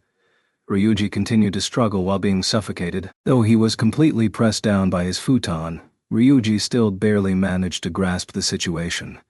Taiga had rushed and jumped onto him, then sat down on him and tried to suffocate him with his futon. Taiga spoke softly with a coarse voice that was mixed with her breathing. How could you escape? You're sleeping. Indeed, he couldn't even move. Taiga only weighed about 40 kk, and yet she has leaped over and held on to him, refusing to let go. This determination did not allow him to move either. You know, Ryuji, I really. Two bodies that exist separately. Two souls that can never be merged no matter what. Love you. And even so, they still wished to be as close as possible. The futon that covered his face was pulled down. Ryuji felt soft hair touching his face before his forehead touched another forehead, and his eyebrows came into contact with another pair, as though confirming the curvature of his face. His nose touched another nose, sensing his breathing overlapping with another, and finally, within the smell of shampoo, his fiery lips came into contact with another pair of lips. Taiga sat on Ryuji with all her weight as she came down on Ryuji's lips. This felt even hotter than the first time. More passionate, as though they could get immersed in it even more. In the nick of time, Ryuji managed to steady his body, which was fast dissolving by the warmth of love, and frantically opened his eyes. Taiga, I love you as well, he repeated within his head. The same thoughts have allowed two people to twist their bodies and leap towards the vast expanse, wanting to merge into a quadrupedal creature, sharing the same life. Yet these two bodies could merely be close to each other, touching each other, and they were anxious because of that. Their anxiety turned into frustration, and they could only cry and go crazy, and would feel like destroying everything. This was the easiest method they could choose, yet by standing so close to each other like this, they felt they could see something. By bringing their respective worlds together, the two independent life forms are able to live once again in this new world. And this time they would be reborn in the same place. Both Ryuji and Taiga wanted to reach there. That was all there is to it. By embracing everything, their present moment was here. As they were both independent, since they could not combine into one, they were able to be strongly attracted to each other. They would dance, struggle, cry, and get hurt together in the air, and then embrace each other with their powerful force. They desired to go to the world that they wished for, and opened their eyes many times. As time and life is short and limited, by placing one's hopes too far, one could easily get anxious. However, we really should be going to sleep. They were slowly becoming grown-ups, marching ever forward. The time which they left as a trail behind them never comes back, slowly becoming the past. Taiga caressed Ryuji's eyelids with her fingertips, and he could feel her continuously quavering heart. As she was quavering, she closed his eyes and said, I'll be going to sleep as well. Good night. As if he could even possibly. He didn't open his eyes.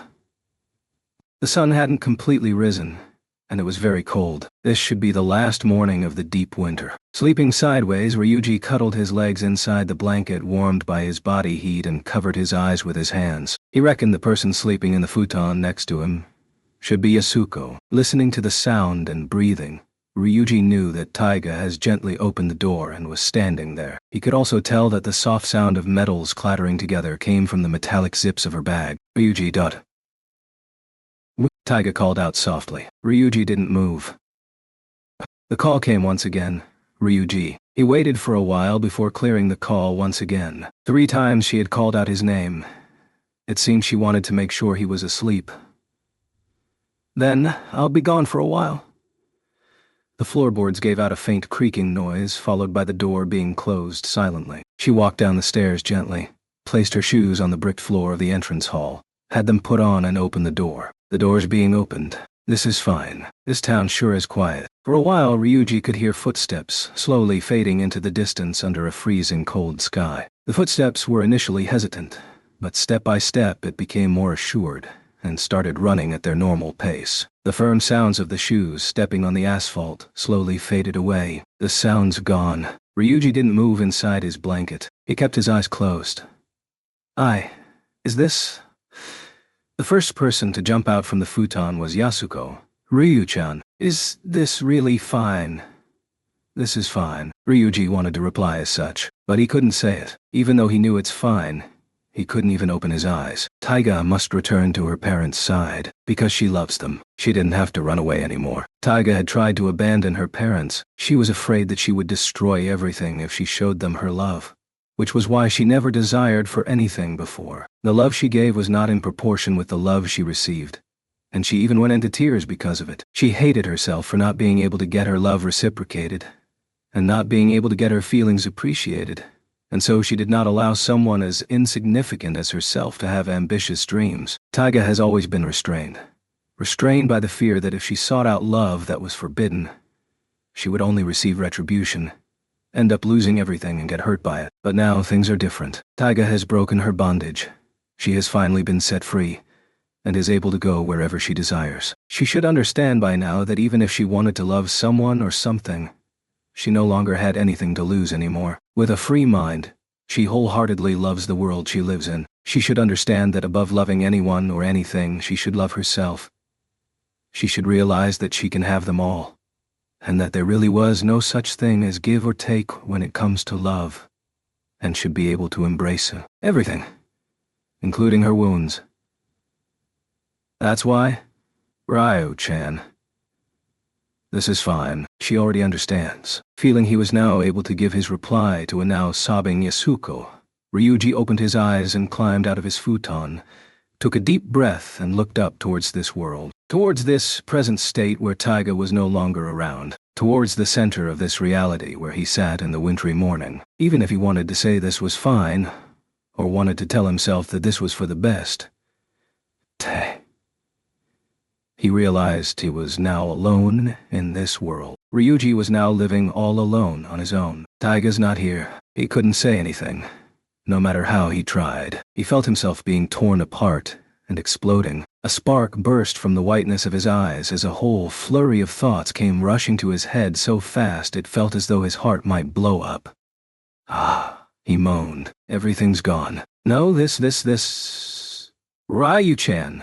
Ryuji felt someone grabbing his shoulder hardly. He turned and looked at Yasuko, and saw tears were flowing like a fountain on her reddened face, sniffing with a painful expression. The fragments of a shattered world came crashing down everywhere, and here he stood in the midst of it as he shivered with his hair standing on his skin. The thoughts that came rushing felt like they were about to explode. Ryuji believed that this would be his facial expression right now. No. He kicked off the blanket and ran off. Still wearing his pajamas, he virtually slid down the stairs and came to the entrance in his bare feet. Opening the door which Taiga had departed from, he ran straight out towards the world outside, running towards a new solitude on his own. There was no one else on the road, just Ryuji covering his mouth with his shivering hand. He must hold back that name which he nearly shouted out, and did his utmost to bite his lips to keep them shut, though he could not stop his body, even when his skin felt like cracking up under this chilly wind. The winter sun had not completely risen, and the gloomy sky still gave a sense of solemn desolation. His mind, body and soul was being torn apart. At this rate it will end up in shreds. His mind was on the run. So was his body, while his soul urged them not to. His body wanted to stop, but his mind couldn't. It probably won't stop, thought Ryuji as he continued to run in the wind. I really know. But my bleeding heart is still fanatically calling out to Taiga, in the hope that our worlds could come together. Could our hearts be together no matter how far apart we are? If my heart which was taken away doesn't return, then by seeking you out, and calling out to you in a force which is incomprehensible, would you still want to leave, Taiga? Even with such a powerful force, are you still choosing to leave? Even when I run to the far corners of the world, would there be a day when our worlds would finally come together, and we would spend our future together? Will I even be able to acquire such a power? Ryuji ran aimlessly, trying hard to wipe off the tears flowing down his face. He knew there was no way he could catch up. He also knew Taiga would be running with all her might. This is fine, he said to himself. Though his stolen heart was crying, he still continued to move his feet. Taiga is no longer in this town.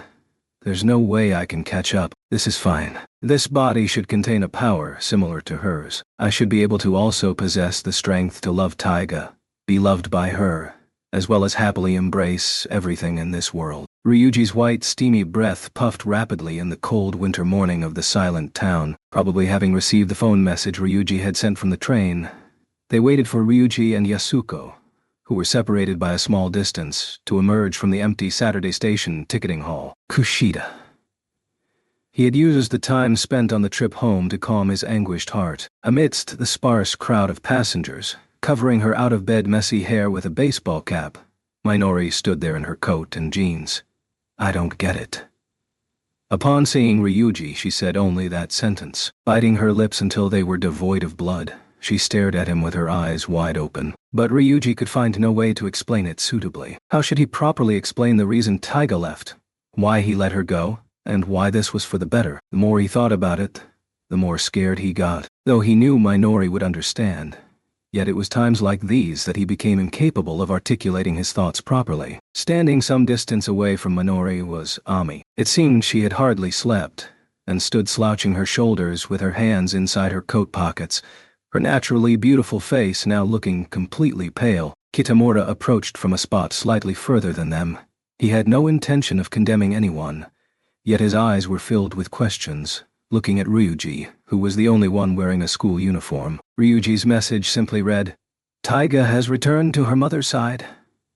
There may have been a better way to convey that, but Ryuji did not know what it was. It was natural that everyone was confused, because he and Taiga had promised that they would not abandon everyone who was precious to them, and so they will run away and return here together. They had been waiting all this time, believing that Ryuji would come back with Taiga. Ryuji must now explain why he had returned alone. You're all good friends, right? Yasuko, who recognized everyone there, said softly. She took out her key purse from her tracksuit jacket and took off the key to Taiga's apartment, which was entrusted to her, and gave it to Ryuji. Let's go look for Taiga-chan together. If there's anything you don't understand, then try to confirm it with your own eyes. Ichan must now fetch Inko-chan home. Where did you put him anyway? With the landlord, I see. So we'll be going the same way then. Just as Ryuji was about to say that, Yasuko waved her hand and smiled. I gotta go now. Perhaps she had guessed the situation, that Ryuji had to be the one to tell everyone that Taiga is no longer with them, and so gave her son some space. After receiving the key, Ryuji lifted his head. No matter who makes the first step, it's a big step we're all gonna take. From the familiar station, they walked along the road which they would walk on every day, and in the end they began to run. Even Ryuji, who already knew Taiga wouldn't be there, ran with all his might. He passed by the corner of the Takasu residence, entered the condominium block entrance, and entered the password for the automatic door. Taiga had said this place was no longer Aisaka property, so could the password have already been changed? Could the creditors have already come to collect the place? Ryuji feared the key would no longer fit in the keyhole, but unexpectedly, it smoothly fitted in. The door leading into Taiga's apartment opened with a creaking sound that was different from the opening sound of the large gate downstairs. He pushed the door open and turned on the entrance lights as everyone struggled to remove their shoes as they entered. Taiga! We're coming in! Minori shouted, hoping Taiga to still be inside. Aisaka! Aisaka! Are you there? Kitamura and Ami also shouted. It's me! I'm here! We're coming in! Taiga! Taiga! Tai! Opening the glass door leading towards the living room, Ryuji stopped in his tracks. Behind him, Minori and the rest also stopped their shouting. It was because they knew what kind of mess the apartment would look like had Taiga been in. which was why they all went silent, because they were shocked. With the heater off, the wide living room felt icy cold. Under the chandelier, the armchair sofa, glass coffee table, and white cupboard remained, gently covered with sheets. The European-style kitchen, furry floor mat, and long pillow which Taiga constantly held onto was devoid of dust. Every corner was sparkling clean. Minori slowly walked to the center of the living room and shook her head, as though deciding to throw all her emotions aside right here and then, and to forget everything. Like a robot receiving a command, she opened the cupboard and pulled open one of the drawers. The little bag carrying all her personal belongings is gone. She looked up to everyone and explained, "It's a small flattened bag with deep blue and pink-red stripes. She would always place her bank book, signature chop, health insurance card and passport and stuff in there. She said it would be convenient for her to grab it at once in case she needs to escape during a fire, but now it's gone." Solemnly closing the drawer, she opened the stained glass door and entered the bedroom, pulling the sheet to reveal the pillows and discovering there was hardly a wrinkle on the bed. A closed notebook computer was left on the desk, while the normally tangled wires and cables, which would have given Ryuji an excited urge to sort them out, were now removed, and neatly tied up with a hairband and placed on the desk. Minori opened the dress cabinet, and for a moment couldn't say anything. Her uniforms, still here. She was trembling. "Taiga, are you just gonna disappear like that?" Standing by the room entrance, Ami looked quite lost as she murmured. Her voice sadly echoed across the wide room. Minori turned to look at Ryuji. Breathing deeply, Ryuji merely looked as her shoulders rose and fell to her breathing. This Takasu-kun, is this? I must give them an answer. Ryuji had made up his mind. Is this fine? How so? This is fine. How so? This is fine. This is fine. This wasn't a shouting contest. Yet Ryuji still yelled in a sad voice that was no less louder than Minori's as well as his own heart's, yelling with all his might. I think it's fine for Taiga to leave like this. Won't you feel sad with that? Who couldn't be sad with that? No, I won't. I'm feeling absolutely miserable. That's impossible. Kushida. Calm down. Kitamura held on to Minori's trembling shoulders from behind her and said softly, Aisaka may still not be far from us. We might still be able to catch up with her.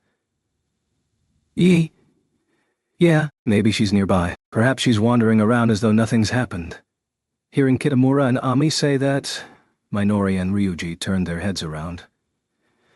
You're right. If the place is still this clean, it means she's probably only finished cleaning and had just left not long ago. Maybe we could still make it, right? We could still catch her, right? Takasu-kun. Takasu-kun. Let's move. Minori, Ami, and Kitamura ran out the corridor they came in front, towards the entrance, followed quickly by Ryuji. Exiting the condominium block entrance and emerging outside, they ran along the road planted with beech trees on both sides. Ryuji panted as the cold air entered his lungs. We may still be able to catch her. If he could catch up with that silhouette, that long wavy hair, that fluttering one-piece dress, Ryuji would stretch his hand and grab on her shoulder, telling her, Don't leave me. Stay with me always. If he could still catch up with Taiga with his thoughts right now and embrace her tightly. Kitamura. If he could still hold on to her. Kawashima. If she could choose to not leave. Kushida. Let go. Kawacha.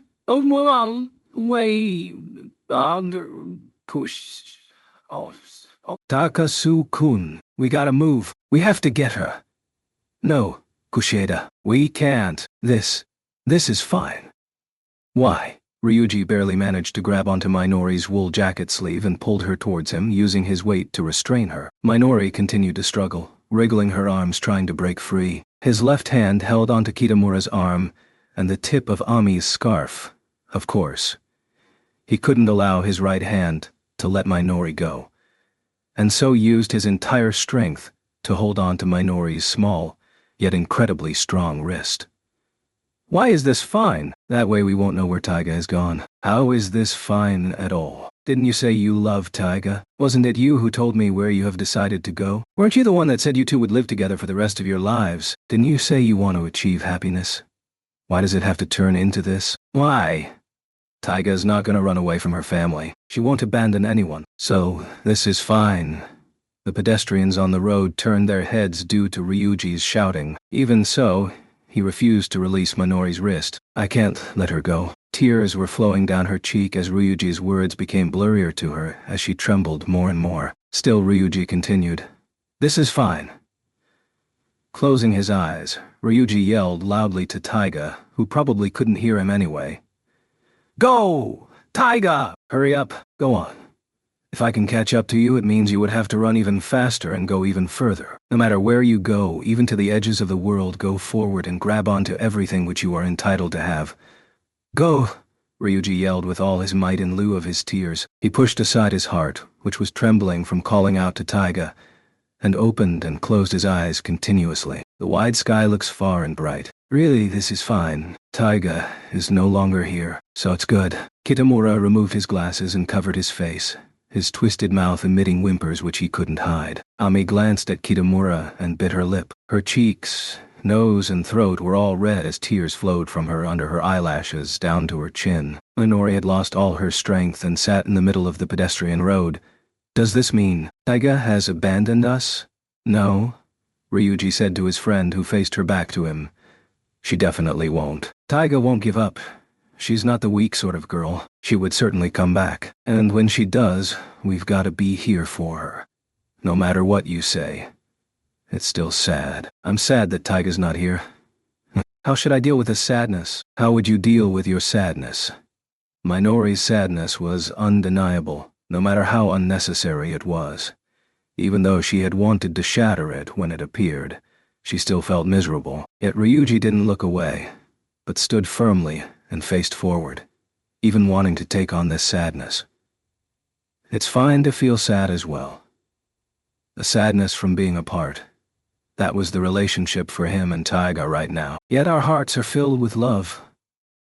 And it doesn't matter even if we're sad. Ryuji thought slowly. He had met Taiga under chaotic conditions, just when the cherry blossom season had ended. The days of fighting and commotion all started from there. In the end, they were invariably attracted to each other, and began loving each other from one moment, when they fell badly and even thought they were going to die. After managing to get on their feet, their hearts had at last melded. And now Takasu Ryuji still loved Asaka Taiga. As long as there was love, the bond linking the two of them will never be broken. As long as there's a link, I believe everything will be fine. A day will come when this love will pour out, converting into a yell that cannot be suppressed. Maybe we would call out each other's names, and nothing can stop the force that draws us together.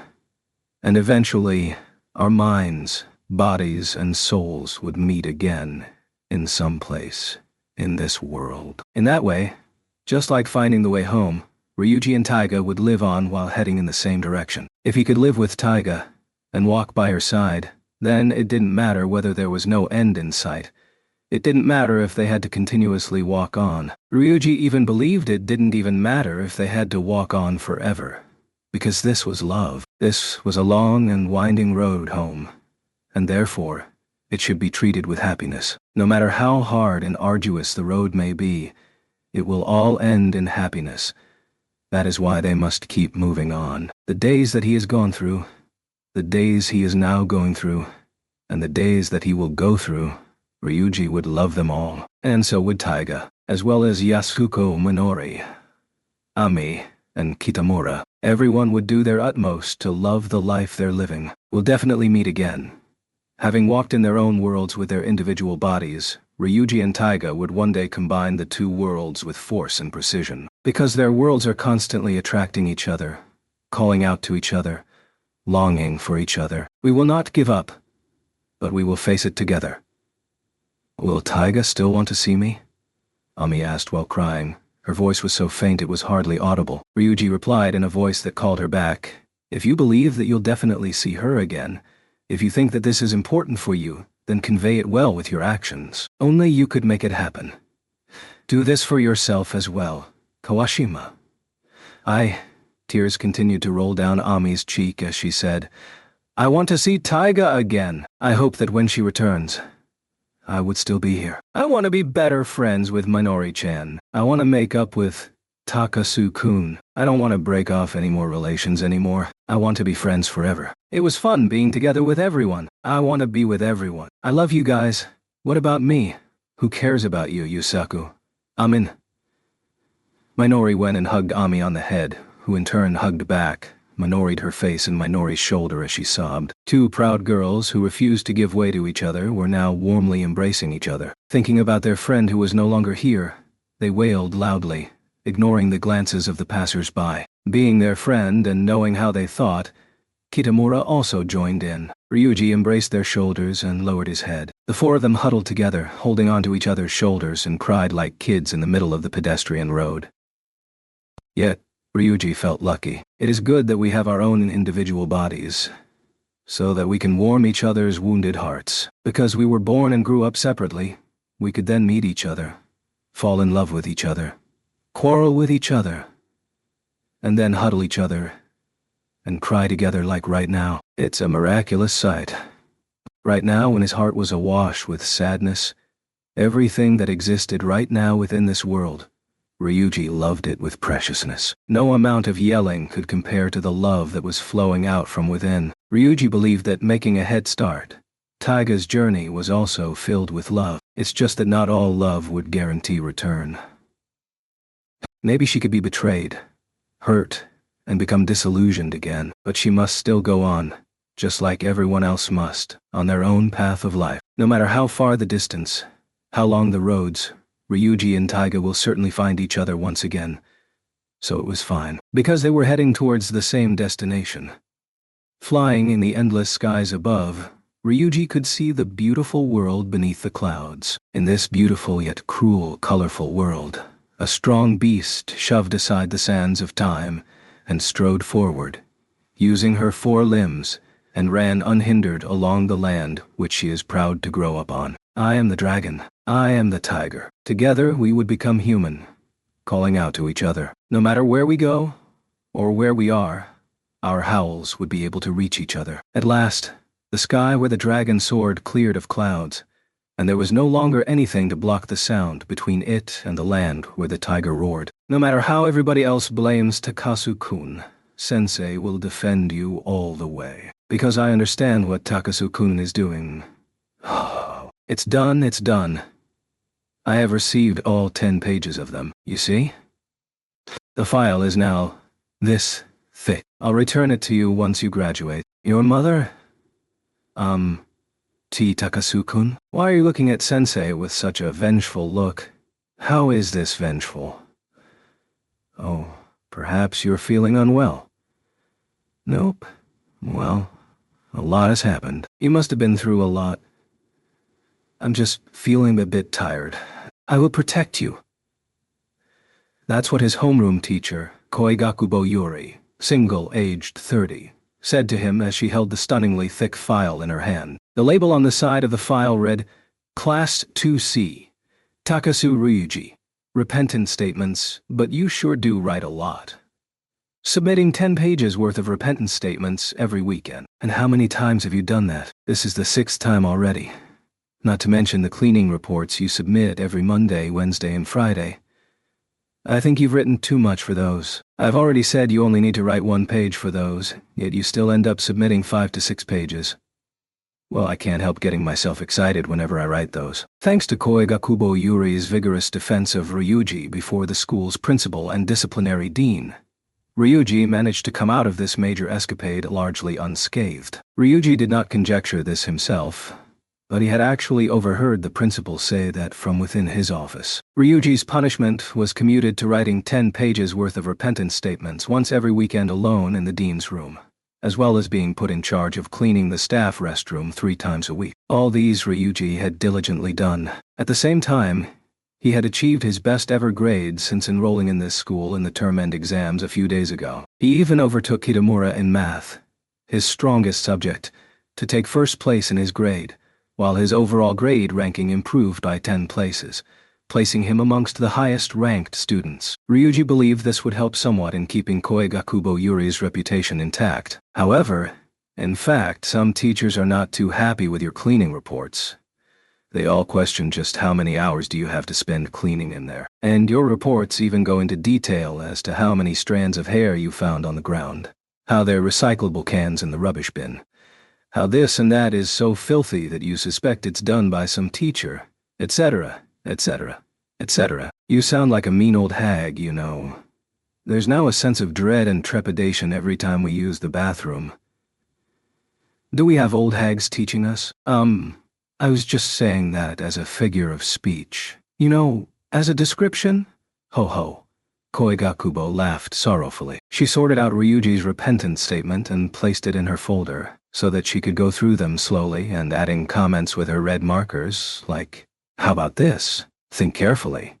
You're right." That was part of the job of a homeroom teacher as well. She would then return the statement to Ryuji to see what he thought of her comments before placing it back in the folder. It was after school on a Saturday. Koigakubo flicked through the pages of the repentance statements with her finger. There was silence in the dean's room where the two of them were. The yells of girls from the sports clubs on the track F field outside could be heard. Probably the softball team. Ryuji could hear a rough and sharp voice yelling, "Hold, go, yeah! How's that? He once asked Minori just what this actually meant. Her reply went like this. It simply means that, "Hold, go, yeah, how's that? There were still many mysteries left unsolved in the world. After this week, the third semester would come to an end. Right. Your repentance statements have now all been received. Thanks for the hard work, Takasu-kun. No. This was my fault. I should be thanking you for all the hard work, Sensei. Sorry for causing you this much trouble. Don't mention it. His second year of high school life would end without Taiga around. Sensei. Koigakubo turned her head around as she was about to leave. Ryuji handed a piece of paper over to her. As he folded the paper in half, there was a clear fold mark on it. The part which Ryuji was holding was pointing downwards. Before Koigakubo could see what was in it, Ryuji said, "A while ago I handed you one of these in this room after writing something on it. Please discard that. I'm sorry, but I've now gotten around to actually writing something on it. I'll see you later." As Koigakubo started reading the paper he handed over, Ryuji took the chance to quickly leave the room. Those are my genuine feelings.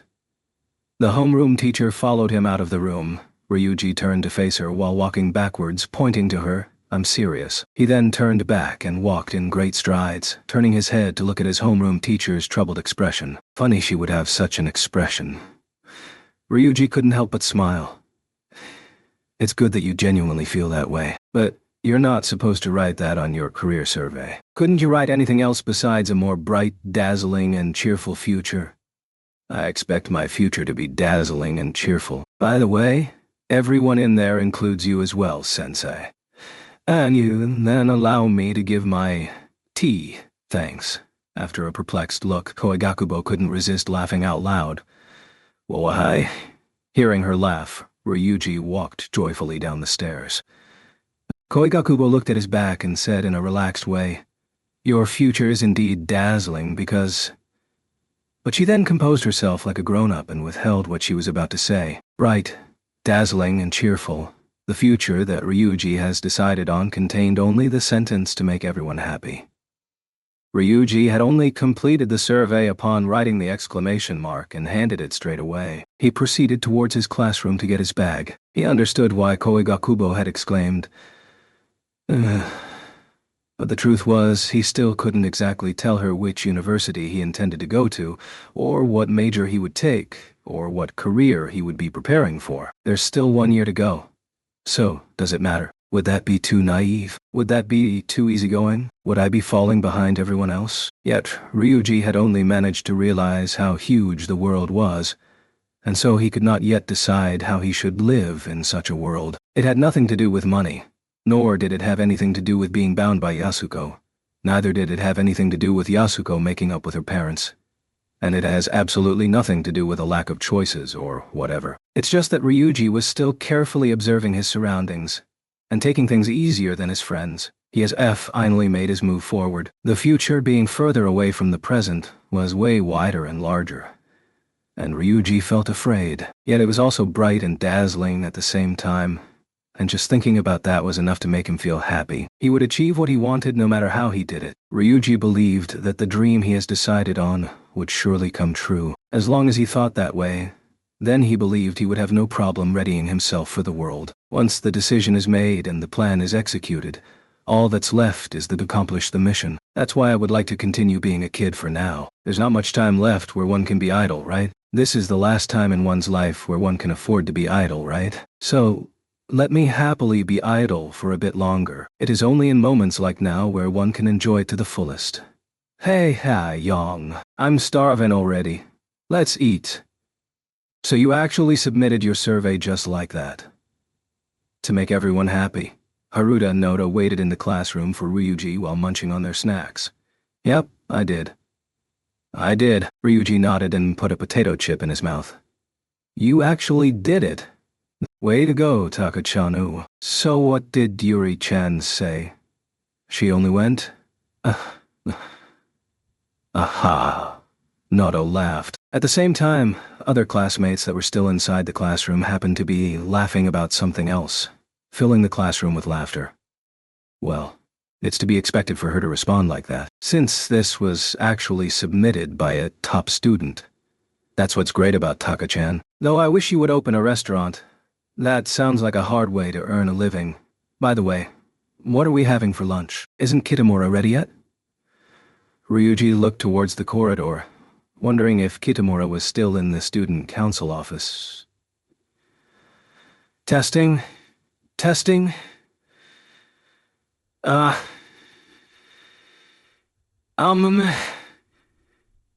Hey, you! You're not related to the broadcast. Can you please not push me out of the way?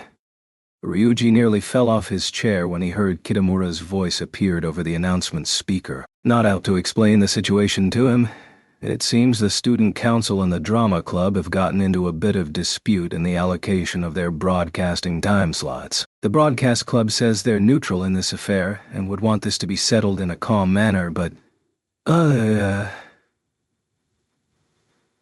like hell. I'm letting go. Hey, let you idiot. It's falling down. Can you guys please stop? Those are delicate equipment over there. Settle this calmly, but it doesn't sound like it. Will they be all right?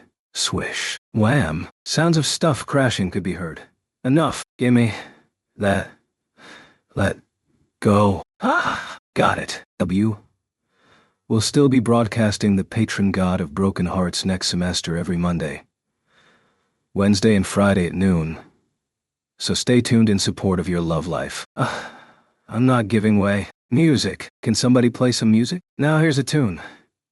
Whoa. They could next hear something falling to the ground, followed by the sound of the broadcast transmission being cut off. Yuji looked up at the speaker with a perplexed expression. Hey! I heard of this song in a TV commercial before. Haruta began humming to the tune. Sounds like the song was played to prevent the drama club from getting any chance near the mic. Ryuji felt the song sounded familiar and exchanged glances with Haruta. They then gently shook their heads. At this moment, I haven't gone to the karaoke for ages. Who wants to go? Not made a great suggestion. Good idea. Let's go, right now. Alrighty then. It's the My Voice branch right behind the station, right? That's the only choice. I gotta send a message to the master right away, and tell him to join us later.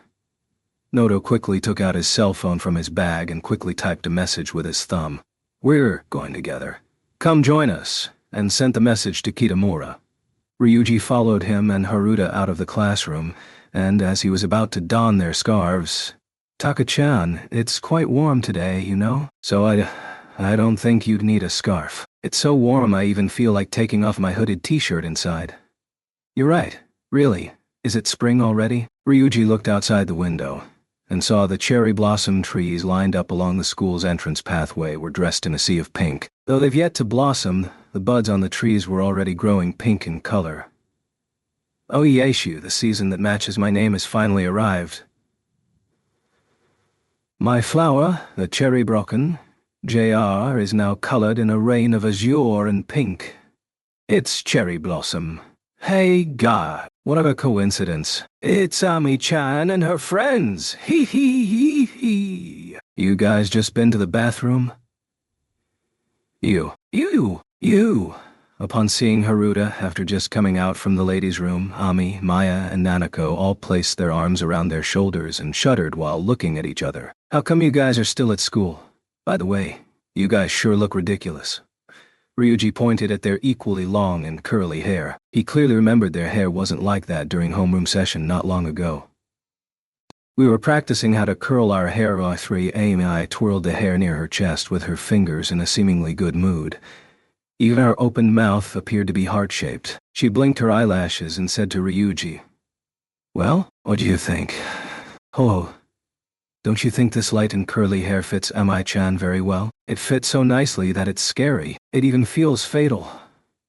This explosiveness, this potential, this decisiveness. Even I feel a bit scared of myself. Kaya, how can this be? What are you getting so excited for? Come to think of it, it's because of people like you toying with their hair all the time that there's always strands of hair littered all over the wash basin. Did you even bother to pick up those pieces of curly hair which you dropped? Okay, you can get lost. Go, go, go!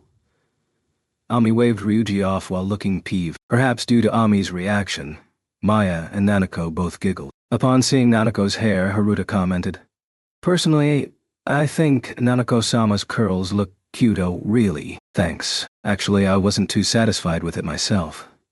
"No, you don't need to curl it too much. It's better if you leave it loose like that." Upon hearing Haruta's praises, Nanako relaxed her pouting expression and looked meaningfully towards Noto.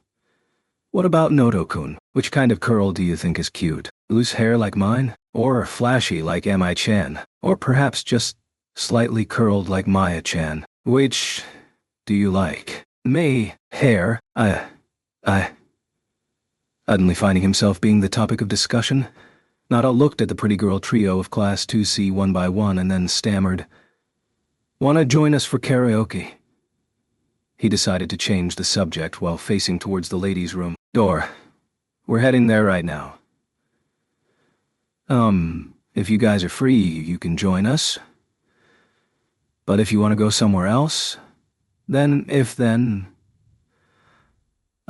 we can go grab a bite at the Moss Burger opposite the karaoke. Drinks are free. Though we don't really mind. So that's it." He slightly turned his head and said softly without directing it at a particular someone, "Kitamura's coming as well." "Unexpectedly? Really?" Maya suddenly exclaimed excitedly, as though wanting to eclipse Noto's voice. "We were just thinking about going to the karaoke as well. In that case, let's go together." "We can go with them, right, Nanako-chan?"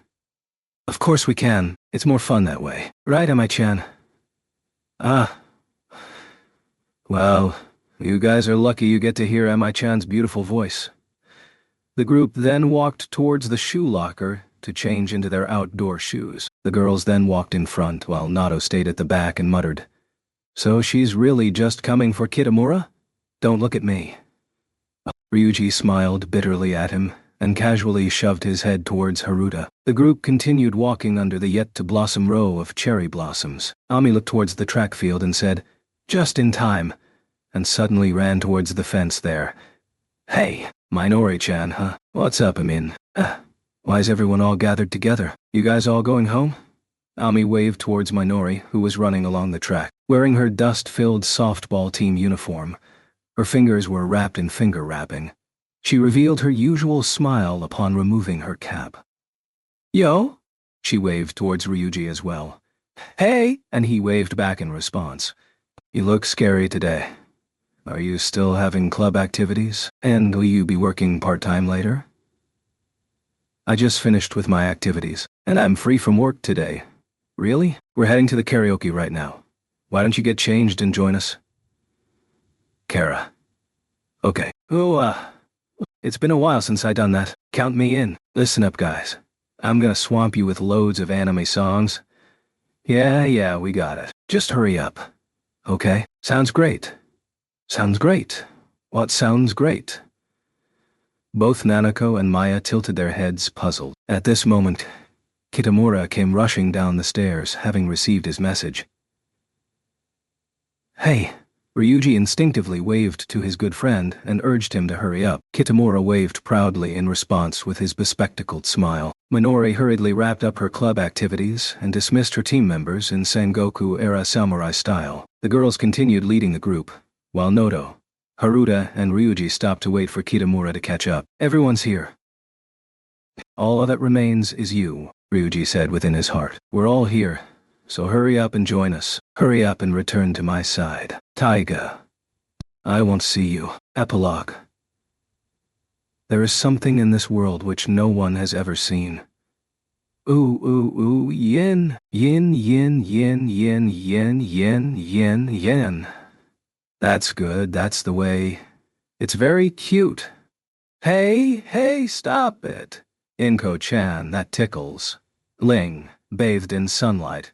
The hideous-looking bird bit on Ryuji's thumb. Ryuji pulled Inko-chan's beak away from his thumb, which had been bitten many times. Of joy. Toy. Very good. Ryuji blinked his eyes movingly and patted the head of the ugly bird perched on his finger. Perhaps it felt good for him that way. Inko-chan drooled white foam from his beak, rolled his eyes upwards and shuddered all over. Yes, good boy. Ryuji couldn't resist kissing him on the head. He could actually swallow Inko-chan in one gulp. But since Inko-chan was so cute, he probably wouldn't deem himself human if he did that. That's it for today's chatting, Ryuji thought, and then gently placed Inko-chan back into his cage. Right. Ryuji looked at the time. It was 7:45. Damn. Time had passed so quickly. Ryuji thought it was only 7:30. How could he afford to be late for the school opening ceremony on his first day as a third-year student? By the way, my hair. Ryuji rushed into the bathroom and looked into the mirror. Eek. His hair had to be in such a weird shape today of all days. Maybe if I wear a baseball cap. No, I think I'll wear a wig. Hey, how come the hair at the back of my head is so fluffy? He frantically combed his hair, trying to smooth it with his wet fingers. Damn it! Wearing his socks, he came to the living room, pulling out Yasuko's hair accessories basket from the cupboard. He searched for a hairspray, mousse, or wax that could help smooth out his messy hair. Anything will do. Just think of something. Ryu-chan, what you looking for? My hair. I need to sort it out, or I won't be able to go out like this. That. Ryu-chan, you're holding a special wax made for bed hair. Here. Let Ye-chan put it on for you, Yasuko. Having woken up and changed after having breakfast with Ryuji, went behind him and smeared a few doses of wax on his hair. She then combed a few wet strands before squeezing them tightly. Ryuji looked anxiously at the clock. Oh man, I'm so gonna be late. What about you? When you leaving? Ye-chan will be fine. It'll be okay long as I'm in the store before Tenyo, alright? Now just blow the wet parts with a hairdryer and you're done. Ryuji quickly returned to the bathroom and hurriedly took out the hairdryer and plugged in the electric cord. You okay?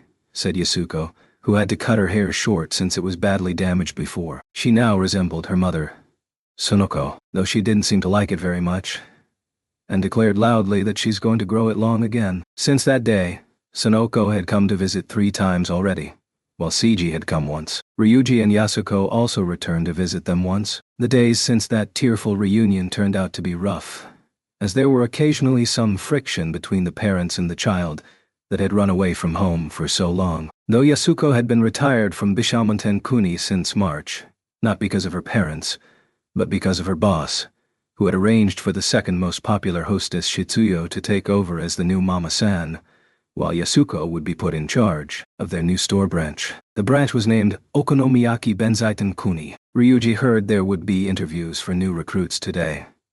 You done? I give up. Ryuji pressed down his Inko-chan-like hair and stared at himself in the mirror. I'll be a third-year high schooler from today. He tried to wrinkle his brow and decided this look would do. I've done what I could do. It's better than being late anyway. He then rushed into his room, in which the curtains were closed, and tore off the laundry wrapping on top of his uniform and threw it in the bin, and put on his Gakuran uniform. A young couple whom he'd never met before had moved into the apartment opposite from his window, as they didn't like the idea of having their neighbors looking at them all day. Their Venetian blinds were always closed.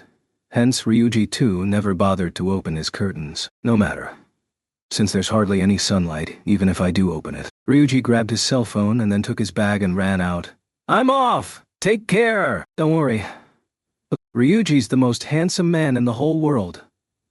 Is this what they call doting? Ryuji nearly tripped at his mother's affection, but he still managed to quickly put on his shiny shoes. He grabbed the doorknob and opened it wide. He was soon basking under the bright spring sunlight. The light was blindingly dazzling, carrying the fragrance of the flowers and warm winds. Ryuji opened his mouth and breathed in the outside air. Making footstep sounds as he ran down the stairs, he shouted, "Morning, whoa! Don't suddenly shout like that," and nearly gave the landlord, who was sweeping his entrance, a heart attack. A new life was about to begin. A new semester, a new class, a new homeroom teacher, new classmates. All would begin on this brand new day. Walking step by step full of energy, he moved ever forward.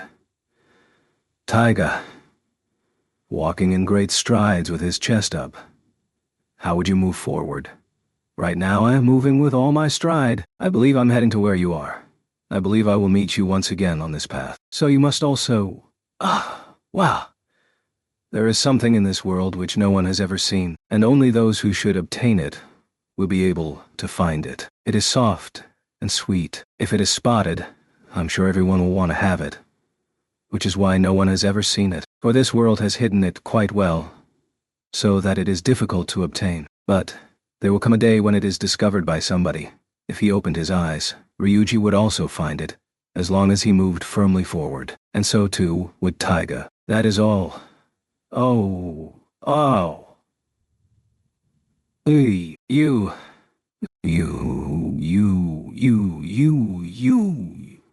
His words became incoherent due to his tongue being numb from the collision. Why have you? He managed to speak, not noticing that the bag he slung over his shoulder had fallen to the ground. The shock had overwhelmed his vision like a very strong glitter, as though everything had been taken away from him. Why? When'd you return? How'd you come back? Taiga sat right before Ryuji, who was clutching his chin. She wore what seemed to be her usual old uniform, but, in fact, was brand new. She sat moaning, clutching her head, which had collided into Ryuji's chin, unable to get up. Whoa, hey, you okay? I feel a bit dizzy. Bye. Way.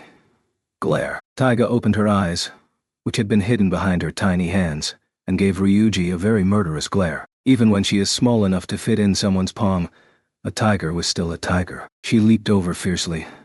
I've been hiding here all this time for you. What took you so long? You're late, you know? And you didn't even notice my presence when you walked right into me. Why haven't you? Ryuji tightly embraced Taiga's tiny figure with all his strength, without any hesitation. Embraced me right away. So fierce, so strong. So tiny. So soft.